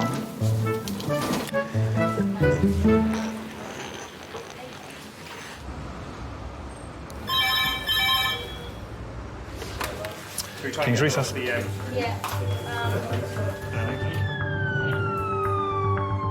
paramedics are bringing in a 30-year-old dad of 4.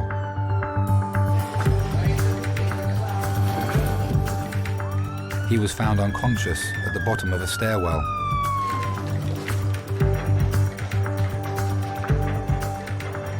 One, two, three. Cole. Hi, this is Simon. He's a 30-year-old gentleman. Tonight he's passed out and fallen down about 7 steps. He's complained of C-spine pain and tenderness. He's had a relationship breakdown on Valentine's Day, and since then he's not eaten, or been eating and drinking. And so I think it's probably all more emotional. And he's apparently passed out at the top of the stairs and fell down about 6 or 7 steps. He can't remember what happened, and his partner's just broken up with his children at the time. It was always quite a stressful situation. Hi guys. How are we doing? My name's Charles, I'm one of the docs. What's our friend's name? Simon. Okay. So Simon, we call this a log roll. We call it a log roll because you pretend to be a piece of wood, basically. You just lie still. Jackie, the boss there, is just going, when you're on the side, is feel your back, give you a few pokes here and there. We need a yes for pain, a no for no pain, no nodding and shaking of your head. All right? Ready, All right. steady, roll. Sorry, Simon. My kids saw me go downstairs and they're crying their eyes out. All they were saying was, Daddy, Daddy, Daddy's hurt, Daddy's injured. Okay, is that your scapula that's hurting, the shoulder blade? Yes. Okay. Is it Right scapula is a point of tenderness. Okay. What about in the middle here? No. No. No. No. No. Can you feel me touching there? Yeah. And there? And just squeeze your bottom. Okay. Happy? Okay. Okay. On your call? Ready, steady, down. All right. You've got inline still? Okay. Okay. Simon, without trying to beat around the bush, because of your build, it's possible that we won't be able to get the X-rays that we need to get, because we have to see the bone at the bottom of your neck. But Simon also has a very small, we think, subdural MRI from a previous fall, so we may wind up doing a head and neck CT, but we'll cross the bridge when we come to it. My whole body just melted. I said to her, there's your Valentine's card, there's your flowers and that, and she's just shouted from top of voice, I don't love you no more. Did you knock yourself out at the time? My girlfriend and... Do you remember falling? No, I passed out before I went down. So it wasn't so much a fall as a faint? Yeah. OK. Your background health? Asthma, diabetes, kidney problems? I'm fine. Regular medications? Fine. It's All quite right, big. OK. Simon and his partner were together for 10 years. They have 4 children. I felt like my heart broke and smashed them into pieces. I didn't know what I've done wrong. That's why I ended up in A&E, because I wasn't eating for like 4 days, solid. Right, if you keep as still as you can, Simon, I'll do a quick heart tracing. Did you ever think you would lose her? No, never. Never a million years, no, never. He doesn't want us to cut his clothes off, Claire. It was a broken heart that led him to get a physical injury. For a male to come in and physically be, stop eating and being unwell over a woman, I can't say I've seen that a lot. Squeeze both my hands as hard as you can. Harder, harder, try and hurt me. Come on, you're tougher than that. I know it's scary, we'll get you all sorted, all right? Doing a tissue. Have you always loved Cassie? Yeah, always, yeah, from day one. From day one when she moved around the estate. I see her walking up and down the street with her sister, going to the shops. She's being a boob tube and miniskirt in the summer, right? And I was just like, wow.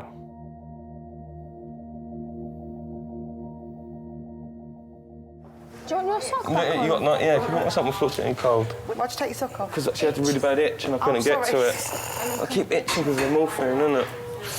I've asked her, she's just going to get the doctor to find out for you. Oh, brilliant, thank you. Yeah, oh! Come on, we'll hold it.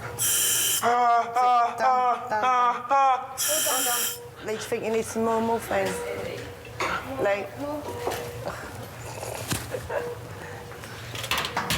Oh my God. Wakey, wakey. Wakey, wakey. Where am I? Hospital. What? You're in the hospital. You're right. This doesn't look like King's. It is King's. It's not guys, is it? It's No, it's Resus. It's Resus. It's the new bit, remember? They brought you into King's. Right. I'm just going to get... Let me get you some tissues. No, leave it. It dropped. It dropped. Lee used to have loads of girlfriends years ago, and then this big blot in his life for 3 years where he's not been able to go out, he's not met anybody, and then all of a sudden she comes along and it's just attraction straight away. You can't have it yet because the gas it drops on the floor. Oh, I hate the way it hits you like that. I know. They're just meant for each other. Deep breaths. Yeah, since he's met Megan, his life has changed. It drops on the floor, innit, so you don't want to... Yeah. Megan and Lee met 7 months ago at a party. I saw him as he was coming downstairs, as I was coming up, and it sort of clicked from there, really. Just drink. So you liked him from the moment you saw him? Yeah. He lets people shine. If you can't shine yourself, he'll help you. I think I'm just lucky. Just luckiest girl in the world, really.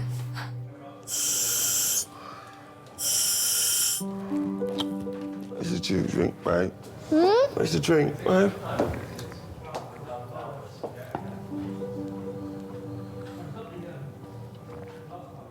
First time I had an attack was about 2 weeks into our relationship, and she slept on this little tiny chair, just didn't want to leave me, did not want to leave my side, and I was like, wow, it's the one.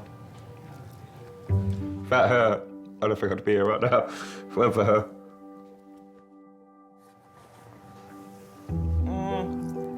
My head was getting back to a point where I was in a place where it was getting bad again. And she sort of just cut me at the right point. Oh, sorry. I'm really itchy, morphine. What my head was like before she came along, sort of thing. It's just, wow, that's how lucky I am to have her. That's how lucky I am to have her. Just so I keep thinking, lucky. Oh. Okay, so it's that.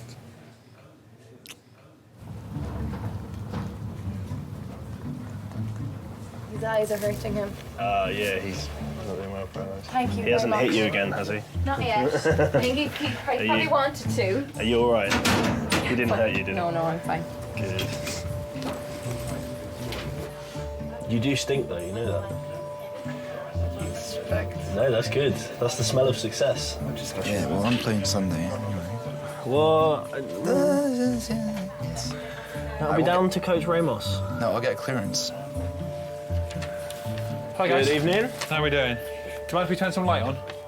Yeah, he's a bit sensitive to the light at the minute. All right. Do you reckon you can cope with it for a short while? Jolly good. Andrea, Mr. Gabus, is that how we pronounce it? Yeah, you're good. OK, my name's Charles, one of the docs. So, American football, hence the pads.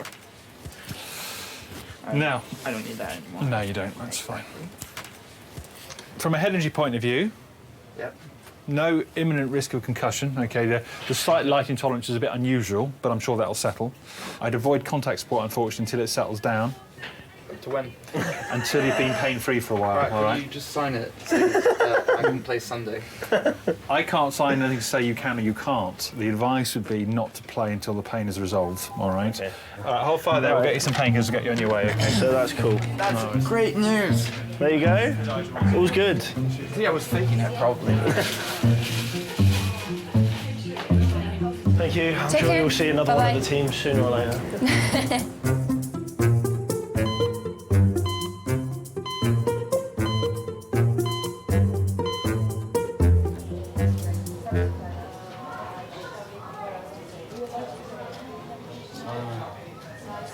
Yeah, Steve, mate. Simon's workmate at the recycling plant, Steve, has come to his bedside. You hear what happened, didn't you? I got the gist of the story. I don't know if you can do this to me. Don't worry yourself about my ex-plan. Just concentrate on getting you better. We get you out of here, we'll make sure that you get well. Make sure you get better. Oh, I love her. Take care of yourself, Simon. All right? I'll see you when you finish. All right, cheers. All right. I'll wait for you. All right. Yeah, you just feel like that. Feel tiny. You think, hang on a minute, you know, big as I am, the world's crashing down on you, and you feel like a little mouse. You know, you ain't as big as you are no more. As soon as that woman says that, it's game over. Yeah.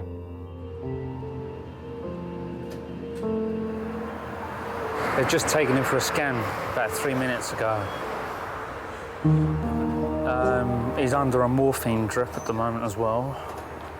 Yeah, it's going to take a lot for him to build everything back up. He's not the same Simon I knew when we started work, to tell you that for certain.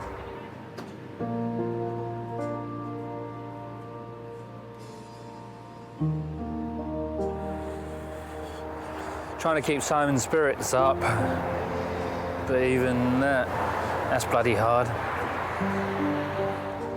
Just have to see how everything goes. Ready? 1, 2, 3.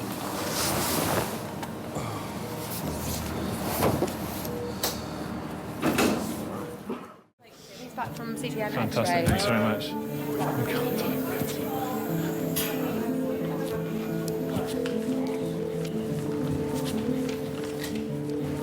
All right, Simon, your scan's fine. Let's get this for you, huh? So you're going to take me off now? There we go. Now, I don't want you to start turning cartwheels or anything because you've been flat for a little while. Oh, man. That's better. OK, I'm just going to sit you up a little bit, all right?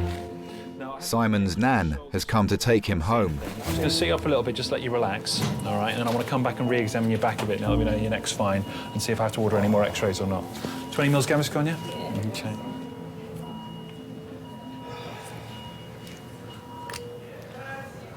So all the scans are showing nothing wrong. What's going on? Well, probably just fainted because you lack of food in his stomach. I've still been on my diet though. I just eat a little bit, not too much. 3 Brussels sprouts a day. That day. 3 Brussels sprouts? No, thank you. I had 2 Brussels sprouts today and about 4 carrots. I was thinking a lot more what I've done. If I should have done what everyone was telling me, the whole family and friends said, get on with it, move on. You know, what she's done, she's done. She's trying to move on herself. But if I've hurt myself in the long run, I had my kids going to feel that's basically my main priority. Nah. Simon, the other thing to say is I think you fell because you fainted, but sometimes when there's been a fall and you can't remember, there's always the risk that could actually be a type of concussion. And so if you get any signs of delayed onset concussion, sort of vomiting, eyesight problems, all those things, come back and see us again. I don't think it's going to happen, otherwise I wouldn't be sending you home, but just so you know. But he's not eating either. He's not eaten since last Tuesday. Right. Is there any reason for that? Well, what he's going through at the moment. Just finished a 10-year relationship. Right. 4 kids. You are eating something. You're not starving yourself. Nothing at all. You're drinking. OK. Just fluid. Just fluid, as in hydrating rather than alcohol. I meant. Yeah, I don't drink. Yeah. OK, that's fine. It's always difficult to see somebody suffering, whether that is physical or emotional. And emotional suffering is more difficult to deal with than physical. All right. Jolly good. All the best, my friend. Take it easy. All right. Any problems, give us a shout in terms of the neck injury or anything like that, but take care of yourself. Let's see. Look after yourself. I would not want to go through what Simon went through. My wife means more to me than I can actually say. Losing her is not something I want to think about.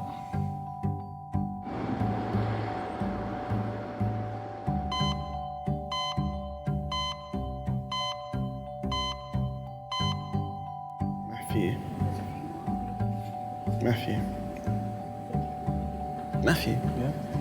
Would you pay £711 for flight and hotel to New York? No, too expensive.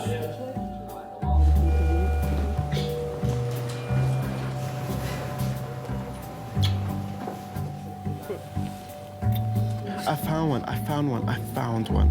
In Turkey, under £600, flight and hotel, all inclusive. Not for you. Look at the hotel. Is it? I want no. How about no pool? We just use the beach. What do you mean no fucking pool? Is there a beach in Turkey? Where is Turkey?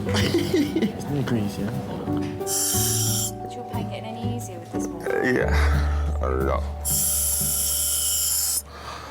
The cause of Lee's Betchits is unknown. Some sufferers grow out of it in middle age, but for many it's a lifelong condition.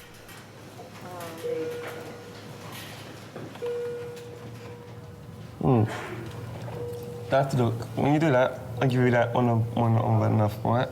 Yeah, but I couldn't see how far, if it touched your lips or not. I just go like that on a general basis. When I do that, it's touched. When I do that again, it means I've had enough, all right? Means that, yeah? Let's try.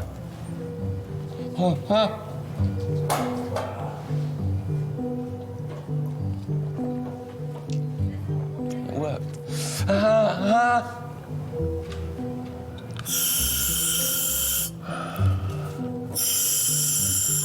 So how many times have you had to come to hospital with me now? My newly engaged fiancé. You don't have to keep saying it, you know. Yeah, but you're my newly engaged fiancé. Yeah. My beautiful fiancé. Do you like saying the word fiancé? I love it. Fiancé. I love saying it. I do. I love showing. I love showing her off. It's just one of those things. I love showing her off. I'm just happy. Gassina, why have you taken off your finger? He's been annoying me. Put it on that one then. Okay. Do as you're told. I don't like it. It annoys me. Oh, shut up. I thought we met a couple already. Stop moving.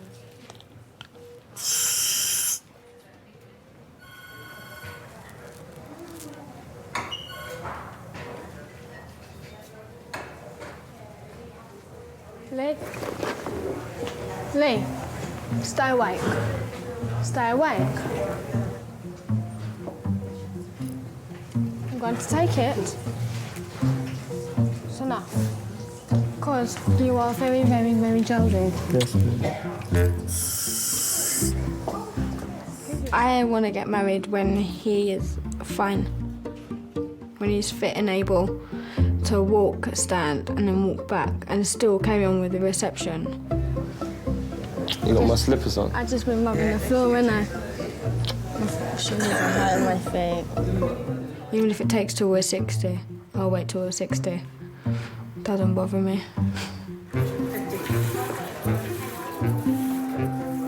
This is really hard. But I'm not going to lose this. It's not going to beat me. Nothing's going to beat me. It's only one thing that's going to beat me, and that's me missus.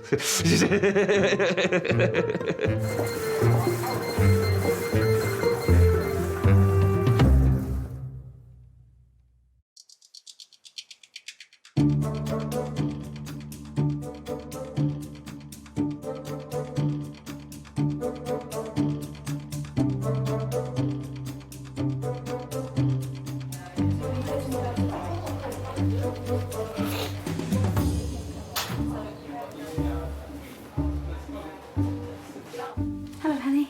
Hello. As you can see, I got my girl back. Best woman in the world. Lovely.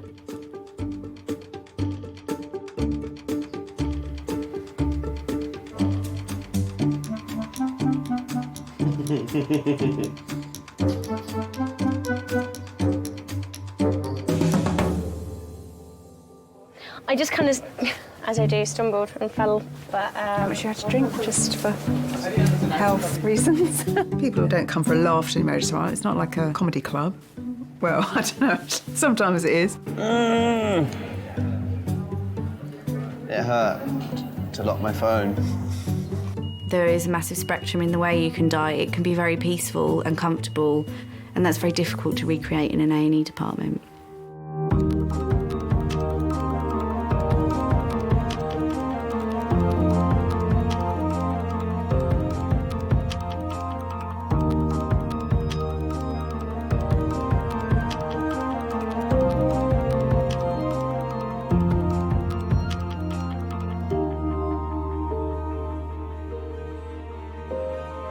Ortho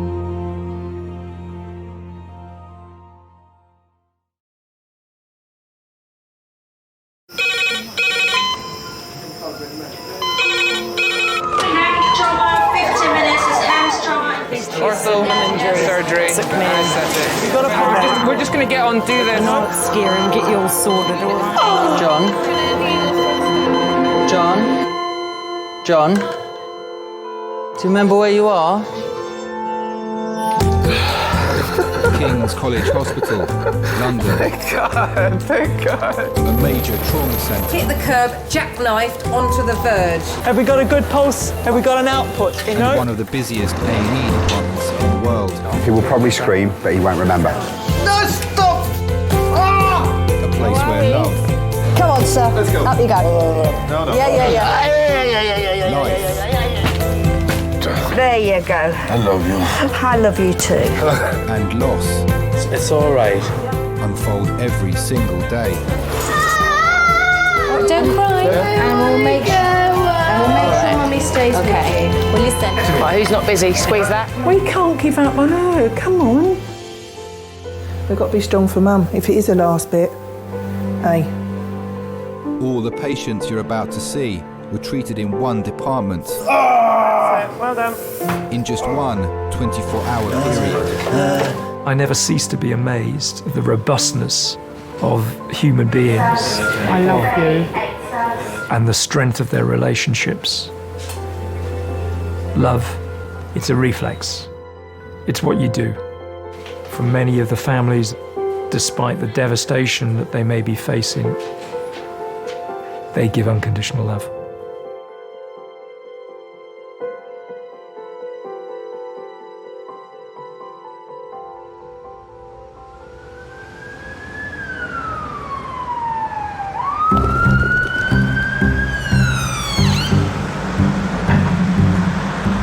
Do you want a cup of tea or anything? Are you waiting to be seen?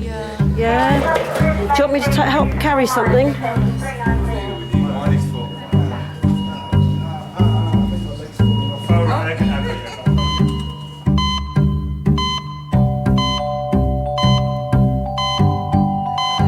Rugby? What exactly happened? I was tackled. Tackled. So you were the ball carrier? Yeah, but I was going through two guys at the same time and they went down. Looks like your kneecap's come up sideways, hasn't it? Are you all right looking at that? Of all the patients who arrive in A&E, 14% fit into one category: young men. Do you remember about the family tree and where I said the family are from? Well, Dad's parents and Mum's parents, so that's 4 grandparents, and they're all from different places. And I tell you already, but you just forget. You just hear it and you just think, yeah, you've gone out your head already as soon as I tell you, innit? You gotta remember it, it's important. You don't think it's important? This is Nicholas Baldon. He's 26 years old. He had one punch to the face, and we don't believe he was knocked out, but ever since then his mouth has been locked open. Apparently this side is fractured, that side's dislocated, there's bone inside his mouth. I've had to suction him about 5 or 6 times because his mouth just keeps filling up with blood on the way. He hasn't been able to speak, obviously, at all. Okay. 26-year-old Nicholas has been punched in the face in a random attack. Right. Should we call you Nick or Nicholas? Whatever. Just pop your head back, just make yourself comfortable there. That's it, that's it. I know we're not going to strain this too much. I will take that suction there for you. So when do you think boys become men? 40. And then they regress shortly afterwards. I'm approaching 50. That's next February, and I like to think that I can do the same things now than I could previously. But I mean, you know, if you go out and you have a few drinks with your mate, it becomes harder to recover the next day. You like to think that you can run, you can ride as long and as hard as you did before, but that's not the case. Look at that there. Is that tooth or bone? Looks probably a bit like bone, actually. Yeah, exactly. It is bone. It's rubbing on your tooth, rubbing on your tongue there, Nick, yeah. Try and close yourself together there, Nick, if you can. I don't suppose you can. Okay, and that goes with the fact that you can't close that there. Nick, I know it's really dry there, but can you say ah? Excellent. Should have been a singer. There we are. Okay. So it was just the one blow? And were they standing in front of you? Yeah. Never injured your face at all in the past? A couple of times. Any breaks? Yeah? Jaw? Any treatment? No, no plates or... It's okay. Sorry? It's okay. Dislocation. Okay. All right. No any fractures of your cheekbone? With Nicholas's injury, it was unusual to have a fracture as well as a dislocation at the same time. So it's a pattern that most people wouldn't have seen before, and I haven't seen one for many years. Nick, I'm just going to feel very gently, okay, along the low border of your jaw here. And what I'm feeling for is the fact that this is all intact here, and that's what runs. But when we get to the angle here, yeah, okay.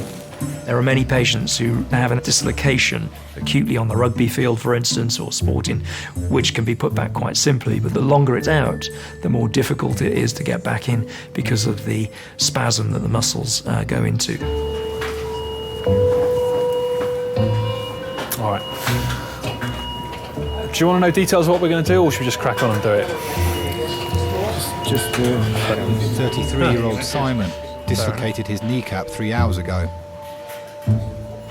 Right, puffing on the gas and air again. Okay, nice deep slow breaths and try and hold it.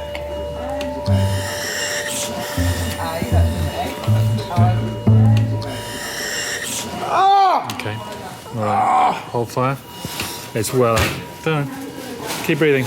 We might need to give him more drugs again. Nick, I haven't seen any radiographs, X-rays at the moment, all right? But given the degree of the fact you can't close your mouth together there, obviously you fractured it on here, that's where you were hit. It's going to be difficult for you to rinse your mouth, and the blood will be a bit dried there because you can't get your lips together. And if you can't get your lips together, guess what? You can't swallow. So that's why it's impossible to do that. All right. So keep going with the suction and whatever, and we'll get the X-rays and we'll get you treated as quick as we can. All right. Good. All right, Simon, this drug, it doesn't have a set dose. Everybody responds differently to it. So we give it little by little till we find the right dose for you, all right? Your job, very simply, is just to keep your eyes open, and then when we reach the right dose, your eyes will close, without whatever happens. So that tells us it's good to go, all right? So you'll just relax, nice deep slow breaths on that, keep your eyes open as long as you can, all right?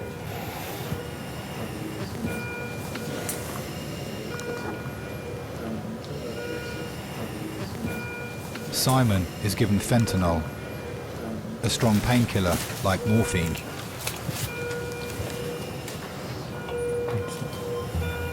Might be feeling a little bit lightheaded. Some people say this drug's like 2 or 3 neat shots back to back, and you feel a little bit woozy, a little bit out of it. Okay, Simon, open your eyes again, my friend. Simon, can you open your eyes for me? Okay. One more time. Matt, one more.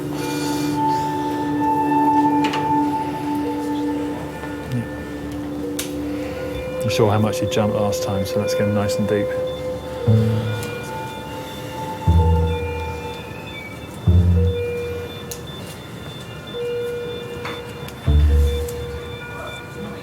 Straight head back, Simon.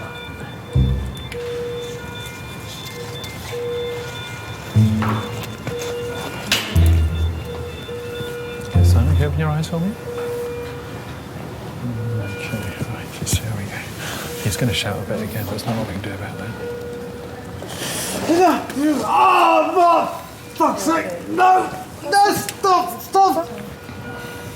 Oh! We're in. Hold down. Thank you. Thank you. All right.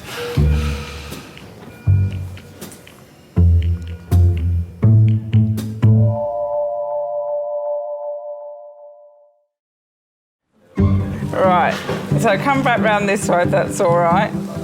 So your sheet will be a bit wet, I'm afraid, where we've done the plaster.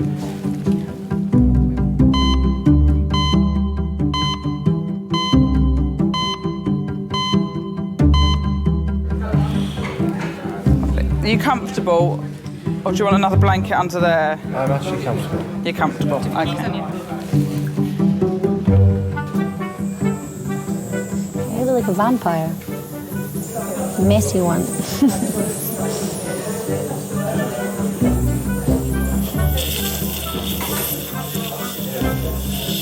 Is it still painful, or is the stuff helping? Yeah, really painful.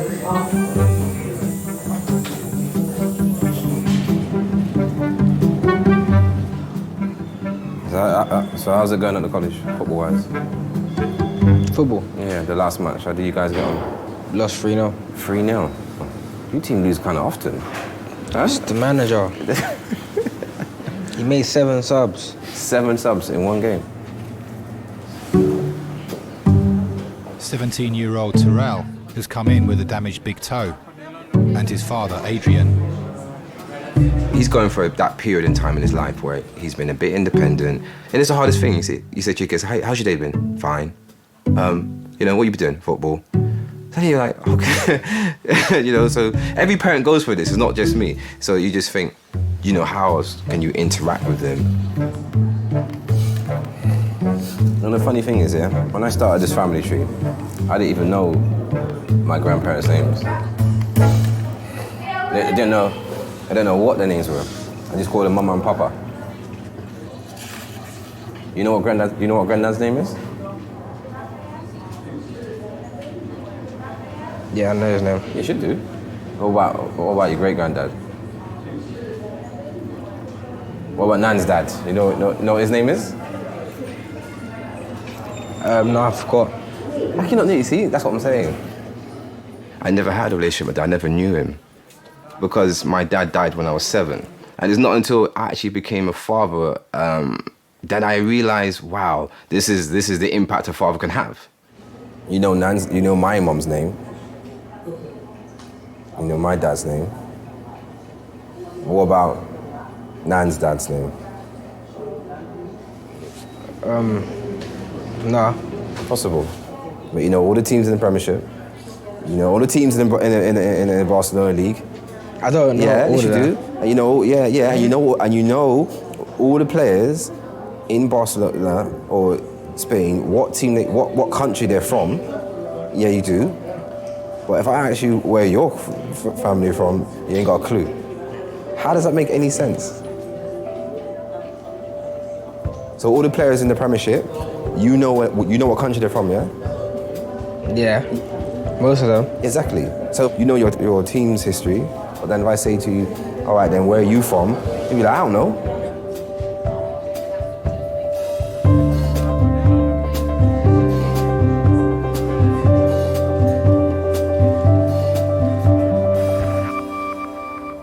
So tell me about your parents. Are they doctors? No. My father is 96. He left school at the age of 13 to work in a brickyard to support the family. My mother left school at 14 and was a shop assistant. So I was the first person in my family who went to university, or in fact, for that matter, did an A-level. Rob is the clinical director of King's major trauma centre. He's also a world-renowned specialist in facial injuries. When we're treating facial trauma, it's very much the person. You can injure your arm, your leg, and obviously undergo life-saving surgery. But if you injure a face, that patient expects that face to look exactly the same afterwards than they did before. It's us. It's what we are. It's what defines us. Oh yeah, oh no, I see your tooth. Nicholas was assaulted in a random attack 6 hours ago. Since then, he's been unable to close his mouth. I'm sorry, Baba. I don't like seeing you like this. He's come in with his long-term girlfriend, Holly.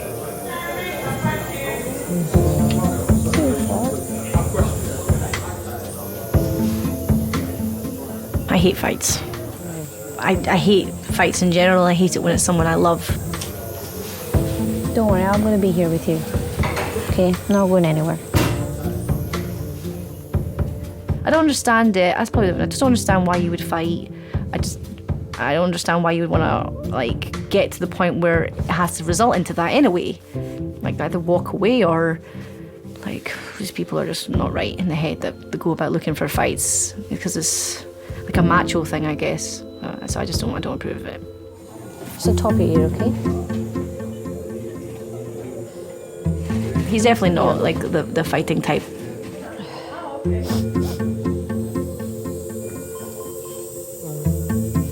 When I first met him, for sure he was a boy.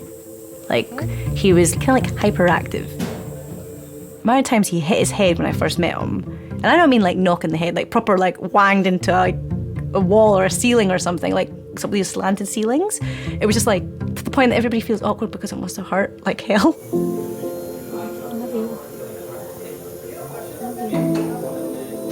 Sometimes I feel like a little bit like a mum. I'm like, can you slow down, don't run, or are you gonna hurt yourself? That sounds really terrible to describe your boyfriend as you're his mum, but that's the way it is. Now, if we look carefully on his right side, what's that? And what's that? So what's he got? He's got a dislocation.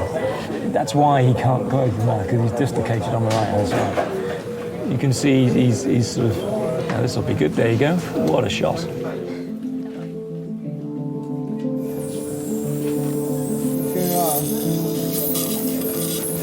Hi. Sorry. No, it's all right, Nick.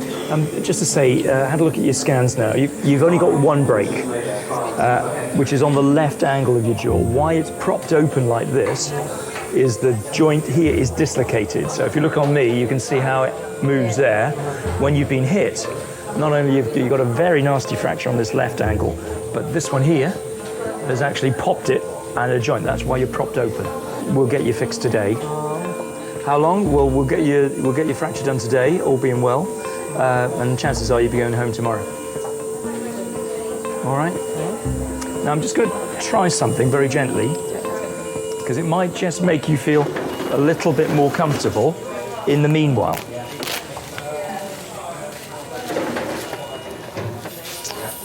It's going to be a unilateral segment, so I'm just going to see, because I'm just thinking while he's here, we'll just see if we can make this a little bit more comfortable for you.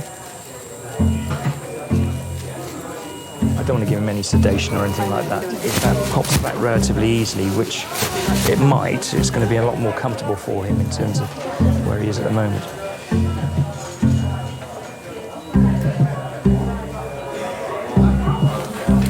Nick, just pop your head back for us. That's it. Okay, now just bear with me. Just here. There. How about that then? Better? Close your lips together. You can swallow now. Does that feel easier? Oh yeah. yeah, transoral and buccal. What we do need is... I felt relieved from the moment he stepped in the room, because it looked like the man in charge, and then he just came to me in a couple seconds. He just put a finger on my teeth and then like locked it, like I don't know exactly what it did, but it went cluck cluck and it was all sorted in a couple seconds with like a magic thumb, and it all went back where it should be. Well, from that moment I knew that I was in good hands. Do you remember when you became a man? There is a time in your life which is unspoken. And I think that between... sorry.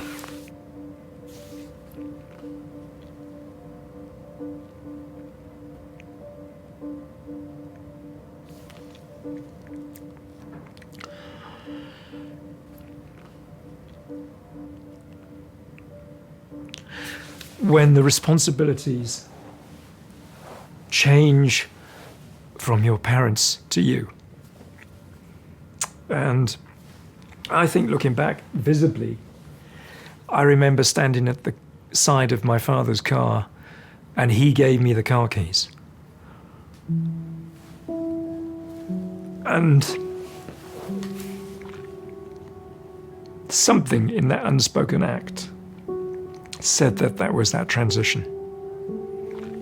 And my father is now 96.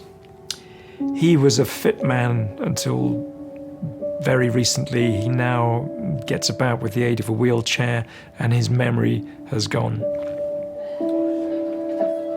And I think that passage of right, if you like, it's the start of something. And now is the time to give back.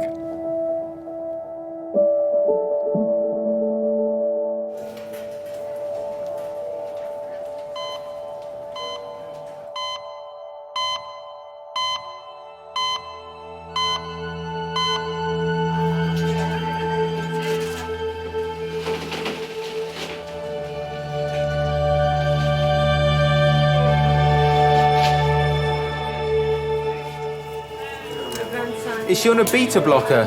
Do we know what medication she's on? Any medications? Nothing. How old is she? 78? 78. So but she's recently diagnosed with a blood clot. Confirm. You don't know.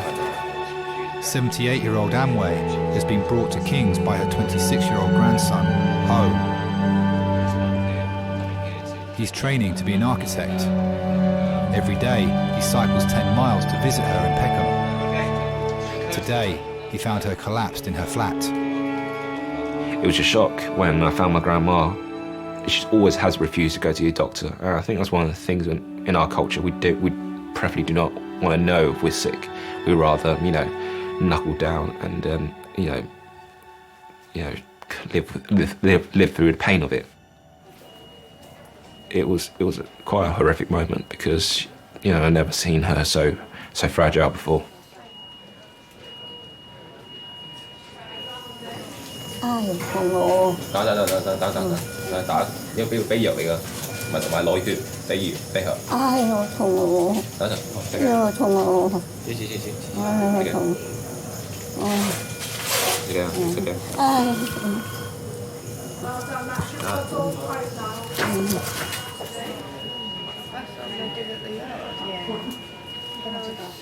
She came over here roughly around about 1970s during the Vietnam War.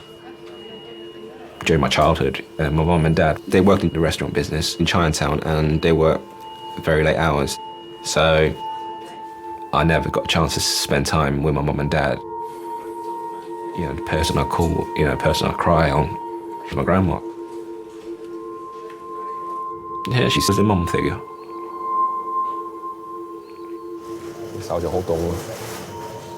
She didn't speak my English, but the words that she did know, fuck off, get out, how much, cheaper, and, ideally if she ever gets lost, where is Peckham? Because I've been brought up in the UK, we shy away at asking something to be cheaper or freebies. But you bring grandma along, they knock off a few quid. I think that's a skill that I probably never develop over my lifetime.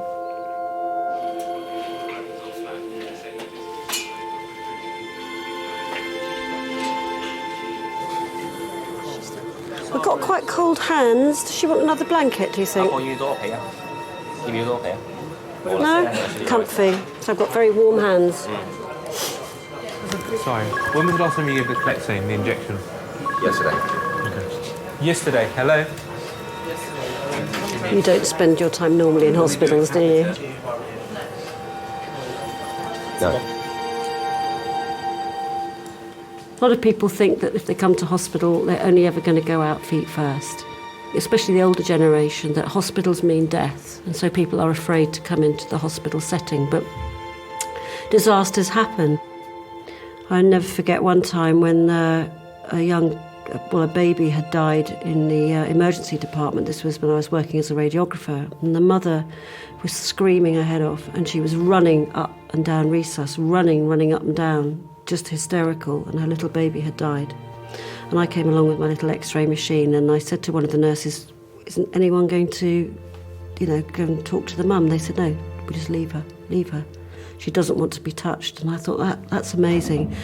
She couldn't be touched, she didn't want to be touched, she just needed to scream her head off. She needed to release that grief there and then.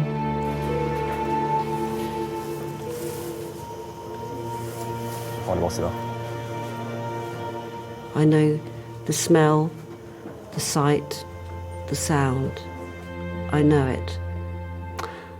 And it's familiar to me. So when I saw the granny, I could look and see and know that she was not long for this world.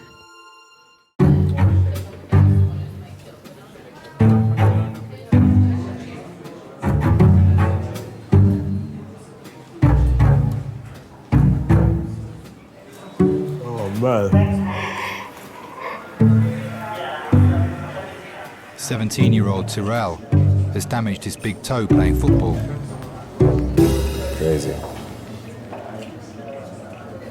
You kick the ball like that, they might have to take the toenail off.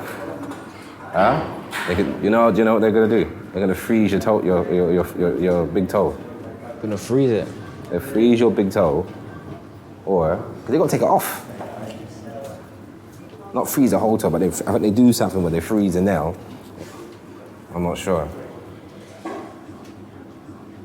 But it's gonna hurt. It's gonna hurt.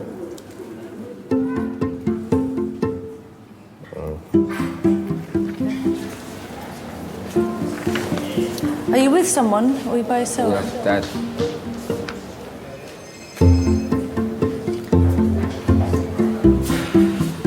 Come round this way.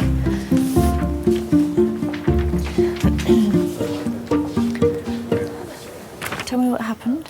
I was playing football. I had the ball. I went past the player, then he stamped on my foot. A player stood on it. Yeah. How much do you play football? Right, every day. Well, yeah. I think it's better we take the nail off. All right? Do that now? Yeah. Are you ready? Okay.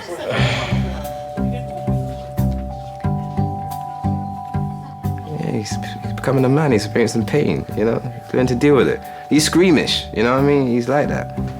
You okay, boss? I know you can feel me pulling. Yeah. Weird there shouldn't feeling, be any isn't it? pain. No,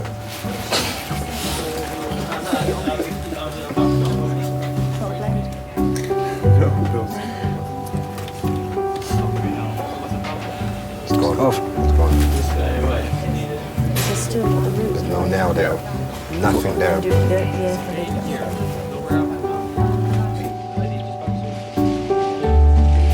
show you.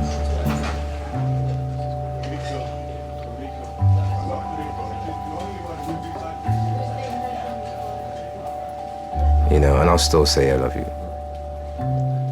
It's saying to him, regardless how big you are, I still love you. You know, so. Does he tell you? No. No, he doesn't. He doesn't tell me.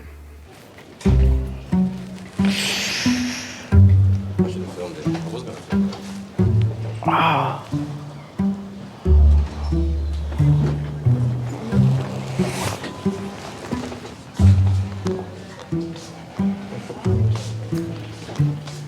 Do you remember about the family tree and where I said the family are from? Nah. You gotta remember it, it's important. You don't think it's important?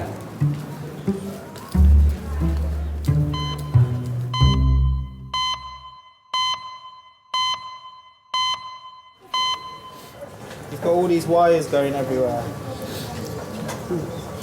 Where are you going? I thought check. You want to go home?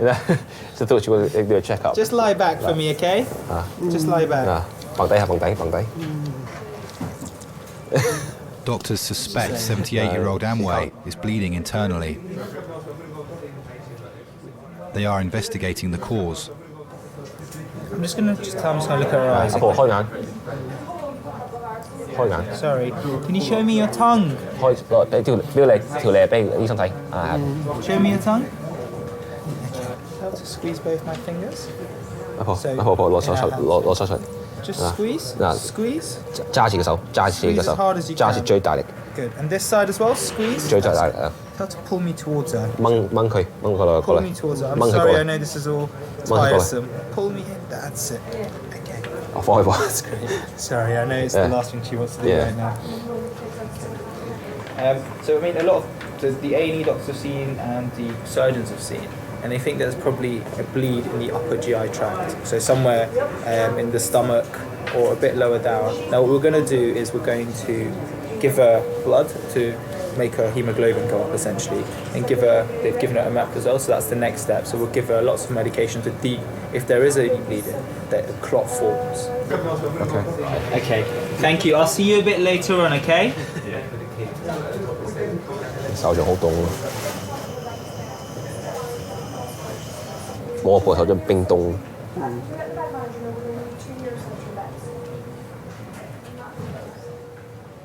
Hands actually explains a lot about the person's lifetime and what they've been through, and I have pretty, boyish, girly hands, unfortunately, but my grandma has very strong masculine hands, and you could tell that she worked hard, back in Vietnam.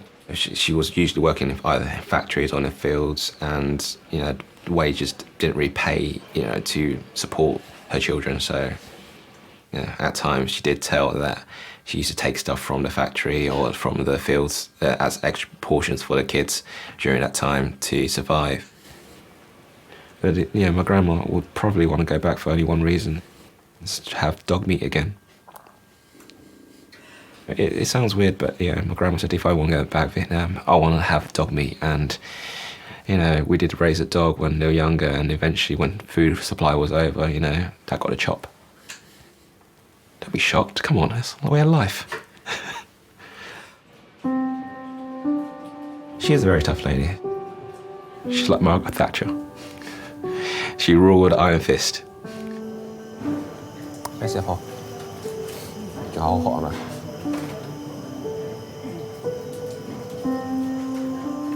When she starts to become old and fragile, and you realise that she's getting quite vulnerable, I think that's the difficult part about it. And you want to provide back. She cooked, she did all the washing, all the dishes, everything, maintenance, cleaning the house. She was pretty much a superwoman. She looked after me always. And so I felt I had the responsibility to go and look after her.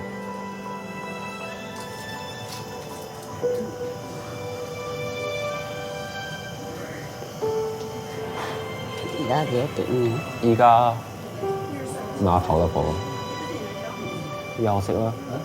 阿孫都冇嘢做，冇女朋友，冇工做，都冇錢，想點啊？阿婆有女朋友喂，佢個睇幾時食飯？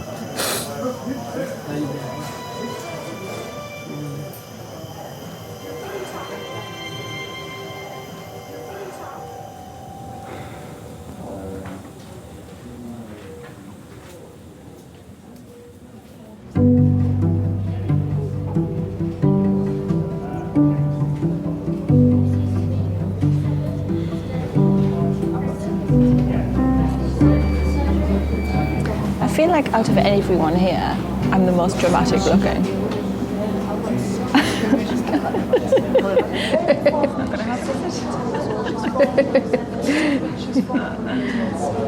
Tomorrow morning I'll be coming ice skating with my class.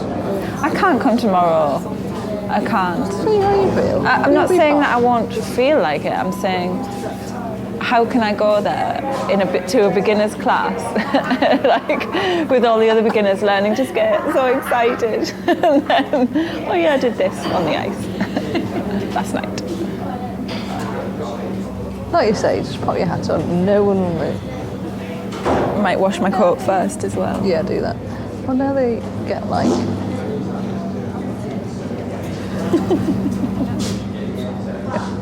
Was that what I thought it was?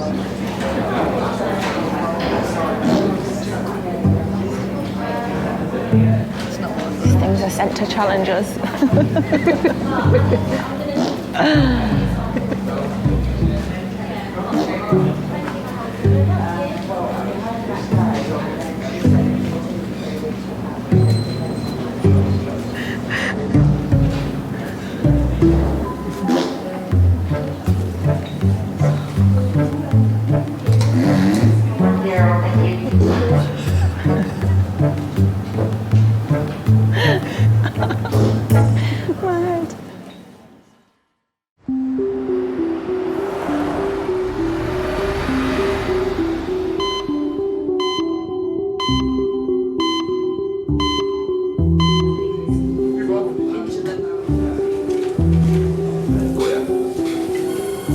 cold. Yeah, still want to drink. What about another coffee? All right, I'll remember the sugar this time. All right, I'll go and get that for you. Since arriving at A&E, 78-year-old Amway has been given a blood transfusion. Further tests are being done to find the cause of her collapse. 我車你背啊，婆，我要翻嚟行落翻架車，落車翻嚟攞啦。咁啊，舒服啲啊？仲肚痛係咪？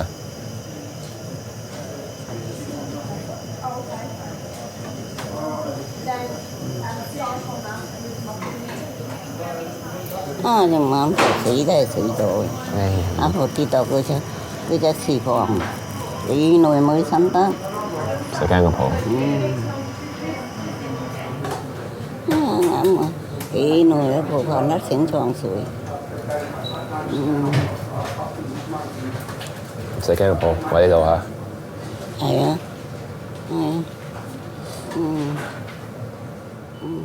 ，I think with every elderly person, there's this mysterious factor about them. You see this sort of ideal image of your grandma when you're younger, and then when you have a few drinks, it's like, you know, a completely different person. She would mix all her drinks. She had brandy, she had red wine, white wine, a lager, beer, you know, shots, and she would mix them all in one drink and, you know, drink that, fall asleep, wake up and re-drink that again. I think drinking always numbs the pain, and I think by the time my granddad passed away, she was very upset, very alone, and it was quite sudden. No one really got a chance to say goodbye, and it was very upsetting for the family, and especially for my grandma. We did tell her that, you know, her drink will probably eventually kill her, and she said it's worth it, so it made her happy.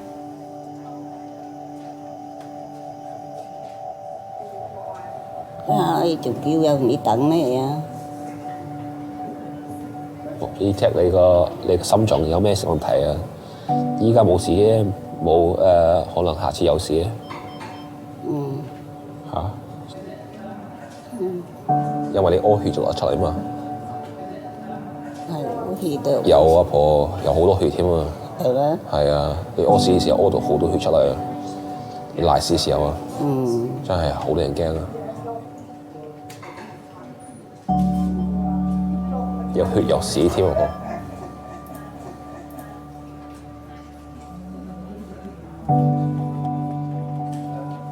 而家你救護員而家睇緊你啦，醫生嚇，我幫睇嘅。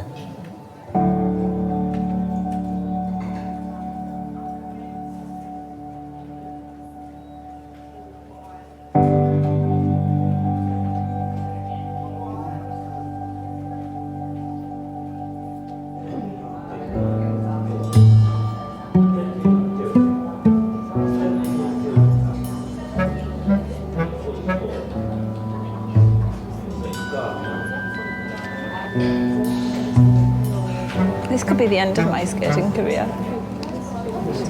No. You'll be fine. You'll be fine. I'll be fine. I'll be fine. Anyway, tell me what it looked like. Did it look bad? Do you want me to draw a picture? It was like you kind of like. Do you really want to? Can you see my bone? No, because it was all bloody. But no, I don't think so. Didn't look that bad. Okay, draw it. So. Oh look, it's even a red pen. Appropriate. So that's my face. That just looks like my eyebrow. It's fine. No, but it's like heart. It's kind of like here, and it just looks like you've torn it. Tearing sounds like it's going to look uglier when it fixes. Well, it'll be nice and swollen, so if you fall on it again, it'll cushion it. Yay! It's fallen from ice. Yes. I was only on the ice for 5 minutes. Only on for 5 minutes? Yeah.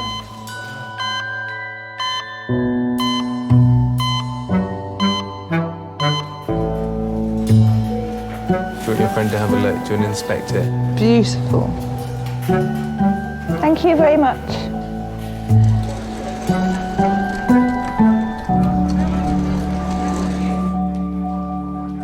Have you ever been a patient? Yes, I have. I've had a life-threatening condition. I had cancer, breast cancer 12 years ago, and that gave me a really huge scare. Because I'm also a qualified mammographer, so I knew after I felt a lump, and then I went for the x-rays, and then they took a bit longer, and then they had to do another view, and I thought, oh no, these are my colleagues, well, they're being so slow, something's wrong.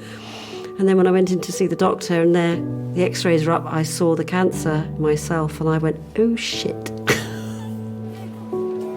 I didn't want to die. Other times in my life I thought, oh God, sod this, I don't want to live anymore. I think we all do. I think we all have huge dips as well, when tragedy strikes. But when you're in a really, really good place, and that could be taken away from you, that made me understand how precious life was. And that's also what I see in the roles that I've done within the health service, is that sense of life is precious. Life is really precious.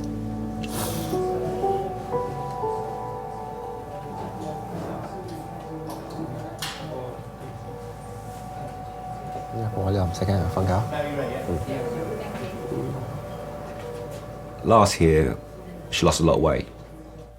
It was that she couldn't, she wouldn't eat. She couldn't. Every time she ate, the food just seemed to come back up again. So we thought, well, maybe it's something wrong with her, but we never knew how severe it would be. So it was shocked when they diagnosed her with cancer.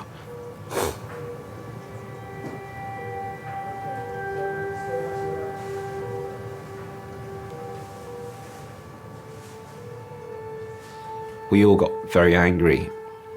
I think anger for the fact that no one picked it up earlier, or anger the fact that we didn't ask her to go to hospital, or anger the fact that none of us could do anything about, providing her, a cure, and that was the toughest part.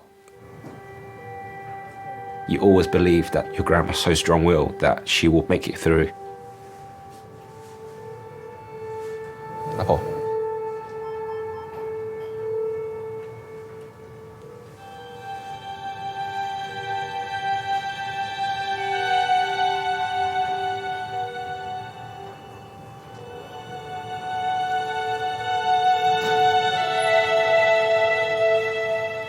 My grandma taught me it's like family will always be first.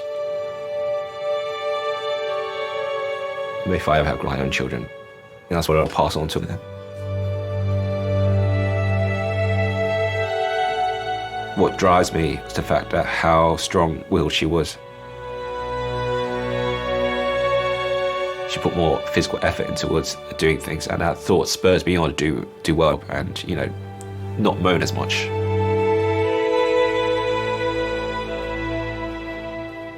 I always miss her. She made me the man who I am today.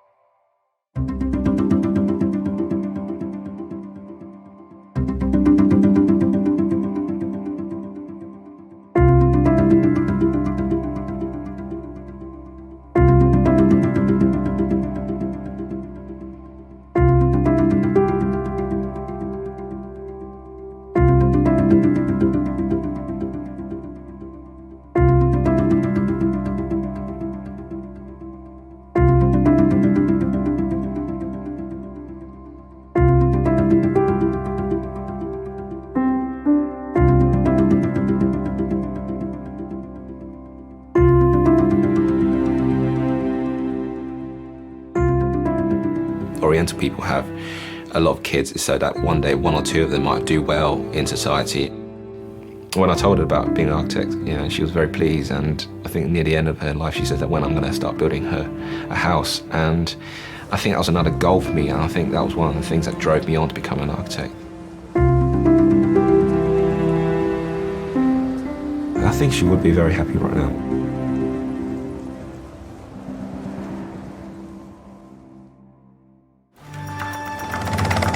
Adult male trauma. We have got food rid patient.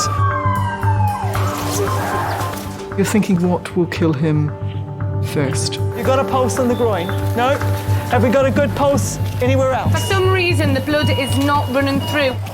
When you do that job every day and you realise how short your life can be, literally nothing's taken for granted.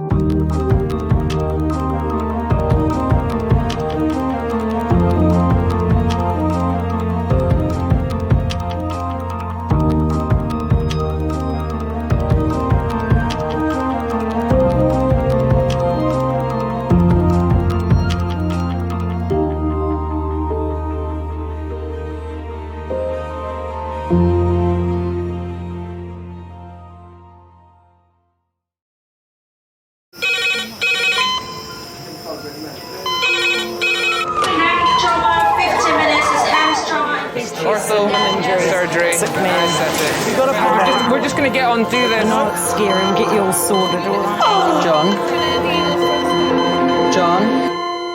John? Do you remember where you are? King's College Hospital, London. Thank God. A major trauma centre. Hit the curb, jackknifed onto the verge. Have we got a good pulse? Have we got an output? And one of the busiest A&E departments in the world. He will probably scream, but he won't remember. No, stop! Ah! A place where love. Come on, sir. Let's go. Up you go. No. Yeah. There you go. I love you. I love you too. And loss. It's all right. Unfold every single day. Don't cry. And we'll make sure Mummy stays with you. Well, listen. Right, who's not busy? Squeeze that. We can't give up on her. Come on. We've got to be strong for Mum. If it is the last bit. Hey. All the patients you're about to see were treated in one department. Well done. In just one 24-hour period. I never cease to be amazed at the robustness of human beings. I love you. And the strength of their relationships. Love, it's a reflex. It's what you do. For many of the families, despite the devastation that they may be facing, they give unconditional love.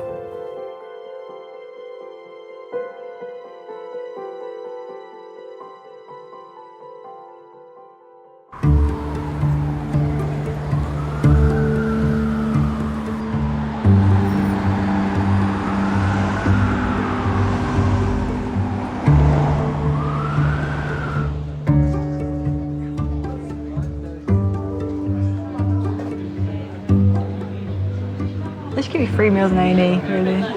If you're here over mealtime, you should get food. I think you should have tea and coffee as well. Tea and coffee facilities and chocolate biscuits. Yeah. One of the best countries in this world. And all kind of stinking people. They stink. It's the poor doctors I'm sorry for some of these patients. Yeah, but you have to live and let live. Not live and let live. No, you can't. No, you can't be. You can't be prejudiced. Be careful. That isn't a prejudice. It's straightforward. Going into me. Oh boy. Glory be to God. You think they're going into my eyes, huh? Oh well. Yeah, but sure.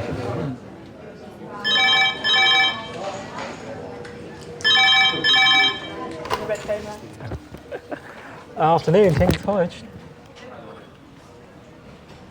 383. You're hardwired for that red phone to ring. 8 to 10. Thank you. Yes, bye. you get into gear.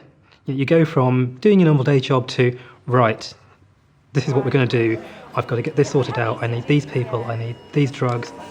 And you prepare yourself. It's like going into battle. Adult trauma in 5 minutes. A 32-year-old scaffolder has been struck on the head by a 6-metre scaffolding tube. Oh my God, I was so scared the first time I ever worked in recess, because being new to the team and not knowing everyone, it's hard when you first start, especially. It's a scary place to be. You're on the front line, you have to know everything about everything.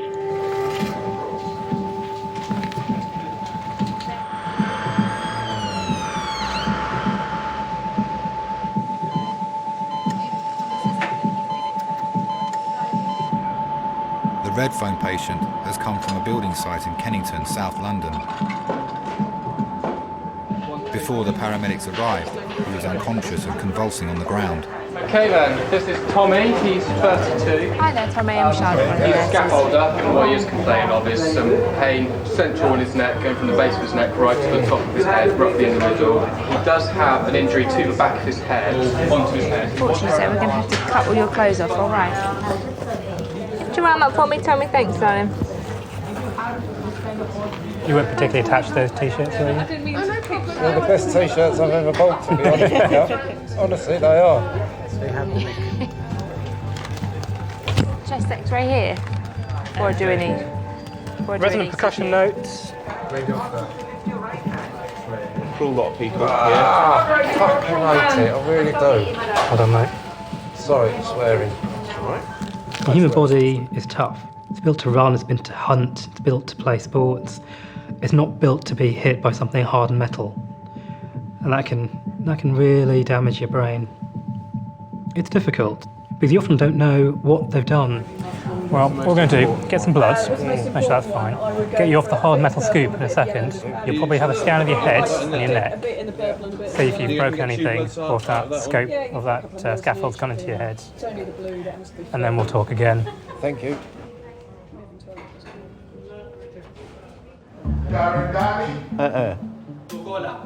Bola? Look at that. You hear him? 85-year-old Hilton suffers from diabetes and is worried about his swollen legs. He's been brought to King's by his cousin Earl. Now look it. Oh.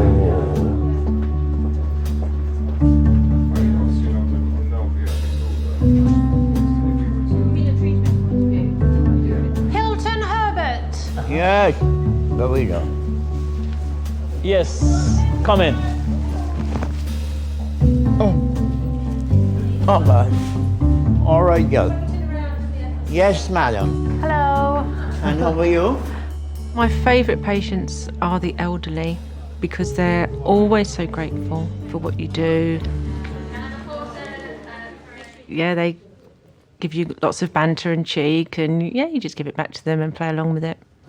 Okay, what I want you to do is get your bottom right up on the chair. Bottom? Yes, your bottom. Oh, my God. I'm a man 85. You don't inspect my bottom. I'm not inspecting it. I want you to sit on it on the chair. Oh, you must respect it. I respect you. You're a pretty little nice nurse.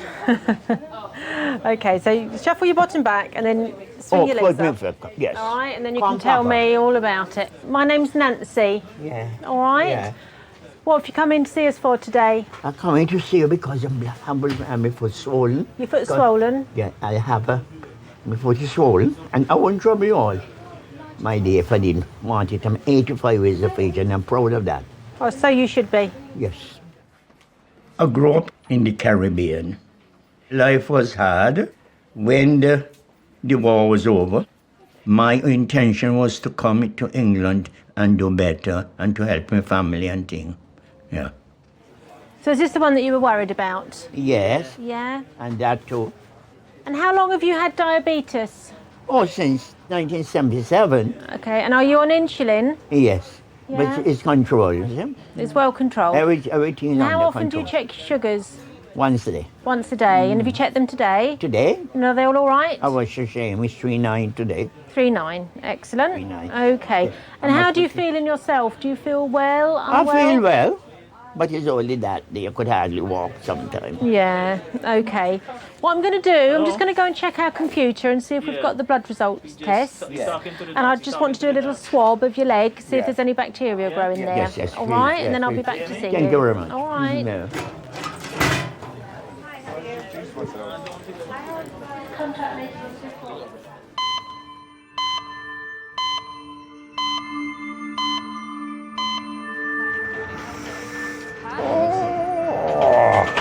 Just want to take some blood, put a line in so we can give you any medications that you might need instantly. Okay? Relax your arm.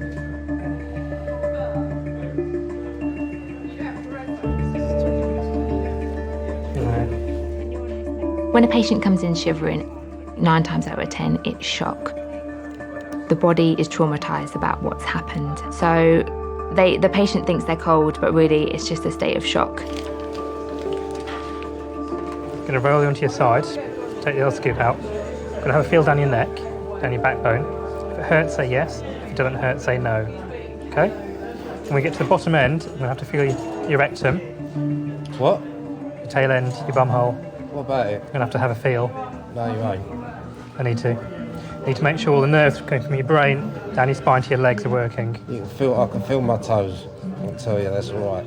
Can I have a feel on the outside without putting a finger in? How about that? Compromise. Yeah. Unfortunately, they're very specific nerves that go to very specific places, and we can't. Feeling your toes isn't the same. No, you've got to get rid of all the girls then, right? The girls be on that side. I'll be on this side. With your bum being on this side. The girls will be on the other side. You need to Okay. Okay, guys, we'll go 90 degrees on roll. Very steady. Roll. Rest your head on my hands. Okay. Yeah. Oh fuck! Sorry. Sorry about this. Yes, the longer on medication. Can you feel my finger there? Yeah. Good, give me a squeeze. Feels normal. Well, I don't feel normal, but yeah. You know what I mean. Very steady. Roll.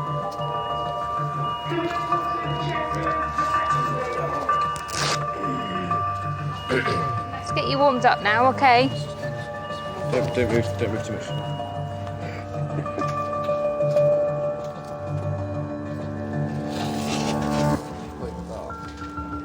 Why you take my head down?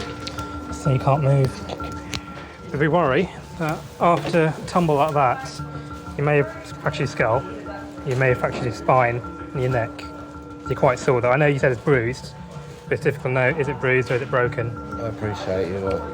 So painkillers, x-rays, scan of your head, see where we go. Thank you. What's your name again? It's Chris. Chris. No problems.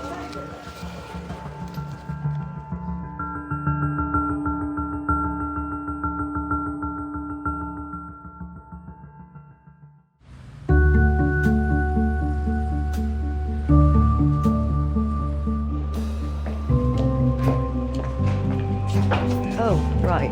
Thank you. Okay. That's it at the end. And I'll just go and get that coffee for you. Thank you. And there's your coat. Thank you. Okay, I'll just turn that.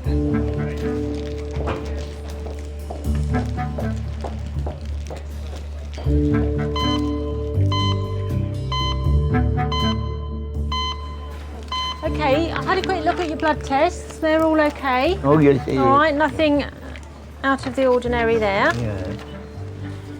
You get them quite quickly. Yes. Mhm. Wonders of technology. Yeah, oh my God. Do you live on your own or do you have anyone with you? uh-huh. He lives on his own. And who does all your cooking and shopping and everything? Me? You do it all yourself? Yeah. I still have my appetite and everything. I want to take my little rum, you know. Well, I think at your age you deserve it. Yeah, 85. Exactly. Okay. come Let me now. see if I've got some cream I can put on there now for you. Yes, please. All right. Yeah. I can't promise that I have, but I'll go Yeah. and have a look. Yes, all right. please, yes. Okay. I do think about getting older because obviously I'm a grandmother now. I'm getting that way, and I do think about it. But I think I've got a fantastic example in my own parents.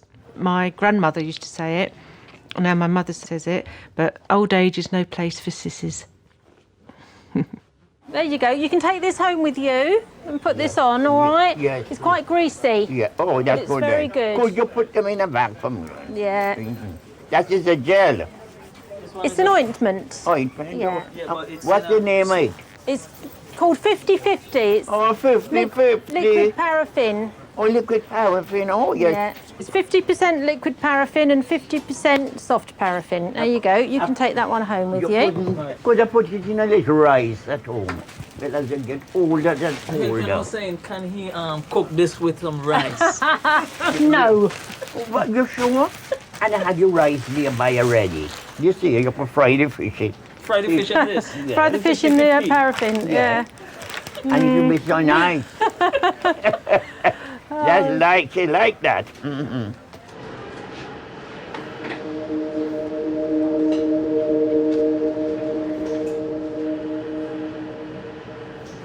It's 45 minutes since scaffolder Thomas arrived in resus. Doctors are concerned he may have injured his skull or his brain.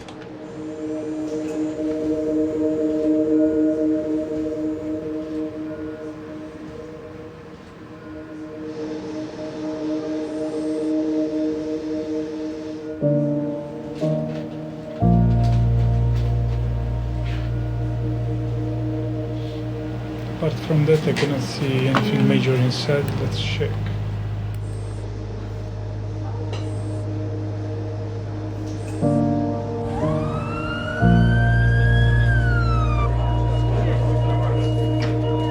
Hey, marked.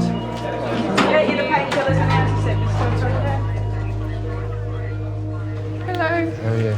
Hiya. Thomas is waiting for the results of his CT scan. Yeah, he's bringing your medication. All right. Nice accent. Are you Spanish? No, I'm Portuguese, but I speak Portuguese. Spanish. And you? ¿Cómo estás?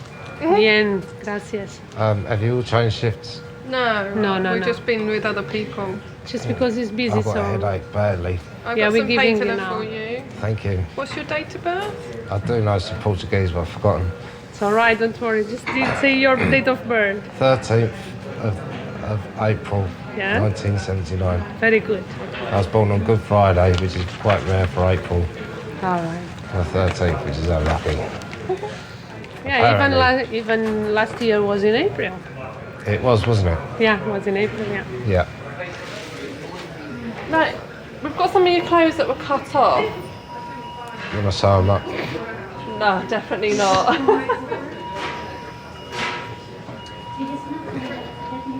Maybe someone would, not me. No, I haven't got anyone. I can have a quick look through them and see if there's anything in pockets. Do you want them in the bin? Yeah, chuck them in the bin. I will show you what I'm doing. Well, I haven't got anything to go home with. So there's no Mrs. Herbert then? Huh? No Mrs. Hilton? No. No. Strictly Herbert on its own. Some of the women, them is too bad. You can't be worried. Yeah. You could have a fling. The women in these islands, they're worse than the German soldiers. Really? Oh, blimey. I wouldn't have you. No, don't hit them so hard. The woman in these islands. Present company accepted, I hope. They're worse than the German soldiers. Oh, my goodness me. So no, it's no cause for alarm, eh? No cause for alarm. I feel as young as ever, yeah. I'm quite happy. Never married yet. I don't want nobody to have me pin down to them. Yeah. I like to be free. He said in the Bible, he said, who is free indeed. I like to be free. You need to get yourself home because it's cold outside. Oh, yes, I know. Last time I come here, let somebody get a cab for me. Okay, we'll get you a cab. Huh? We'll get you a cab. Cab, yes. And All right. put my boy in. Do you want to go and sit in the waiting room? Yes, please, Hilton And we'll Herbert. get you a cab. Yes, thank you very much again. All right. And keep up the good work. Okay, just take it slowly. 85 and it hasn't been And touched. counting. You haven't been touched? What can you trust? All right then. All right. Okay. Yeah, see you. You know which way you're going? Yes, and before Yeah, you all right. you won't call the thing for me. I'll call a cab. Yes. All right. Okay, Take care then. now. All right. They look after me nice today. It's because I've had migraines and a lot of medication. Migraine? I used to get migraine. So what did you do? I'm not quite certain what happened. But you haven't got them now, have you? No, I don't have them now. I tell you, once you go into menopause, Yes. that's tough. Yes. And how do you feel now? What? You feel well now, don't you? Touch wood? Yeah, touch wood, me too. I've never felt so well in my life. Touch wood. Touch wood.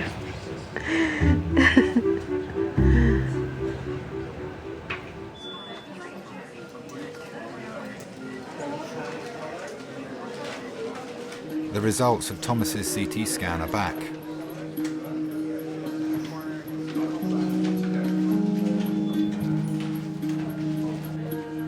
Hello. How are you? My name is Cyril. I'm one of the A&E consultants. Cyril? Yeah. Nice name. I've got some good news. The CT of your head and your neck is normal. Thank you. There's nothing broken and your brain looks absolutely intact. Thank you very much. Absolutely fine on the X-ray and the CT. We're gonna remove that. Can I take it off? Yeah, I'm gonna take it off for you. Have you got any pain in your neck? Pain? Yeah, pain. It's not painful. Oh, just at the back, but if my CT scan's fine, then it's just bruising, then don't worry about it. We'll see. Huh? We'll see. What I'm just going to ask you to do, to start with, is just to stay very still, yeah? I'm going to remove that and make sure that we haven't missed anything on your neck. Yeah? So you don't move your head until I ask you to do it.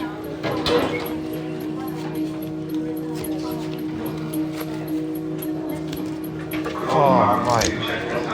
Such a headache. Where is the headache? Is it at the back? Behind my eyes and the bruising's at the back, but... Yeah. Okay. Behind the jaw. Okay, Dad? You okay? Yeah, I'm fine. And Thomas is going to be fine too. Pardon? Yeah, I was just talking to myself. Right, just don't move your head a moment. Okay. How is it? Bruised. You feel it's bruised. Could you turn your head to the right for me? It's always a relief when you get good news. You do get something in the back of your mind wondering, you know, like, is there some sort of, like, because, you know, you worry about sort of maybe a blood clot or something, you know, that could hit you and switch you off. Because it's a head injury, it goes through your mind, you know. The feeling in your legs, in your arms is normal, yeah? Normal, yeah. Cool. No pins and needles, no. Could you turn your to the left now? It's a 6 metre tube, and then the tube basically hit me square on the back of the head. I don't remember feeling anything when I hit the floor. I remember being extremely scared, you know, and all sorts of things start running through your mind, like, you know, is, okay, you're awake, but are you think to yourself, are you just going to switch off? You feel sick? I'm starting to feel sick. I was afraid of dying, really, to be honest with you. I'm a little bit of a worrier when it comes to things like that.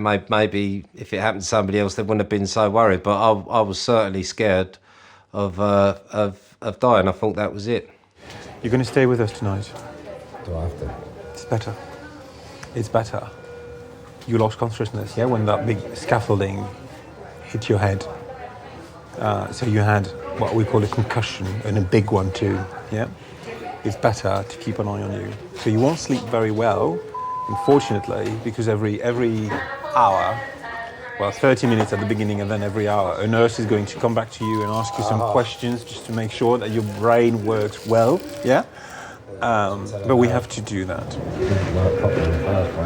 I'm sure it did.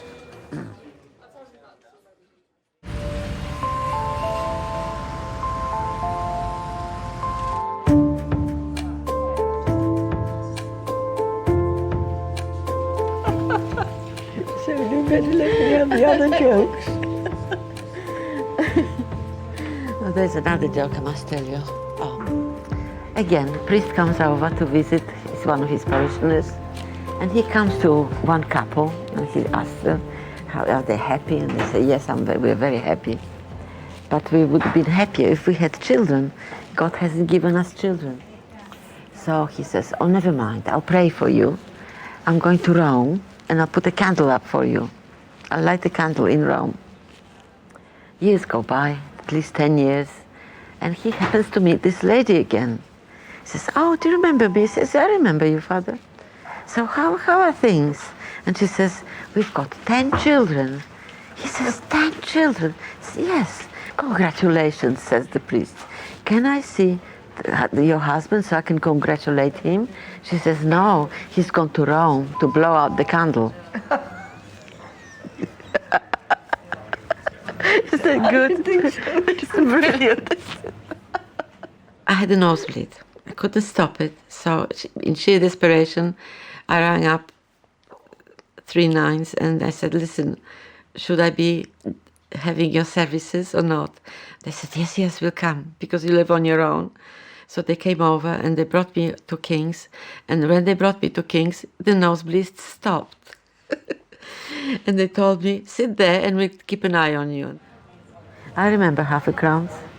Yes, I remember half a crown. Yeah, of course. Yeah. It's a long time ago. Yes, we came here in 47, which means I am from Poland. Oh. My husband also. We came here in 47. I came back to England in 1951. So where did you come from? Oh, I'm more than the fourth generation to be born in India. Oh, I see. I've never been to India. Oh. Beautiful. Yes. Yeah. We came from Bengal. My father was Commissioner of Excise in Bengal. Right. But did you have servants as well? Oh yes, yes, you have to have servants. Yes. You've got to have servants because you've got to. Yeah. There was not that's the way of life. Yes. You had to be looked after. But quite. Yes. Reaching out to someone to me is very important because I was all my life working with people, being a lecturer, teacher. So I miss it if I'm on my own and I don't talk, just listen to the radio and watch television. I must have a contact with the person.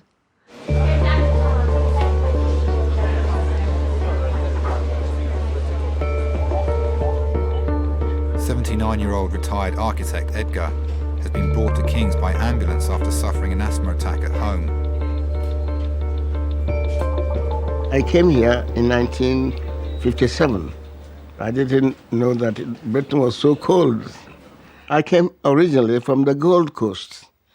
We had so much gold over there. That is why they called us the Gold Coast. But then I didn't have any because I was poor.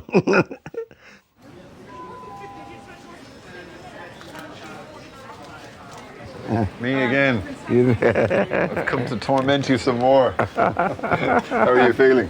I feel a bit tight. A bit tight? Yeah. I was wondering if you might be able to have a go on this for us. Have you used this? I've used it before, but did I do it now? Yeah, so you know how to do it. You hold it and make sure your fingers don't get over the line on the top. And take a good, nice deep breath in and then blow as hard and fast as you can. Okay. Right. Okay. What we'll do is, if you take a deep breath in and hold it, and then wrap your lips around it and blow quick, hard as you can. Go. That's it. Okay. Good man. Alrighty. Okay. We'll have to double this at least before we let you out of here. Okay. Thank you very much. Okay. I have more energy to do anything I want, but asthma sometimes restricts you. Like last night, I was asleep and suddenly jumped because I was short of breath. And I don't know what happened. Maybe my neighbors were worried. Oh, why is this man calling the ambulance all the time? You know, my chest is so tight. Yes, I think we'll get you one of the nebulizers for the salbutamol to see if that helps. Okay. Does that sound all right? Yes. Do the ambulance people give you one of those on the way here? You know, the mask with the steam? No. No. Okay, fine. Let's give you one of those and see does it help. Okay. And then I'll test you on this again. Thank you. every patient has, I guess, particular needs. Older patients, they need more time to say what it is that they want to say, and it's their own time. They've earned that time to take to say what they have to say. Sometimes they're very stoical and they won't complain at all, and they actually won't tell you what the problem is when they're there with you. They don't, because they don't want to admit that there's a problem, or they don't need help. So I think they do need more time. As my stepmother used to say, laugh and the world laughs with I you. know, yes. Cry and you sleep alone. Absolutely, that's true. That's right. I'll tell you another joke. Two very, very old gentlemen sitting on a bench in the park, and one of them says, "Oh, I'm so miserable. I'm so miserable. I feel like an old man because every bone in my body aches." "So how about you? How do you feel?" this one asked. And the other one says, "Oh no, I feel quite the reverse. I feel like a child. Just look, I have no hair, I haven't got any teeth in my head, and I've just wet my pants."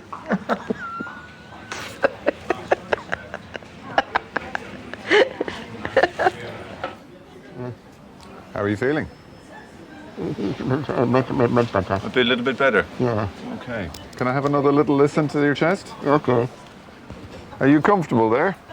No. You don't look very comfortable. Sorry, let me take this off for you for a moment. Yes, yeah. Shall we sit you up a little bit? You don't look comfortable at all, I have Yes. to say. I think.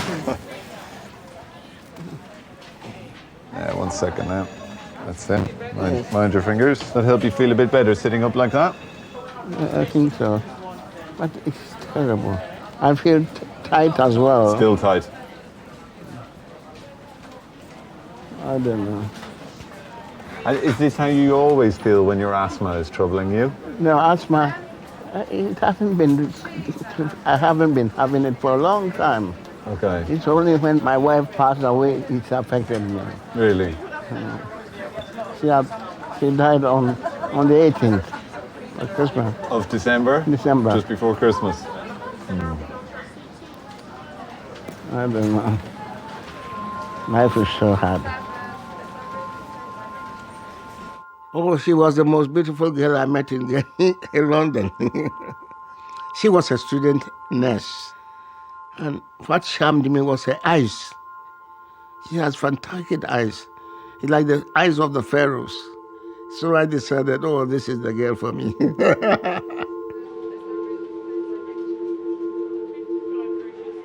And is anyone helping you?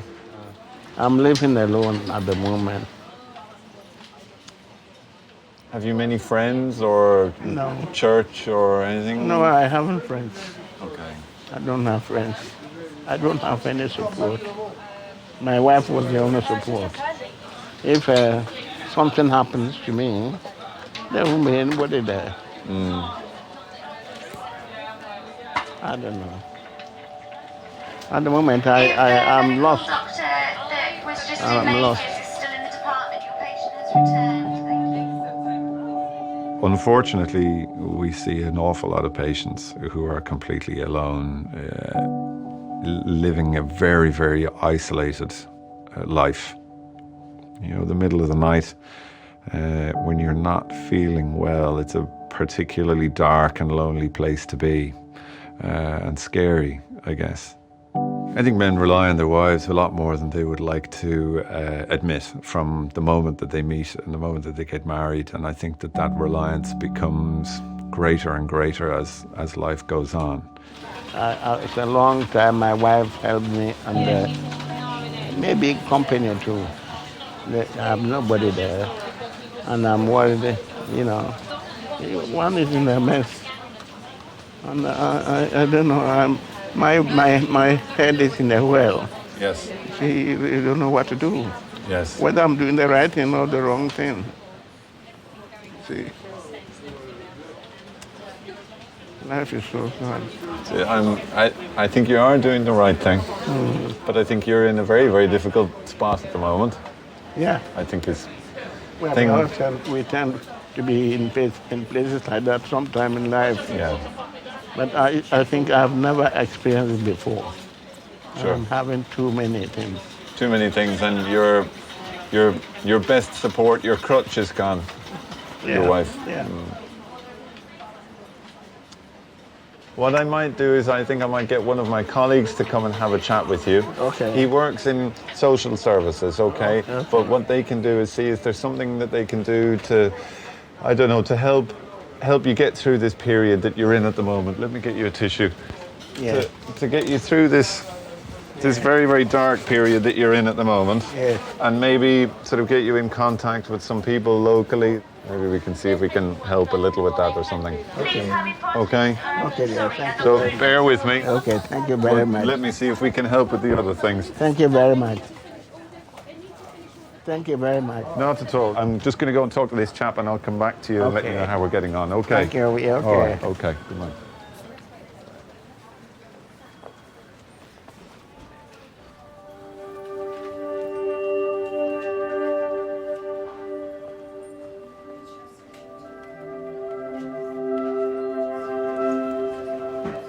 Your dad is here. Yeah, mate. Oh, got a headache and a half, eh? Oh, no. Oh. Well, just come over. I don't know, I don't remember anything. Oh. Oh, dear. I've got stomach. That's all right. But I'm tired. Better for, aren't they? You know? Are they single women here? Get your face on a nice girlfriend. Oh, no, you just relax. I'll tell you what happened. Yeah, he said something. You're setting out, and one of the stands come over. Well, I just remember waking up, thinking I was dying. You know what I mean? I know it's like because your body goes into shock as well. When I had that car crash, exactly the same. I know what it's like. I've been in bloody hospital loads. Got hit by that car, didn't I, when I was 8? Stop making a habit of it, will you? You got any money on you and all that? They reckon just tonight, staying tonight, have good sleep and everything. They can sedated you a little bit as well, I think. It brings you together, doesn't it? You know, you just kind of, you realise, it puts things into perspective. You realise who you realise some people are not so lucky to have their family around. Well, my dad thinks he's just dropping off a toothbrush and a deodorant. He's going to make sure I'm all right and just go home. But, you know, he doesn't realise that I'm sitting there and I'm grateful to have my dad there, or anyone, family-wise, or even friends, you know. There's a lot of people in this world that haven't got anyone.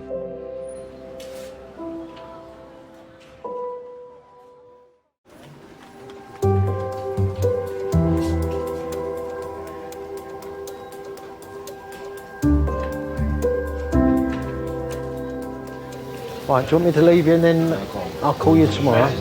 And once you've got the all clear, then I'll come up and get you, all right?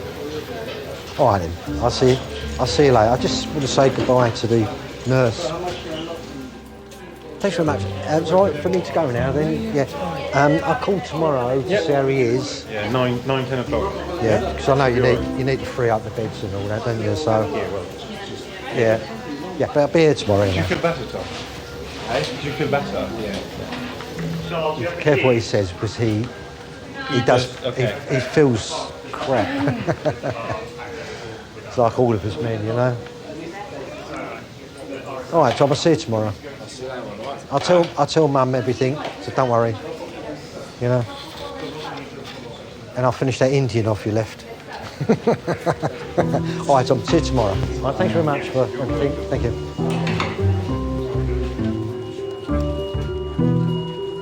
I didn't do very well at school. For someone like me, you leave school, what you're going to do? You're going to be a plumber, a bricklayer, chippy, or my uncle's got his own scaffold firm, so it just kind of went from there. I just kind of slipped into it, really. It's hardly glamorous. There's a lot of wear and tear on your body, you know. I have to wear a knee support these days, and I'm only 10, 11 years into my job. I've got another 30 years to go yet, at least.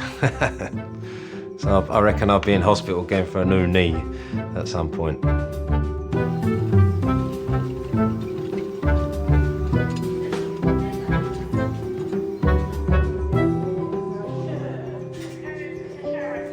My husband was a colonel in the Polish army.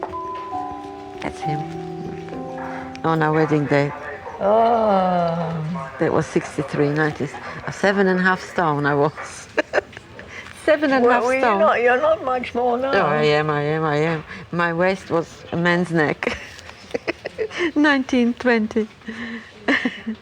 He was a beautiful man, beautiful. It never entered my head that I might be a widow one day. Never.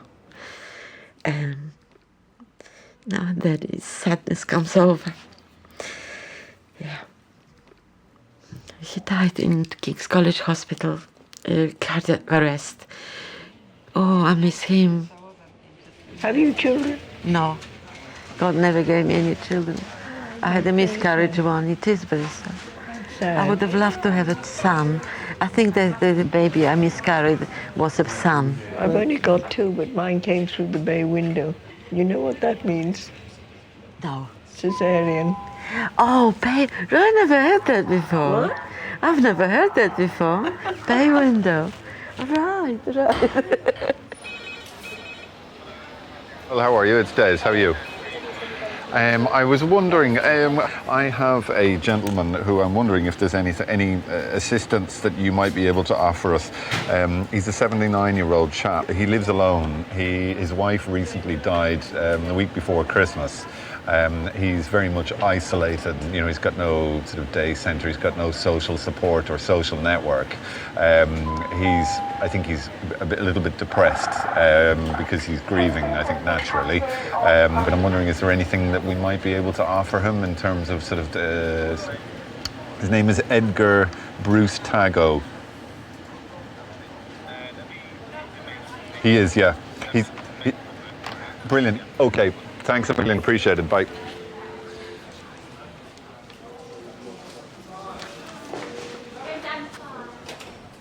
Hello. Lucy, a Red Cross volunteer, has come to visit Edgar. Because we've got some volunteers down in Bromley, which nearby the place where you live, and I thought I've got a very nice lady. She's called Mary, and if you would like to, she can come to see you maybe on Thursday, because she's available on Mary. Thursday. Yeah. And she's really lovely. She used to be nurse as well. Oh, I see. She likes to see people and basically... Maybe she even knows my wife. Oh, is it? Because she's worked for 28 years there. Wow. She was a midwife there. Edgar, as I said, I would... Oh. I always feel sad. But life must go on. We live together, we help each other. And now she's gone. You see? That's how I feel. It's a lot to take in. Yes. There is a phenomenon called broken heart syndrome. And I think that once your partner and your anchor is gone, then why are we here? I find it difficult to know that there is an aspect of my patient's care that I can't sort out, because that's why I'm here, is to sort out these issues. But sure, I'd love to wave my magic wand and make absolutely everything fantastic, but life's not like that. And I don't want to live with anybody else. No. No. I don't want to live anybody who is looking after me. I don't want to live. No. No, if my husband goes and I have to be alone. You want to be alone? Well, no, my daughter, I don't want to live with my daughter. No. It's not fair to her. Right. Well, she might, yeah. No. Because some people, yeah, it just depends. She lives in Chelsea, she's got room. Yeah. But I still don't want to live with her. Well, it's just how you want it, yeah. Yeah. It's just whatever makes you happy, that counts. I hope I go first. Oh, no, please don't say that. Nobody knows who goes first. What? Nobody knows who goes first. Nobody. No, please God, I go first. So how is he going to cope without you? We can go live with my daughter. That'll be okay. That'll be fine. Will you look after yourself? Thank you. Yeah, and hopefully we'll get things a little bit brighter. Tomorrow is always another day. Yeah, that's right. Yeah. Thank you very But much. if you need, You're very nice. well, most of them are. These two are particularly. Yeah. Now your chariot awaits. Okay. Have a seat. Look after yourself.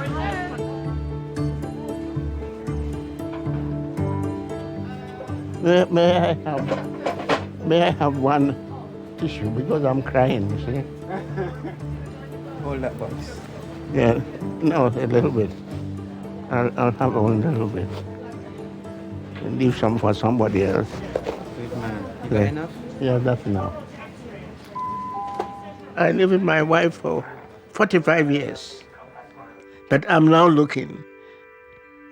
And I hope, all being well, I might find another one. But then I will be possibly too old. Thank you. Bye-bye. She was so lovely. And that's life, isn't it? We have to carry on, whether we like it or not. And I'm still here. When God wants me, He will have me.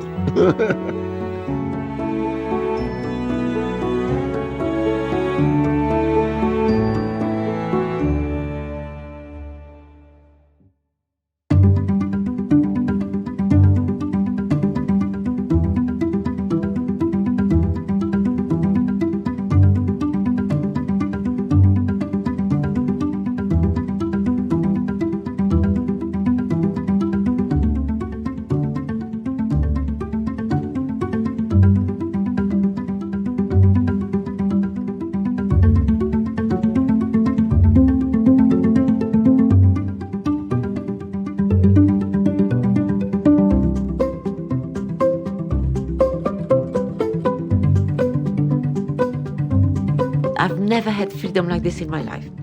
That I can do whatever I like. I'm completely free. And even now, I'm completely free. I cannot go with a married man. That's the only thing. But I can, if I fancy anybody who is completely free, then I will go with him. No, I won't, but I could.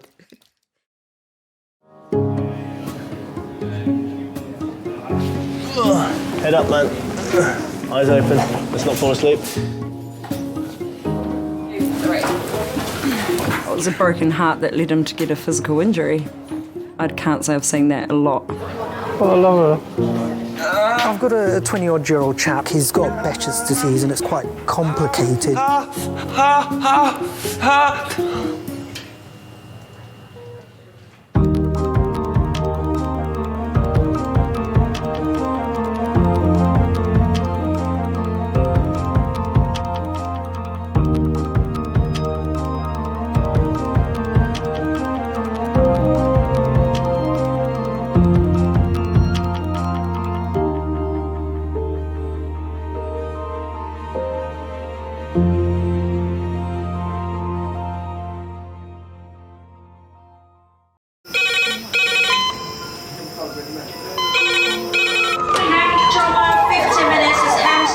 Ortho, surgery, you got a problem? We're just going to get on through this. Not scare him, get you all sorted, all right?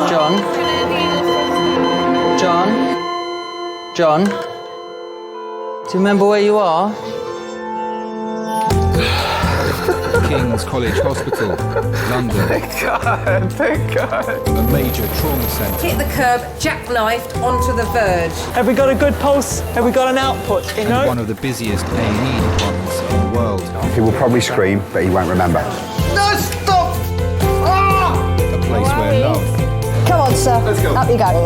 No. Yeah. life, There you go. I love you. I love you too. and loss It's all right. unfold every single day. Don't cry. And we'll make sure Mummy stays with you. Well, listen. Right, who's not busy? Squeeze that. We can't give up on her, come on. We've got to be strong for Mum, if it is the last bit. Hey. All the patients you're about to see were treated in one department. Well done. In just one 24-hour period. I never cease to be amazed at the robustness of human beings. I love you. And the strength of their relationships. Love, it's a reflex. It's what you do. For many of the families, despite the devastation that they may be facing, they give unconditional love.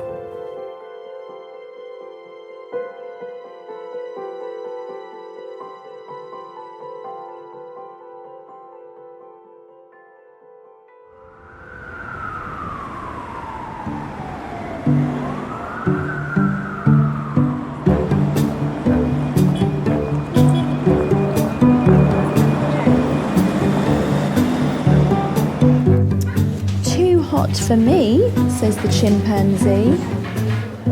Don't just grab it, says the angry rabbit. I like that story. You?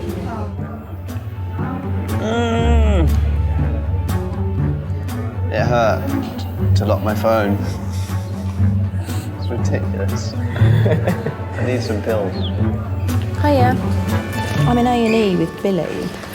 She had an accident in school and got rushed to hospital by ambulance. She's got a massive contusion on her head. They said she lost consciousness. I mean, hopefully they'll let us out and it'll be, you know, we'll be tucking into a bottle of wine in a couple of hours.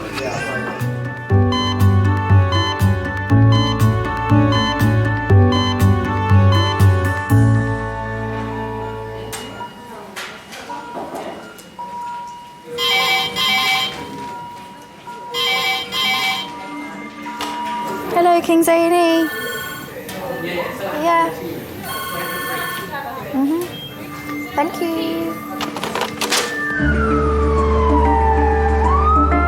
Adult red phone, 10 minutes. That's adult red phone, 10 minutes. Laura is the nurse in charge of resus today. Her first patient is a 94-year-old man with breathing difficulties. Hold on. Dougie. He is 94. Georgia said today he had a sudden onset of DIB about 7 o'clock when she went up to give him his nap. He's at 5 milligrams of salbutamol and oxygen. Sat at about 92 now. Cool. And that's his ECG. Okay, for the pain. Douglas has come in with his youngest daughter. His emphysema and bronchitis have been deteriorating since this morning. Started on amoxil and prednisolone. Okay, let's get some blood out of you, sir. All right, so big old needle coming up.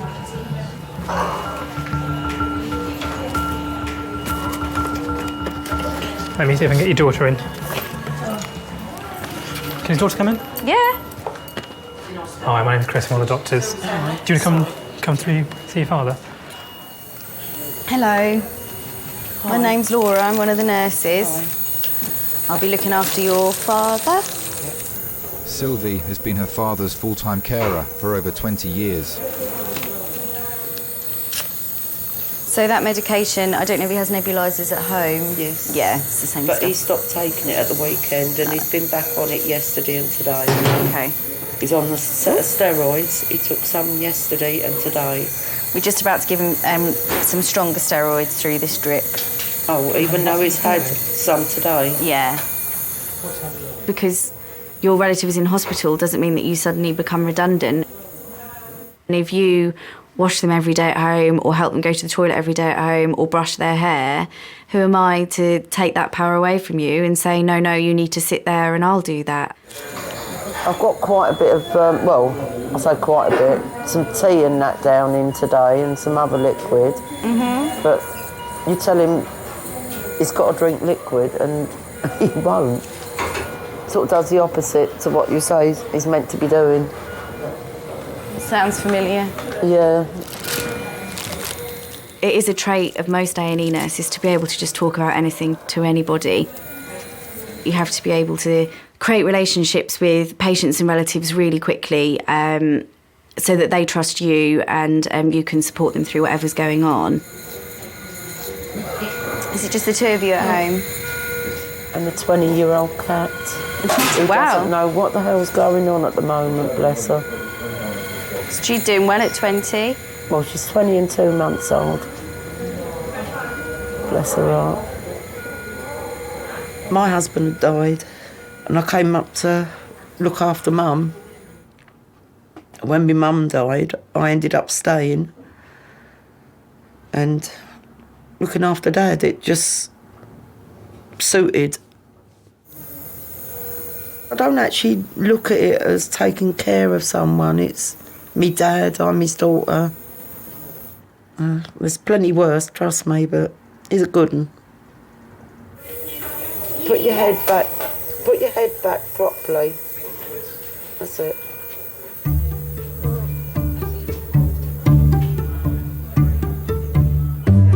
I don't like to go on the bed. Well, hopefully we can go home in a while and I'll give you some chocky. But my head is not It's not what? hurting anymore. Doctor's going to come and have a look at you just to make sure that he's happy with the lump.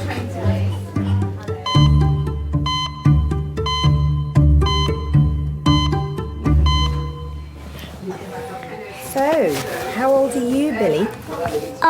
4. 4. Do you remember what happened? Yeah. Can you tell me? Yeah, but I slipped over and bumped myself. Oh dear, that's a shame. Where did you bang yourself? Where did you bump yourself? Which bit? Over there?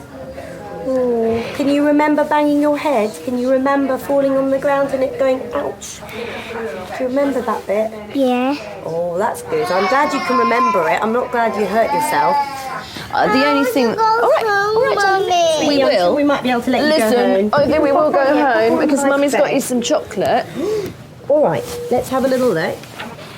Can you see everything normally? Does it all look fine? Does Mummy look fine? Does she look normal? She looks a bit stressed. Funny. That's it.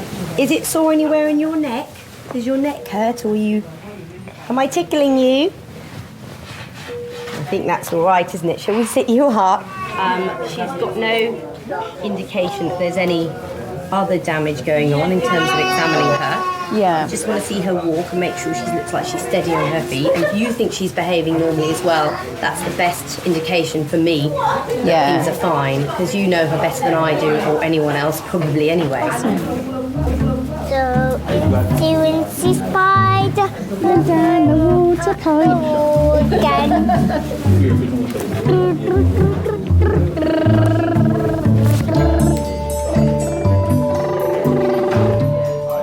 Right, come on then.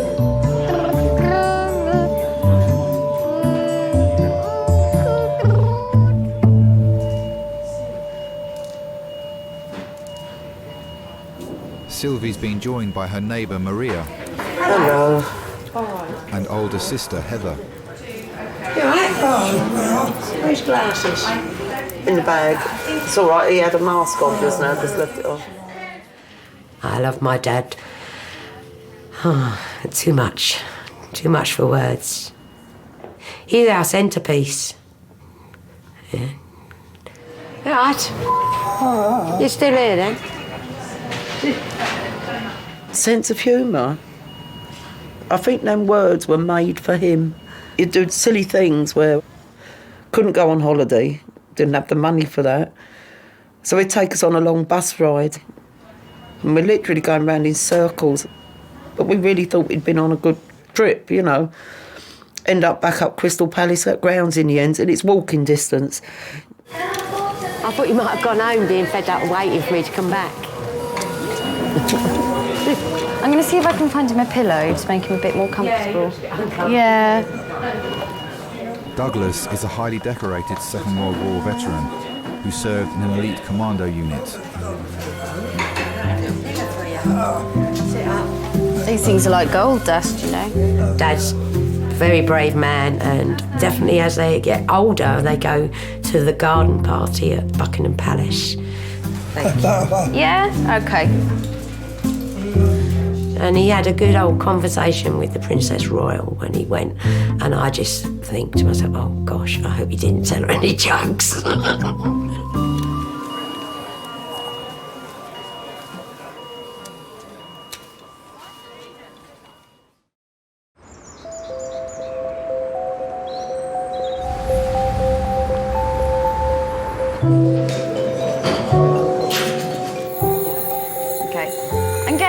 do some antibiotics into your drip and then some fluid so you don't feel quite so dry? One of my best friends sent me a card years ago that said on the front, "Nurses are angels in comfortable shoes." I've still got that at home. I thought it was quite funny. It made me smile. Okay. Right. If you see someone vulnerable, whether it's a baby or an adult who is unwell, you want to look after them and reassure them. I'll just be whizzing back and forth, getting him different medicines. Did you have instant pain? Did you yeah. Turn your hand over. Laura is the senior nurse in minors today. I never really got on with resus and trauma because that's working with death and dying a lot. And I knew I couldn't do that forever. So it's all across here. All there, and my finger is numb. My little finger. Not that numb. It's not that numb. It's like if you move it, it hurts. Yeah. There's always something a week that I haven't seen in 8.5 years at King's. Why did you trip over? What happened? I think I tripped over the wedge shoe. It is wedged, isn't it? I had a guy that slipped on a banana skin last week because he'd just left it on the living room floor. Why would you leave it on the living room floor? I don't know. But anyway, he slipped on a banana skin. I just kind of, as I do, stumbled and fell. But how much you had to drink just for health reasons? I like the characters. I think that's the best. It's not always the injury of the patient, it's the character of the patient that you enjoy. So have a seat, Midge. And Sit in the friend? Corner. Midge's mate? Yeah. I'll be fine, I'll just stay. Yes, lovely, thanks. Let me just draw the curtain. So my name's Laura, I'm one of the nurse practitioners. How can I help you? Pretty much hit a punching bag like thing. A narcade game where you hit it. Oh, okay, yep. This morning it's all swelled up and So I this can't morning really you did do it? I did it yesterday, but overnight it just seemed to have swelled up and Did it hurt at the time? Yeah. And pretty much He didn't make much of a fuss after it happened. He said it hurt, and Must have whacked it really hard. Yeah. You're trying to beat your personal best. He got the highest score. You got a top score though. It's all worth it. Do you want some painkillers? Yes, please. Do you have any today? No. Nothing. Okay. Get your painkillers. Let me order the X-ray. Now, what kind of stuff do you want? Do you want some codeine? You all right with codeine and paracetamol? Codeine, yes. Does that work for you? Okay, let me get those. What does INA stand for?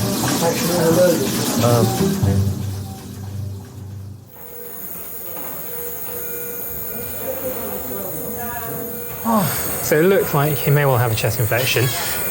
So he may well be staying in overnight. Blood tests, X-ray, usual.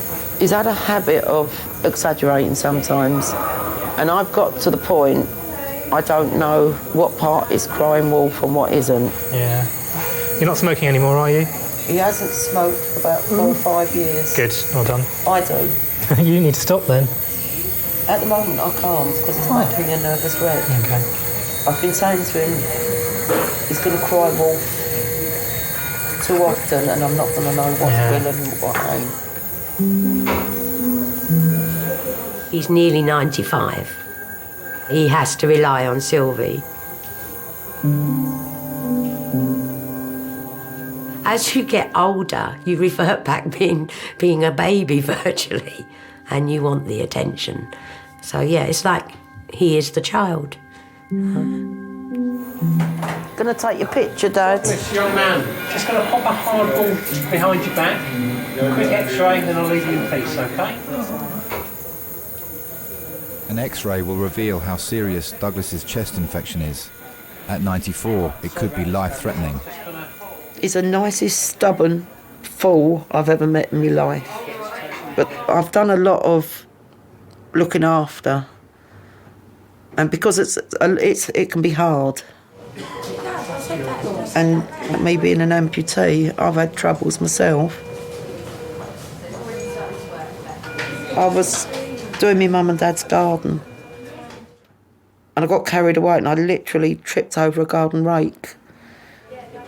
And the ankle fractured in 3 places. In the end, because of the fractures, it put a disease into the leg. So I carried the leg around on crutches for 3.5 years. And thank God they finally cut the leg off. So I'm back trying to walk in a leg again. do it. Even if it's just to keep up with Dad.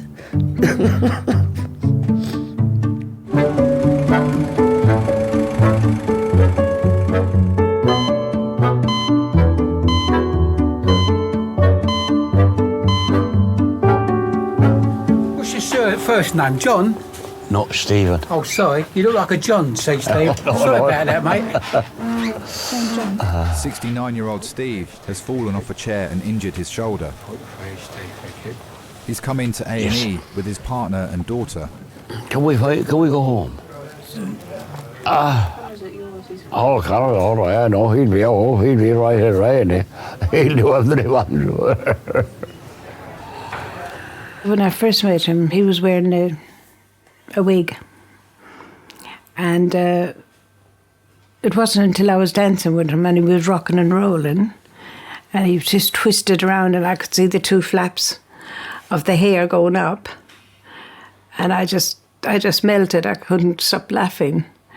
And when I came home that night, I threw it down the toilet. I said, that's it. You're bald, that's it. There you go. Thank you very much.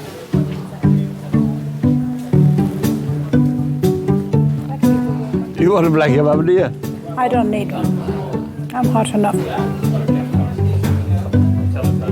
Oh, he used to dress really well. Yeah, he stood out. We started off in Peckham, didn't we? Yeah, we are still in Peckham, Stephen. Oh, no. Oh, we're still in Peckham, yeah. Yes, dear. He was a right old charmer, yeah. Charmed the birds of the trees, he would. How are you feeling? Huh? How are you feeling? All right, fucking Want a awful. drink of water, right? No, I've got a funny. Huh? I got a funny headache. You got a bad headache? No, I didn't. I want a headache. I headache.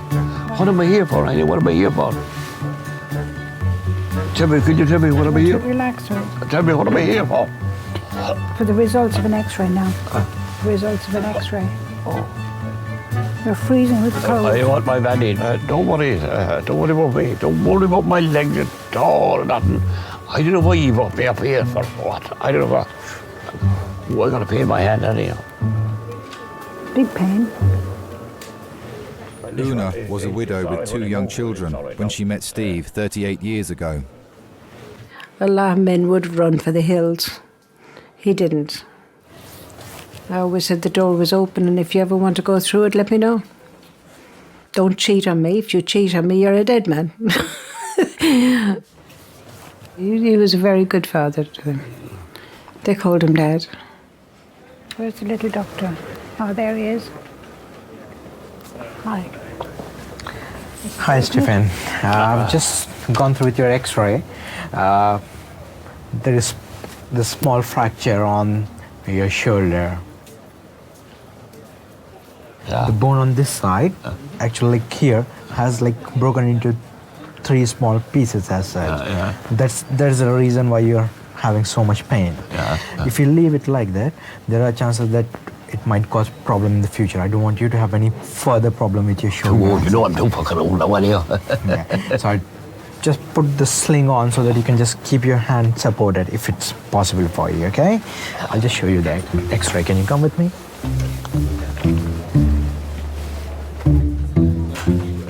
There you go, down the hatch. Now, do you want a proper sling? Well, when I say proper sling, kind of made an NHS emergency sling. I do like some of the practical stuff, like I love suturing and plastering. So just make sure the whole arm and the wrist is actually hanging in the sling, not outside. Perfect. And dressings and wounds. Because that is really nursey, isn't it?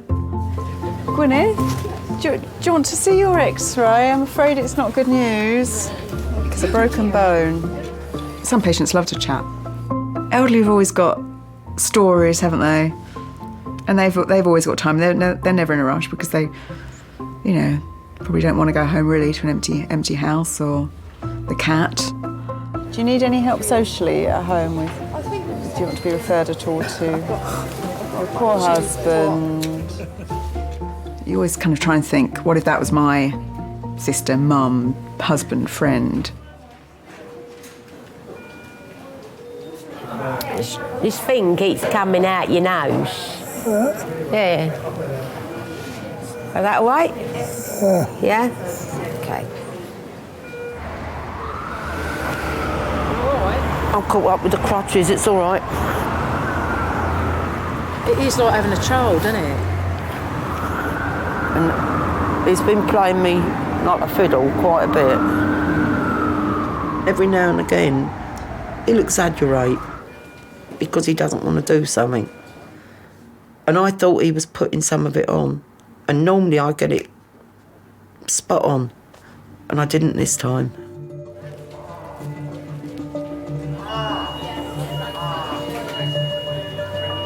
Why are you beeping now? Jesus.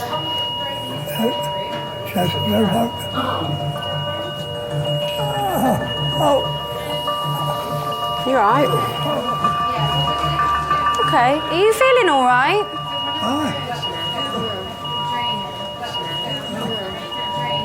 All right.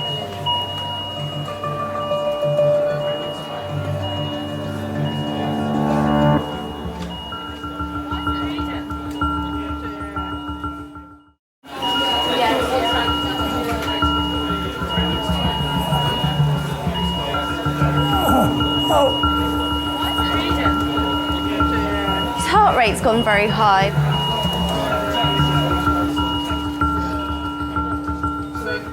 Now it's come back down.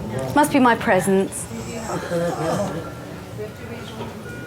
Okay. Oh well, nothing to panic about. Just took me by surprise, that's all.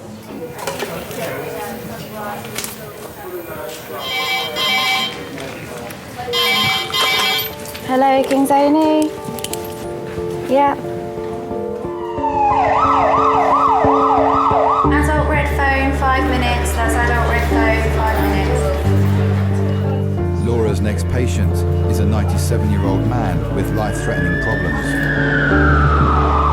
Unfortunately, I now know there is a massive spectrum in the way you can die. It can be very peaceful and comfortable.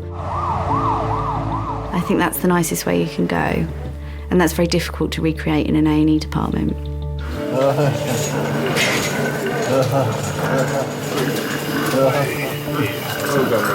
This is a 97-year-old Hector. He's from the nursing home down the road. It says here he's got pseudo-obstruction, anal stricture, prostate cancer, and he's blind in the left eye. Okay, what was his name again? Hector. Hector's airway is in danger of collapsing and his blood pressure is dangerously high. Hector, do you know where we are?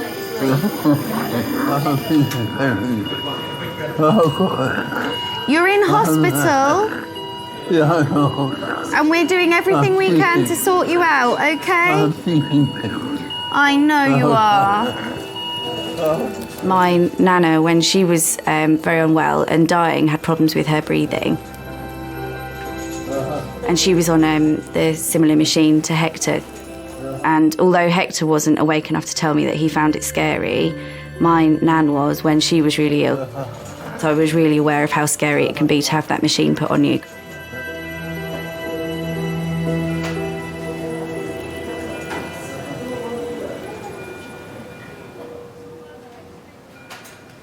Hi, like I said, my name is Dr. Rao. I'm one of the medical registrars here. Can you hear me? Douglas's X-ray has revealed that his condition needs close monitoring. And how are you related, sorry? Daughters. Okay.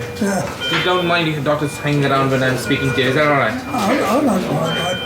It'd be best because he won't hear much of what you say. He's a bit nut and chair. Right. What brought you into the hospital? Couple of weeks. I've been a bit upsy-dumpsy and I've been hallucinating and things like that. Now, it's the first I've heard about the hallucinating because he's not mentioned that at home. Okay. Now, I've had a look at the X-ray. It appears that you've got a nasty pneumonia on your left side. Okay. Yeah, you've got some changes in relation to your bronchitis and emphysema. but the pneumonia part is new. So what I'm going to do is, basically you need to definitely come to the hospital and stay with us, okay? Has he got this because I've not looked after him? You have looked after him. Don't do that. You've done nothing wrong. Don't you dare. I don't think you should feel bad. I don't see any reason why you should feel guilty.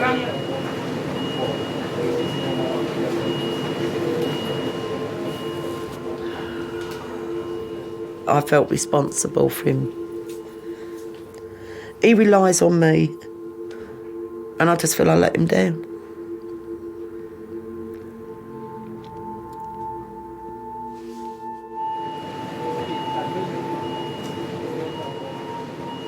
We found out in the end that he had double pneumonia and his kidneys were collapsing, and they told us he probably, wouldn't last a week. It was like all my nightmares coming through at once.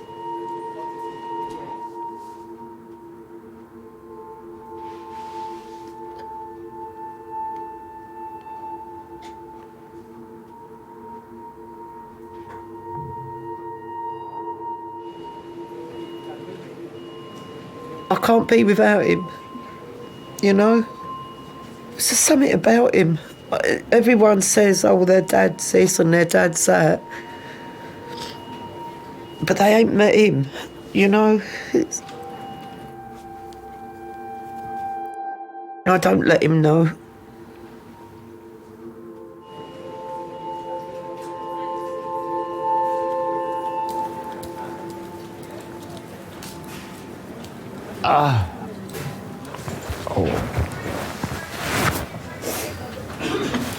Yeah, but I can have a go to the toilet. I have to go to the toilet. I want to go to the toilet. Stephen, I really want a nurse just to get you down off the bed. What's she going to do? I'm not going to piss in the bottle. Don't tell her that I'm not going to do that. Excuse me. Hello. I need a nurse. He wants to go to the toilet. Nurse is right there. Okay. I'm so busy looking after him. I forget you. You forget about yourself, you know. It's just like if you have a child, you don't think about you. That child is number one, isn't it? Yeah, you don't want to do it in I don't want a bottle. I don't want it. I want to walk. Yeah, I want to go to the toilet. I would just want to go to the toilet.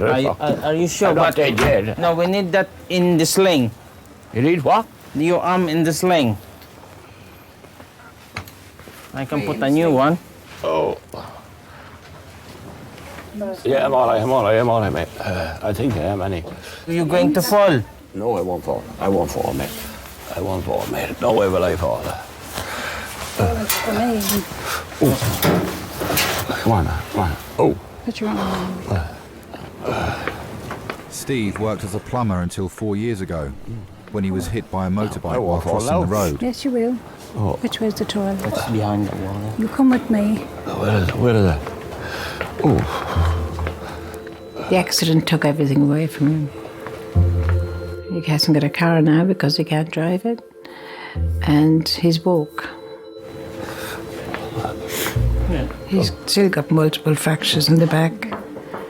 And the 11 pins in his legs and plates. Just wait your time. Take your time. Don't go on your own. Okay.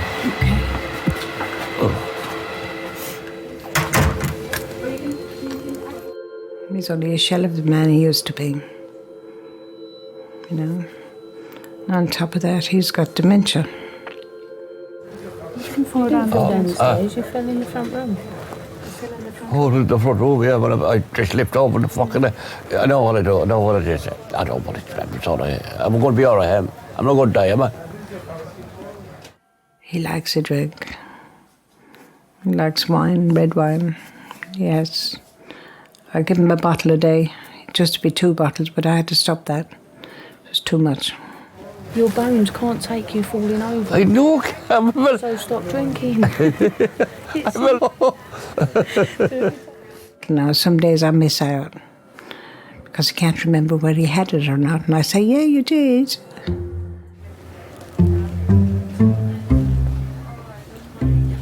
I've spoken with the orthopedics team. They have reviewed the x-ray and they have suggested me to refer him to the fracture clinic as such, so that it can be seen, and further treatment will be given.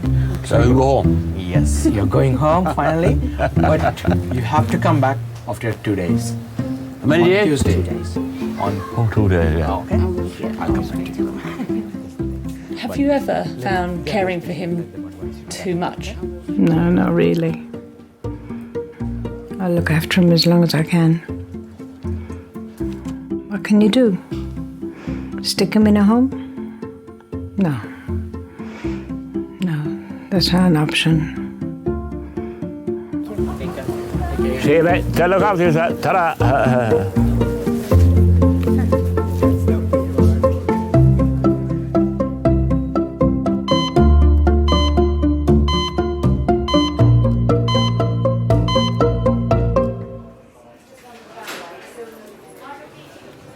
Heather's going to go up to the ward with you. Right, so we'll know where you'll be. I think everyone should care for each other. Dad might not still be here if Sylvie wasn't there 24/7. Oh. Right. All right, see you tomorrow. Do as you're told. Always.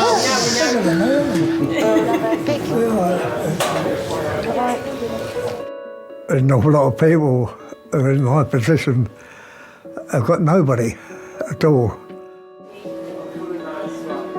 But over and above that, they'd be extremely lucky to get somebody like Sylv.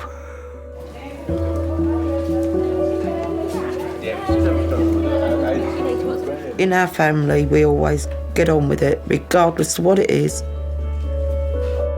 I reckon that's the commando. Dad being the ex-commando, and it's rubbed off on a lot of us.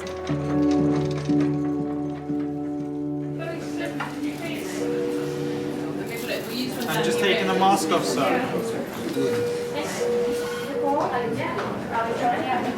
What's wrong? I want her to phone word as well. Get on to my grandson. I think that. Okay, we'll try get a hold of him, okay? Yeah, okay.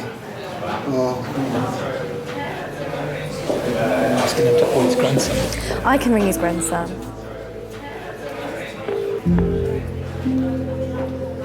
Anybody who's alone when they come in and they're very unwell, you are aware of that added vulnerability.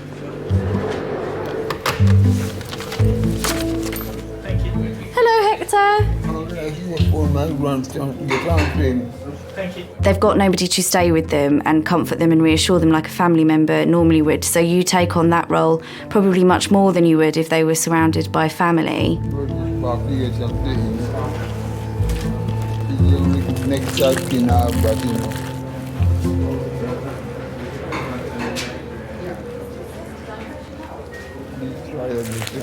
I will.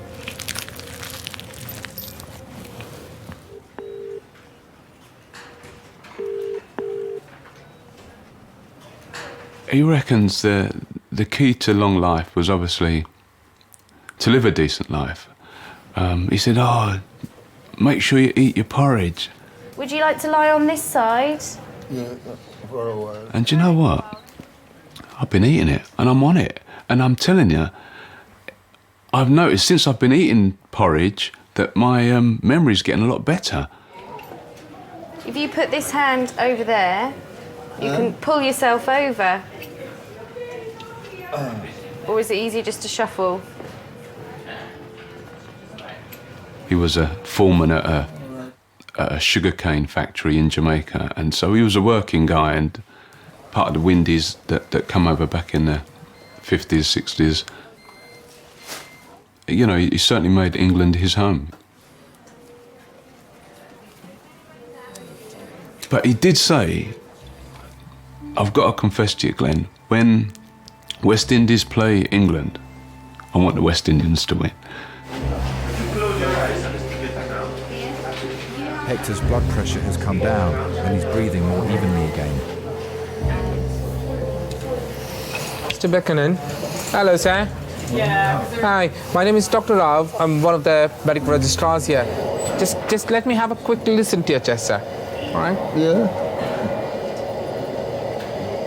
still got a few crackles, but not. He has no. Okay, and just reduce breath sounds. Okay, Hector. Yes. What we think has happened is that we think that you had a minor heart attack. Okay, and that's why the blood flow through your lungs has slowed down considerably. Yeah. I think that's what made you very breathless, and that's what sort of created all this scenario before you came into the hospital. Despite our maximum treatment, if things don't improve, things have improved dramatically. I'm not expecting them to go downhill, okay? But just in the event, if things go downhill, has somebody at any point of time discussed as to what needs to be done, like try and jump and try and restart your heart? Have you thought anything about that? No. Okay. No. No, Okay. sir. Well, if I say that we will do whatever is possible, but if it comes to an extent where things have gone quite downhill, okay, and if your heart stops or breathing stops, and it's not the best idea for us to try and jump and restart your heart, do you agree with that? Yeah, I understand. So what I'll do is I'll put you on for active treatment, and I'll also make a decision that should things go downhill, then we won't try and jump and restart your heart at that point of time. Is that okay? Yes. Is that reasonable? Yes. Good man. Okay. Right, Hector, You've been brilliant. We'll pop this mask back on for a little while, okay? Yeah. I don't think he was ever frightened of death. I don't think he knew he was loved. Yeah? I think he knew his life was coming to an end.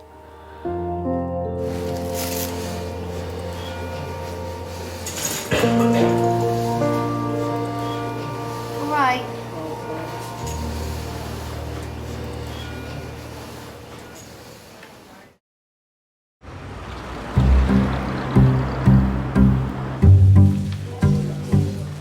I was going to see what I had in the freezer to cook you something for tomorrow night. Oh no, I'm going out tomorrow. Oh, you are? Oh, I don't need to worry then. When you go out to dinner like that, you like a glass of wine, don't you? Well, I do. That's what I was going to ask Chris to bring over, a box of that wine. Mine's getting a bit low. They did an X-ray. I've got this for you. Was it just crutches? What? So what? Say that again? Do I get one or two? Crutches suck. My blood didn't look very red, it looked... I suppose it's getting a bit old and stale. It's been pumping round there for a long time, hasn't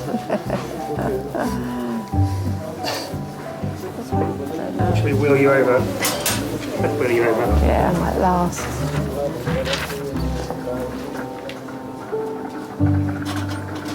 "93-year-old Peggy has come in with her son after falling and hurting her leg. Peggy? Hi there, I'm Charlotte, I'm one of the nurses. I'm just going to come and clean your leg up, okay? Yes. So how did this happen? I was getting in a taxi. In a taxi? Yeah, and I hit my leg. I fell and I hit my leg on the thing that came out. Not very pretty. Well, you made a good job of that, didn't you? I certainly did. Didn't want to waste your time. Are you allergic to anything? No. Only nurses washing your leg.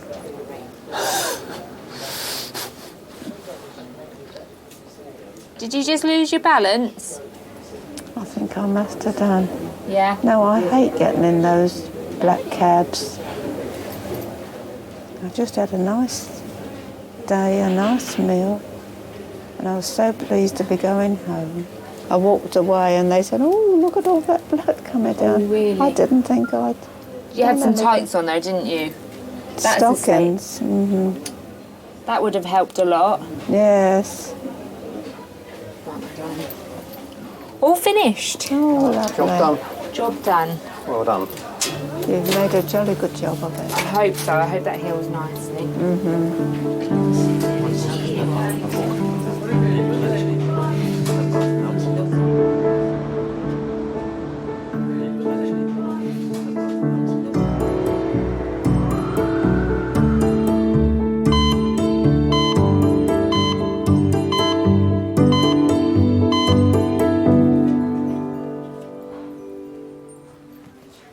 Hector, I've got another pillow for you. Should we put it here? There's a reason I remember Hector, and I don't remember everybody that has come into resus in the past 4.5 years. How's that? Thank you very much. Hmm?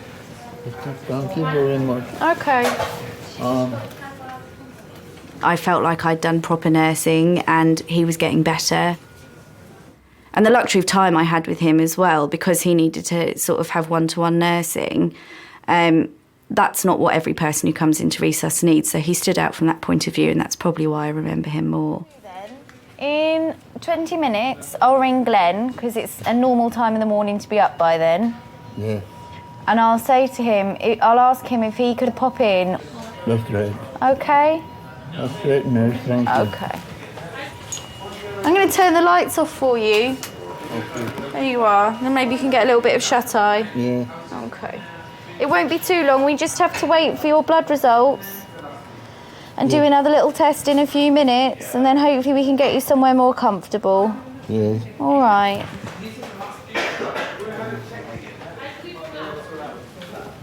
He does, doesn't he? He looks so much better.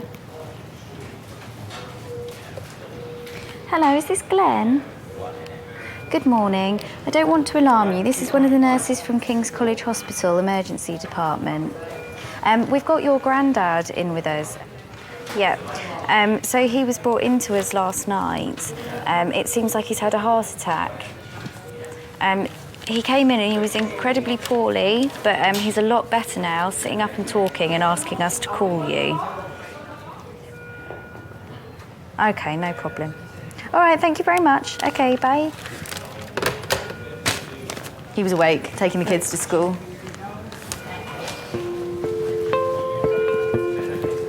Hector? I've just spoken to Glenn. Yeah. He's going to come in and see you. Yeah.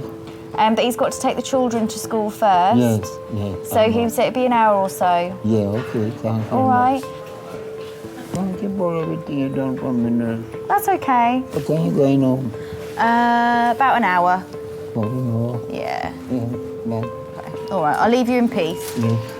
Okay. Okay. Bless him.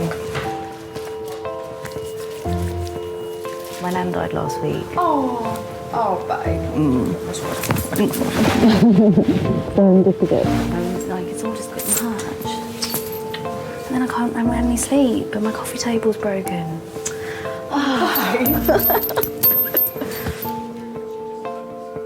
My nana, when she was really unwell, I was going to meet my boyfriend at the time's parents for the first time. And this is probably one of the last conversations I had with my grandma. And Mum had said to her, "Oh, Laura's going away this weekend, rah, rah." And Grandma said to me, "I'll give you one piece of advice, dear." And I said, "Oh, yes." She said to me, "His mother will never like you."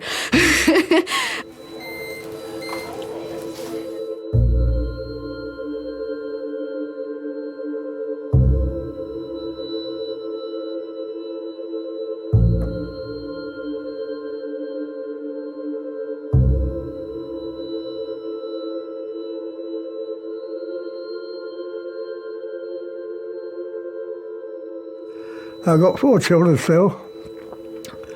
I've got 17 grandchildren and 19 great-grandchildren. I'm dead chuffed with them all.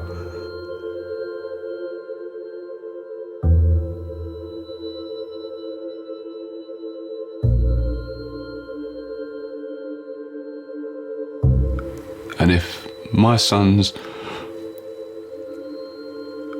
half the man he was, I'd still be happy.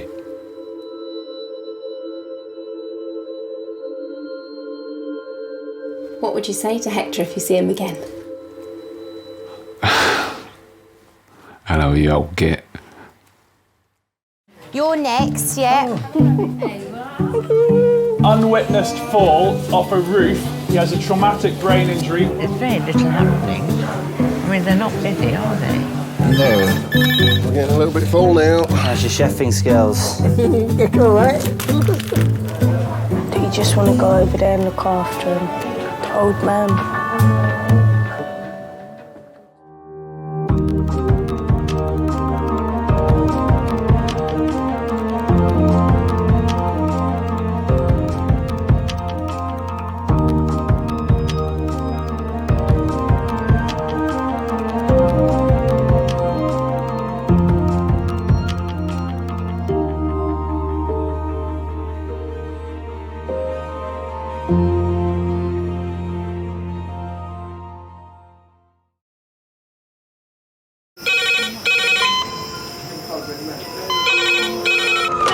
trauma, 50 minutes is hands trauma. Ortho, surgery. Sick man. That's it. We're just going to get on through this. Not scare him, get you all sorted, all right? John? Do you remember where you are? King's College Hospital, London. Thank God. A major trauma centre. Hit the curb, jackknifed onto the verge. Have we got a good pulse? Have we got an output? And one of the busiest A&E departments in the world. He will probably scream, but he won't remember. No, stop! A place where love, Come on, sir. Let's go. Up you go. No. Yeah. There you go. I love you. I love you too. and loss It's all right. unfold every single day. Don't cry. And we'll make sure Mummy stays with you. Well, listen. Right, who's not busy? Squeeze that. We can't give up on her. Come on. We've got to be strong for Mum. If it is the last bit, hey. All the patients you're about to see were treated in one department. Well done. In just one 24-hour period. I never cease to be amazed at the robustness of human beings. I love you. And the strength of their relationships. Love, it's a reflex. It's what you do. For many of the families, despite the devastation that they may be facing, they give unconditional love.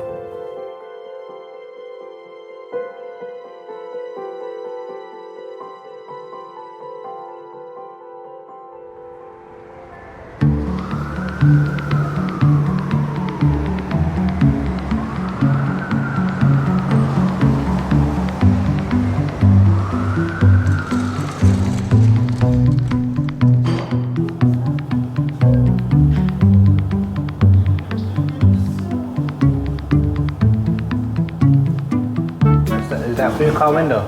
Is that for your car window? You crack it, you know that? You pour hot water onto your car window. You have to scrape the ice off.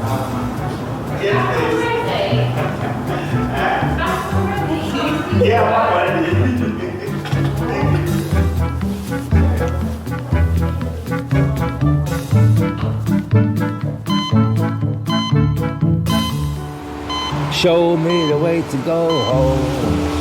I'm tired and I wanna go to bed. I'm not tired, I want something to eat. I'm hungry.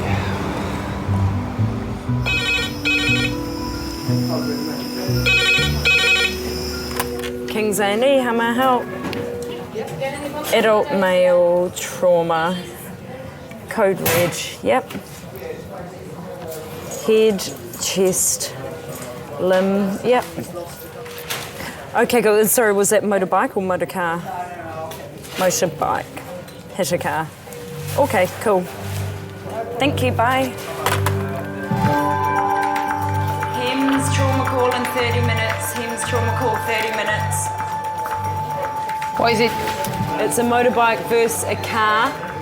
Code red. Head, chest and limb injuries. Sick man.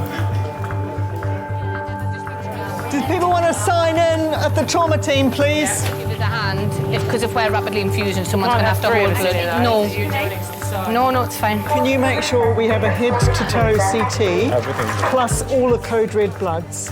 So Consultant Chris is leading a trauma team of 20. They're preparing for a 47-year-old man with life-threatening injuries. Which cubicle are we in? Or you can have 4 is free, let's do that. Good. Chuck it away. So can we just check this is a male, not a female? It's very important from the blood. The patient is being flown 50 miles to King's by air ambulance. You're wondering what the impact speed was, whether the patient was thrown distance, whether they hit the windscreen, what other objects they could have hit when they were thrown off. So we're about 10 minutes away, guys. So we all know what we're doing. Everyone's happy with their role. We keep people around the bedside to a minimum because it's getting a bit chaotic in here and it's just... Okay, I've got an anaesthetist, I've got a B doctor, I've got a C doctor and I've got my orthopod for us. That's all we need. I'm going to walk up now. Hi, it's Chris Lacey. We have got a code red patient, which it's multiple injuries. It sounds like chest, head and limb. I don't let myself hope. I think I'm geared up to treat what injuries come through the door. Who's doing bloods? I'll do blood. So you're happy? That's it. Okay. Right. You're doing the abdomen. We're all set. We'll just wait. We'll not go anywhere.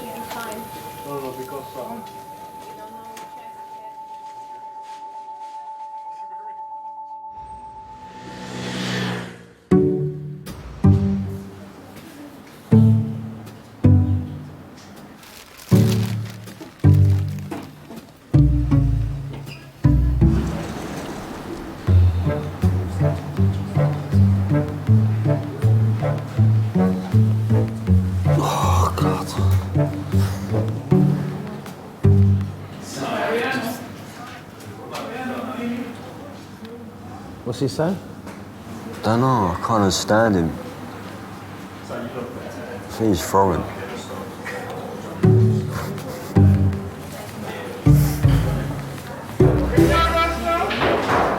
Couldn't understand her either.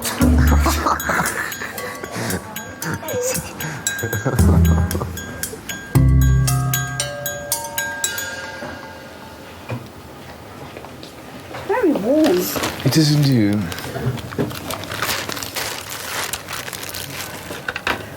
You're gonna put that in my hand? Yeah. Jesus Christ, don't let me see, don't let me look, please. I won't let you look. I've not even done anything yet, and you. He's excited me. 69-year-old Steve has come in with a fishbone in his finger. Right. God, please take your time with me, please. I will. He needs to be injected with anaesthetic before it can be removed. And then what I'm going to do is put a little injection that side and that side. It's a little bit... Two injections? Yeah. It's a little uncomfortable, okay? But once it's done, it's done. Well done.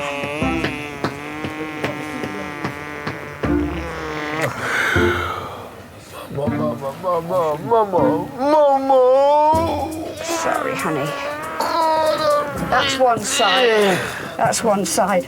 All right, and now the other side. I was cooking for a lady friend of mine. I was showing off my skill in cooking fish. You'll thank me later when you can't feel it. I'm thanking you right now. I can see you're happy about it. Her being in the background, I suppose I got somewhat distracted, by her beauty, whatever it was, and I just got complacent in it. That's what happened. Nearly finished. Nearly finished. Nearly finished. You're such a comforter. There you go. I love you. I love you too. There we go. Rest it down, and I'm going to leave you for a couple of minutes now. Okay. Thank you very much. You're very welcome. You're so sweet. Thank you. I shall back a couple of minutes, let that just Thank work. you very much. All right. I can continue to read my paper now, shall I? Yeah.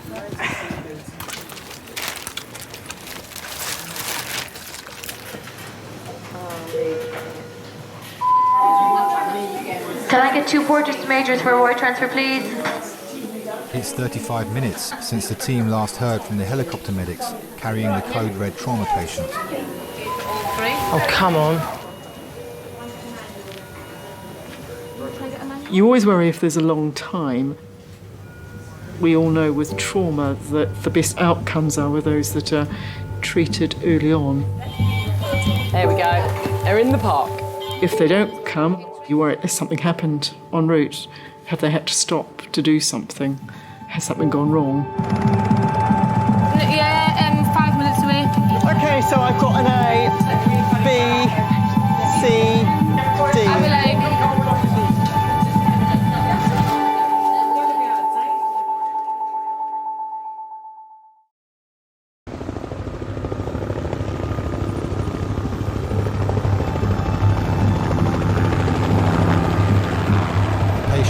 helicopter is Gary, a 47-year-old single father of two. It was during the evening and I received a phone call from the police, and the gist of it was that Gary had been involved in a terrible road accident and that he probably would not survive the night. Laura's running. Gemma's nurse 1, I'm nurse 2. She's doing bloods, I'm doing monitoring. Who's doing airway helping? I remember feeling numb, trembling. It was just an experience that I hope not to experience at any other time in my life.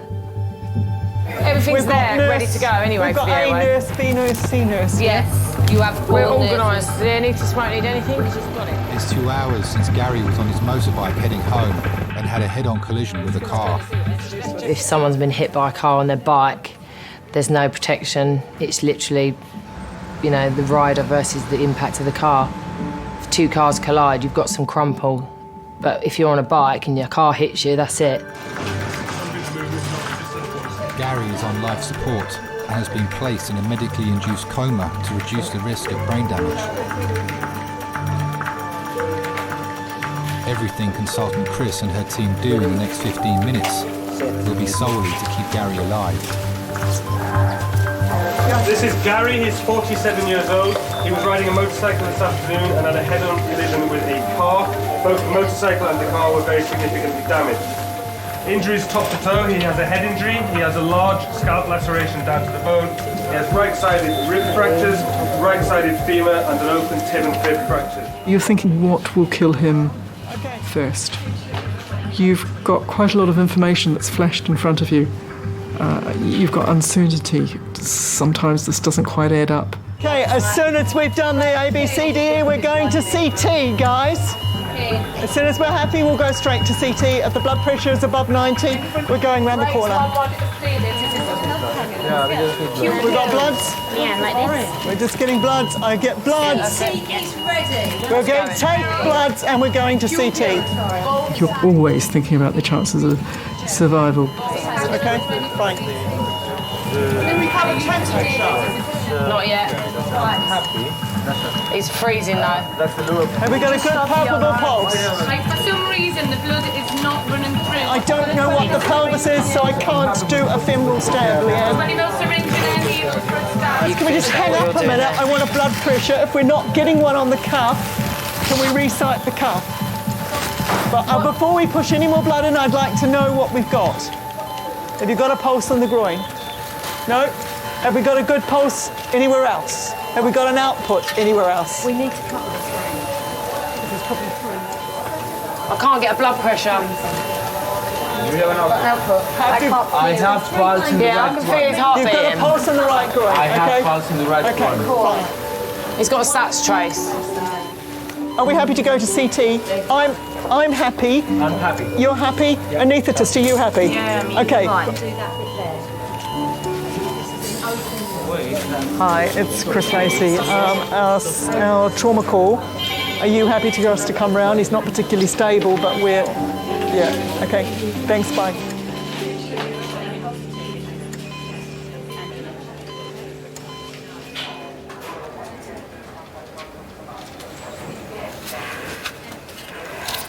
Probably don't want to look at this.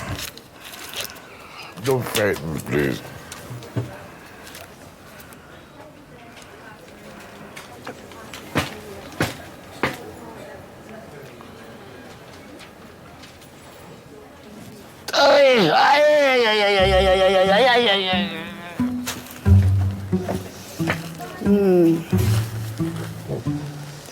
It should have worked by now.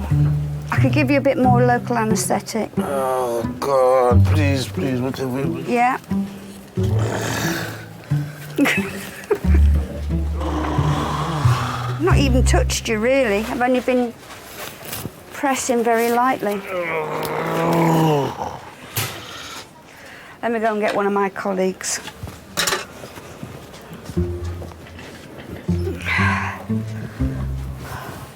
First day back and my first failure. I was looking forward to that too because it's really juicy. So, but he's in so much pain when I've given him loads of lignocaine, but it's just got no effect on him. Managed to use a paper, but touch it, it jumps out the seat, so. I would love to get married again. I don't want to face life by myself like this. I would like to get married again, yes. And I'm married to a wonderful woman. But I lost that. I let my wife down. Above all, I let myself down. Life is about change. Life is about growth. And I would like to think I have changed. I think I'm more mature now. I think I'm more relaxed now. I think I have more respect now. And I think I would deal with married life much different from before.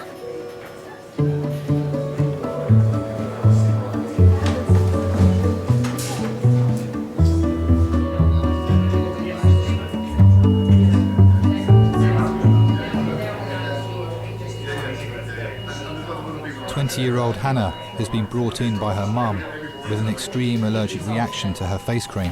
How you doing, missus?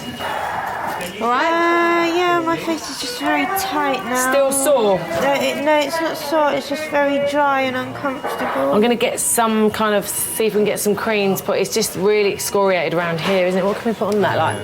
And I don't know if it's Vaseline still or...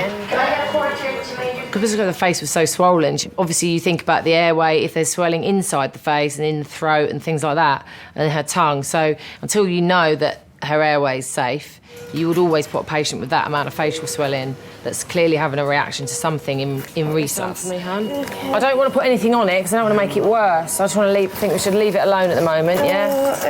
I know it's sore, but just try and hang in there. If once the swelling goes down, it won't be so bad. We've just got to wait for that medicine to work. I'm allergic to wheat and soybean, nuts, eggs, cow's milk, tree pollen and grass pollen, hair dye, and then a whole bunch of chemicals that are in things like washing up liquid, cosmetics. How you doing? Your eyes are opening. Yeah. They are, aren't they?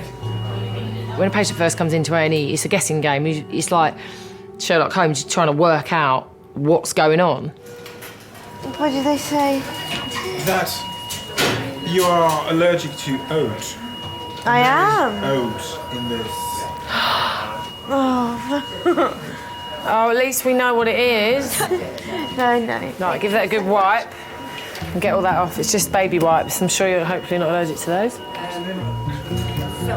We'll rinse it off with water afterwards, okay? Oh, that stings like...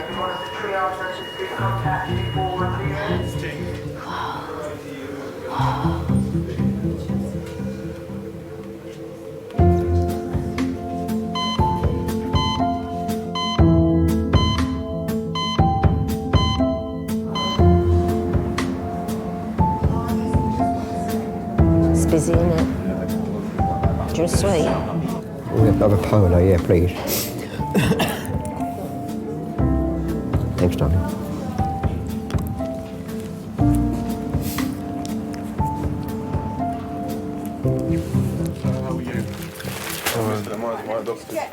How did you manage to get Fishbone. I was scaling a fish. If you're scaling a fish, how can you get a fishbone in it? I think that's a very nonsensical question to ask, but I'm not going to rebuke you. I'm going to try to answer that question to the best of my own answer. I'm giving you an answer. How can I manage to get a fishbone in my finger? It's very, very simple. Like you get a fishbone in your throat. While you're scaling. It all depends how the bone, how tall the bone is, and what type of fish I was scaling. Right. It happened. It happened. I can give you a plausible reason as to how it happened, but it does happen. It happened. Okay. That's the best answer I can render. It go in. I think it's a fishbone, sir. Because yes. Do you feel me touching your head? No, no, sir. Do you feel that? No, sir. Do you feel here? No, sir. I'm sorry for my being boisterous a while ago, you're sir. not boisterous. You're fine. Very sorry for to be rude. You're not boisterous at all. Thank you. Is this painful for you? No, sir. No.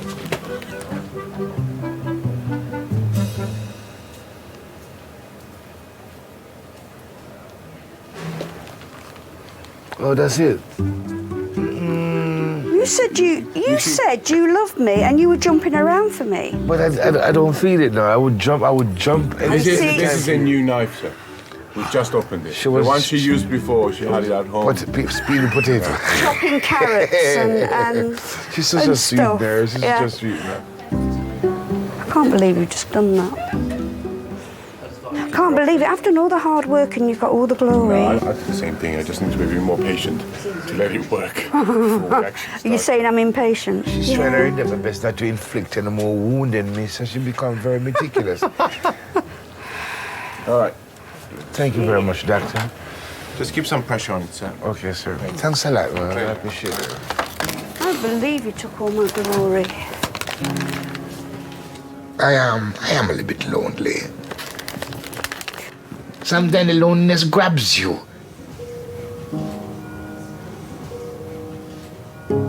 I regret not being the father I would love to be able to be. I regret not being the husband I ought to be. I regret not being loyal and loving and caring as I have gotten from my family. I regret not being able to give them some of the things that they have given me. They give me love, they give me compassion, they give me understanding. What have I given them? Anxiety and stress, etc.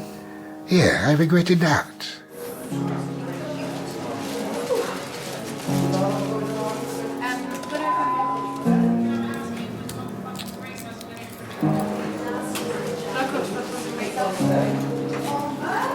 On ready, steady, go. So ready, steady, go. Since his arrival in A&E, motorcycle accident victim Gary has had almost half the blood in his body replaced. Okay, now just stop. The anaesthetist readjust and get her arms in the right place. But it's not actively bleeding, is it? No? Okay. He had injuries to both sides of his chest. We knew he had a bad head injury. So you're worrying, is there something in the head that's going to cause big clots or bleeding into the brain? You're worrying about spinal injuries. This is the motorcyclist versus a car, possibly at high speed.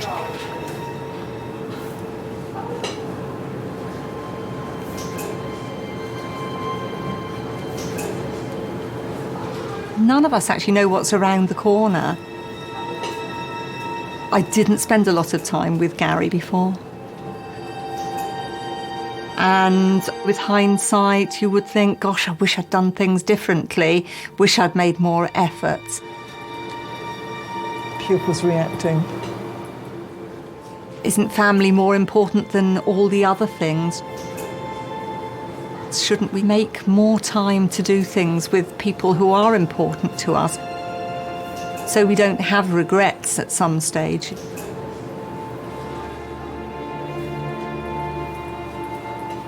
He's got a fracture there, yeah. And he's not noted to move his lower limbs.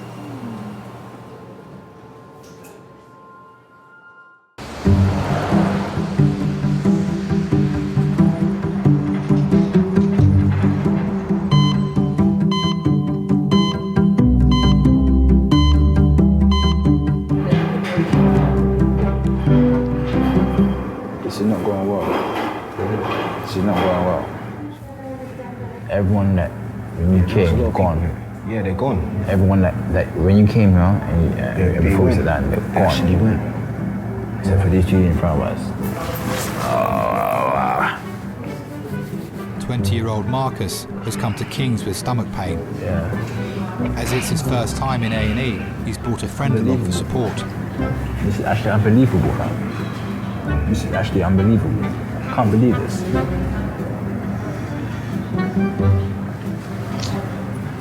That much of pain. So why didn't you take painkillers then? No, I'm just gonna walk. Stay cool.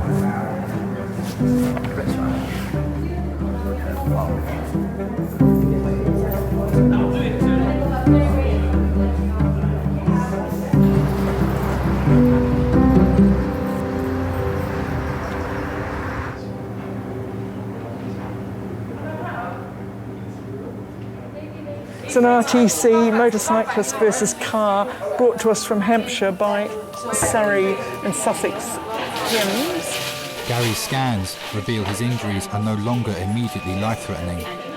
Not noted to be moving his lower limbs, but moving upper limbs on scene. Chris's worry now is that he may be paralysed. He has a fracture at the T11-12 region. There's a lot of free air that's in the soft tissue behind the spines, which we're not certain where he's come from. Before we log roll him, we'd like your opinion on what you think of that. You can have broken bones around the spinal cord, but not always injury to the cord in the middle, which carries all the nervous impulses. And so it's important for us to understand fairly quickly how much damage there is. Spine has a T11 fracture, which neurosurgery are coming down to have a look at. I just spoke to the on-scene doctor who said he did not notice him moving his legs. Gary was very much a family man. Immediately before the accident, sadly, he'd separated from his wife, but he was a pretty hands-on dad, actually. He doted on his children. He'd go out to the garage and, he would tinker a bit or fix the children's go-kart or little motorbike, for his son. He'd always liked to tinker. He was great fun. I can't say he should never have got on a bike, to be honest, because where do you draw the line? With hindsight, he might not have made that trip, but he wouldn't have lived his life differently.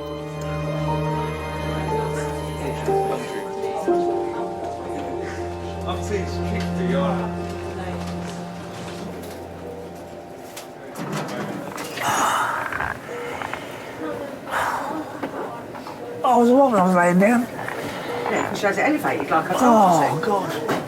A year ago, 58-year-old Terry was diagnosed with lung cancer and given 2 weeks to live. I've got to lay down because it's paining me when I'm sitting up. I'll see if I can do it. All right. Let me hold on. Oh. Oh. Do you want to be sat up some more? I think that. Let me just. Oh, now I'm getting a pain in my leg every side. Oh. And I'm going to miss Judge Judy. Well, you got it taped. What are you worried about? You got it 10 days taped. Yeah. I ain't got the energy to do anything. What are you muttering about? I said I ain't got the energy to do anything. Think yourself lucky. At least you can shut your eyes and go to sleep lying under with your feet up.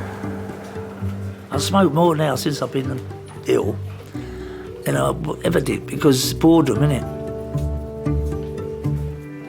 When I first was diagnosed, I thought it was just getting old and walking to the station. I found it harder every day, getting out of breath, and I just put it down to too many fags and getting old.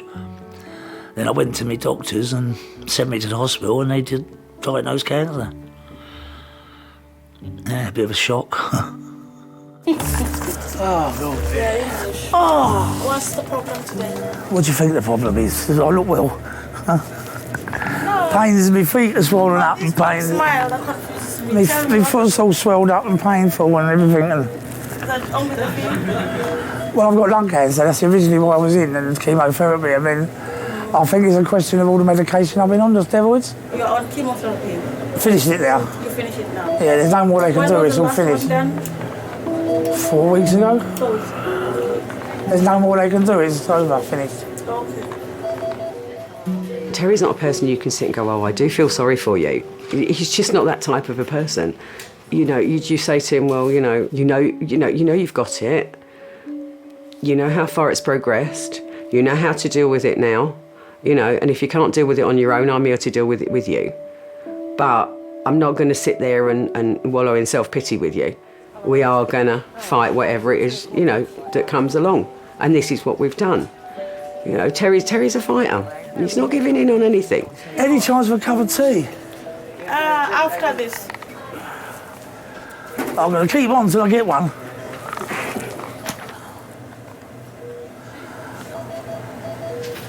Just as you doze off, someone's going to come in and wake you up, that, don't you? And poke you. Then wait, we have a cup of tea.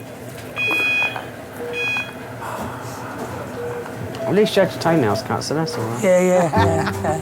I'm here. Yeah, and your hair. And your beard's off, so you're all So right. they asked me, it fell out, all right.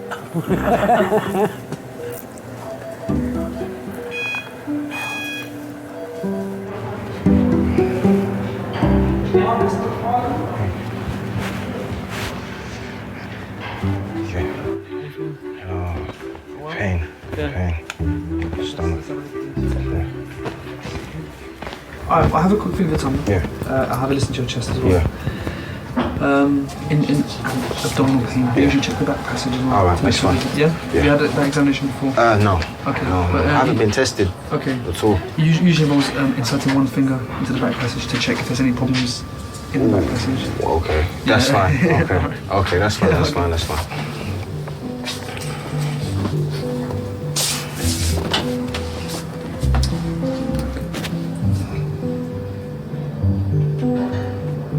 Yeah. Here? No, not there. Mostly in the middle. In the middle here? Yeah. Alright, so if I just get you to lean onto your left hand side. Yeah, that's it. So just bring your knees up towards your chest. Yeah, that's perfect.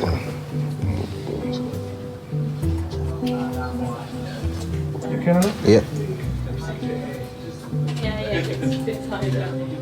Oh. You know, shut it. All right.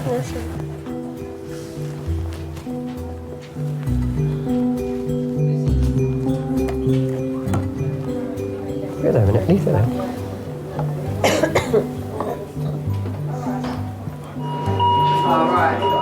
Can we see? Yeah, more open, most definitely. Look here. You know, the allergies are actually, in terms of my life, are quite recent. When I was younger, I was carefree. It's literally only in the last 3 years that it's been bad. You and Dad are so great. She probably doesn't see how I feel. You kind of cry inside, really.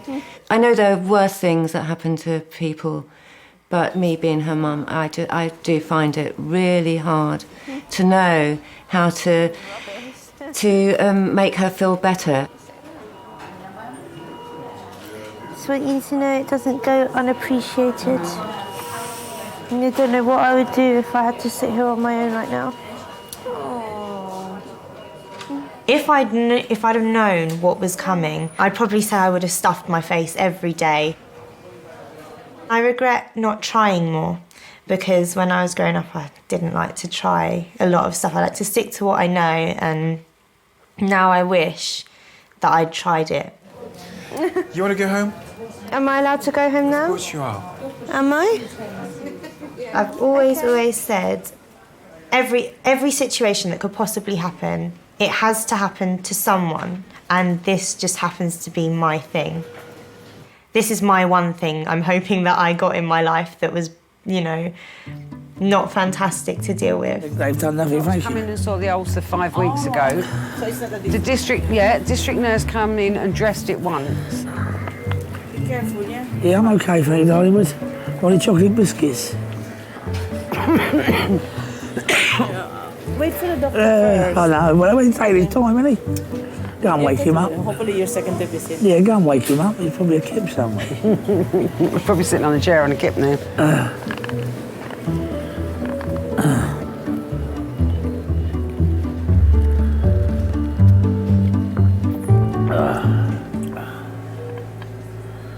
That was disgusting.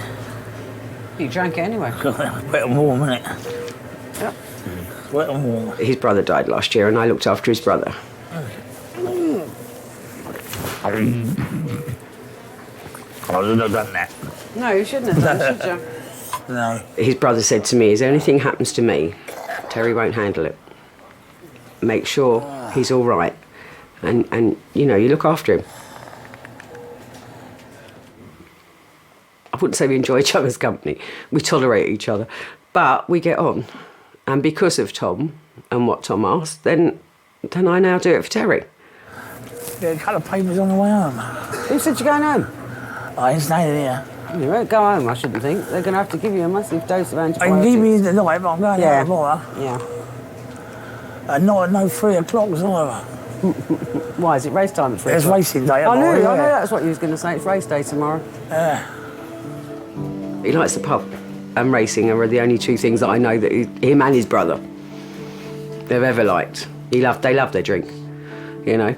I've never known two people like drink so much, but they did like their drink, and that was their life. That was it. Can't you look at your newspaper and phone them through to one? I could do, but it's not the same. I'd like to watch it. I'll get your telly up here and you can watch it. Yeah.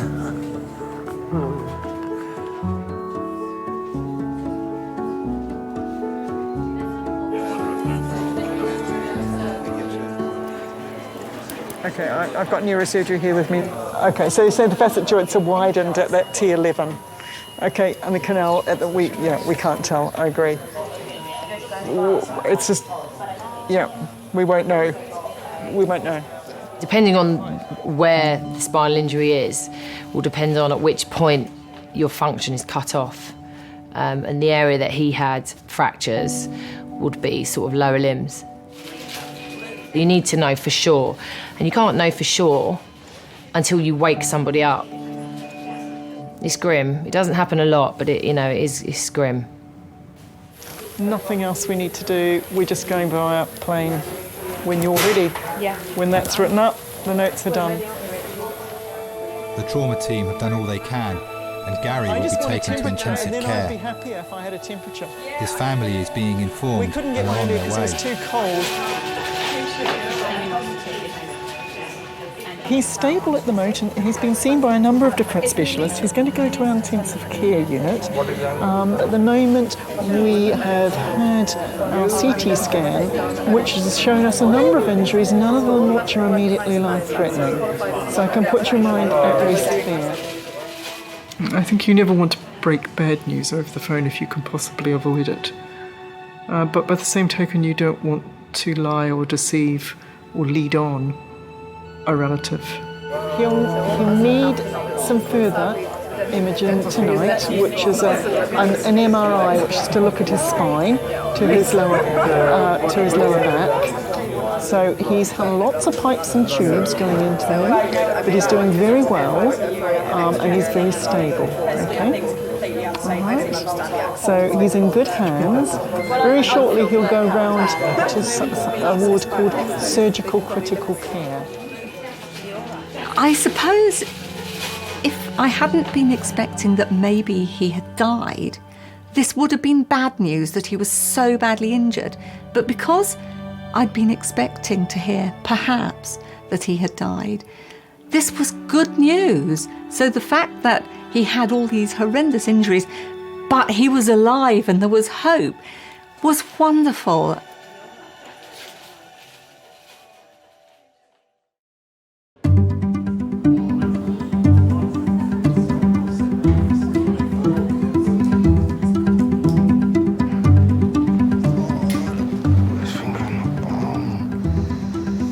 Doctors suspect Marcus has irritable bowel syndrome.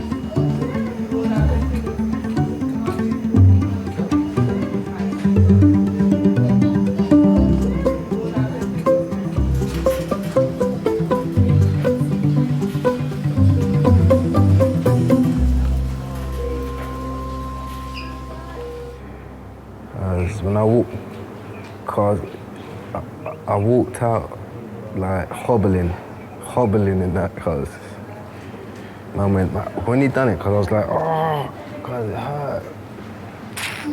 My mum was gone from, cause he just put it up there, but they had to do it. He had to do it because he didn't need to do that for me. Cause I feel loose blood.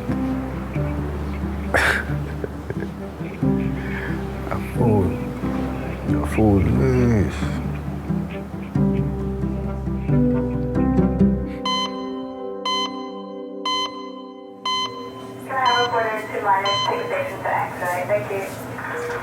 Were they taking me next? Who? These lot. Taking you? Taking me. Taking you nowhere?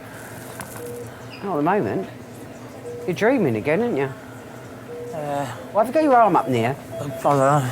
You waiting for a bus or something? Pubs are still open. That's what your right arm's for, love. I ain't good for nothing else. Jacko there? Was Jacko at the pub? Yeah. All right, okay, well, you got to see him at least. He annoyed me, he did. Why? He annoyed me. I didn't say nothing to him, I just let him wash. I said, look, I told him what was going on there, I ain't got long, and all that, there's final diagnosis and all that. Yeah. I said, do you fancy coming away again in March?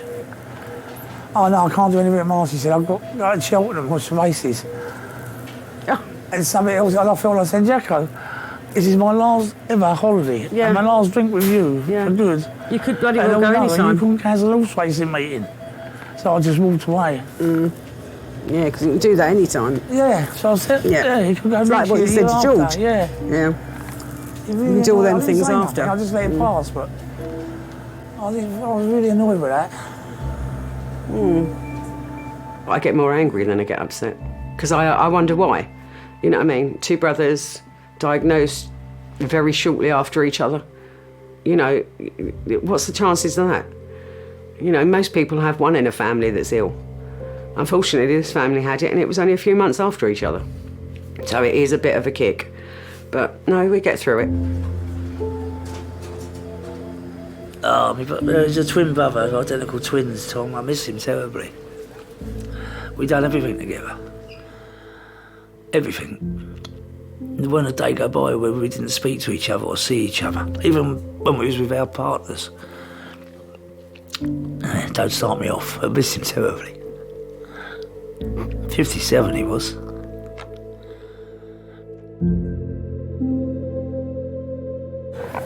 What's this? Same stuff you have at home. Thank you. That's not the same, is it? Yeah. Tastes different. No, yeah, Ooh. same stuff. Sometimes in a way it makes it not so bad when I think about it. I think to myself, well, at least I can join Tom. Not going to be on my own, you know what I mean? I've got me brother.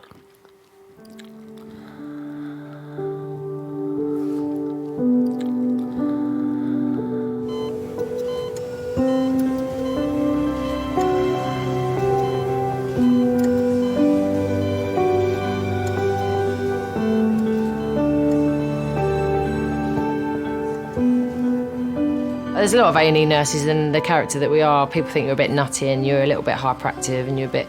But I think when you do that job every day and you realise how short your life can be, literally nothing's taken for granted. You know, you can end just like that. You're not going to waste a day, are you? You're just going to do it.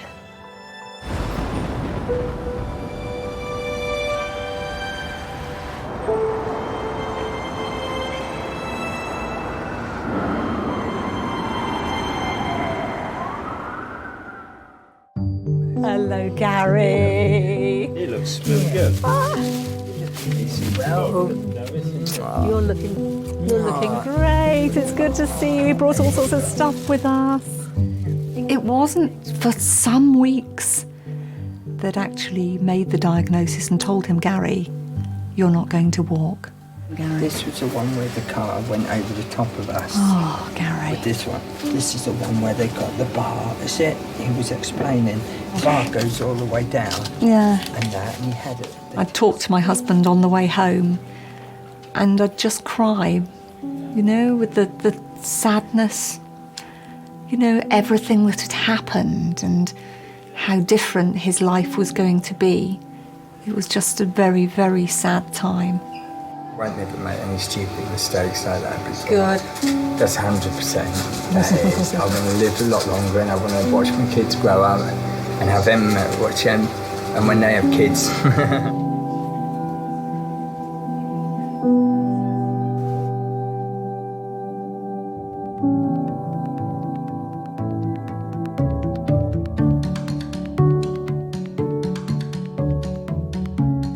Find me a wheelchair so I can get to that shop. I'm starving and thirsty. You can push me, all right.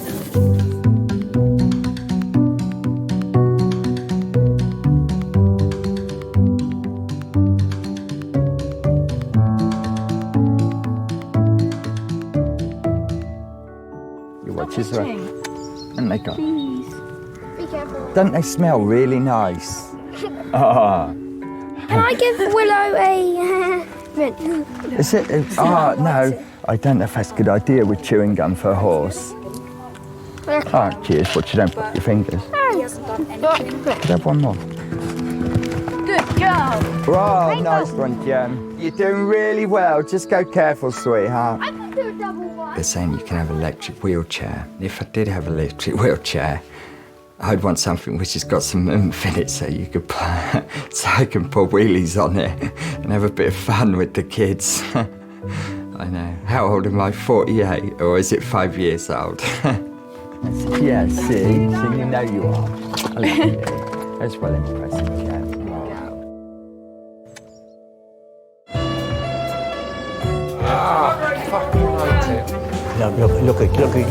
Look it. You weren't particularly attached to those t-shirts, were you? They're the best t-shirts I've ever bought, to be honest with you. Laugh, and the world laughs with you. I know, yeah. What I want you to do is get your bottom right up on the chair. Cry and you sleep alone.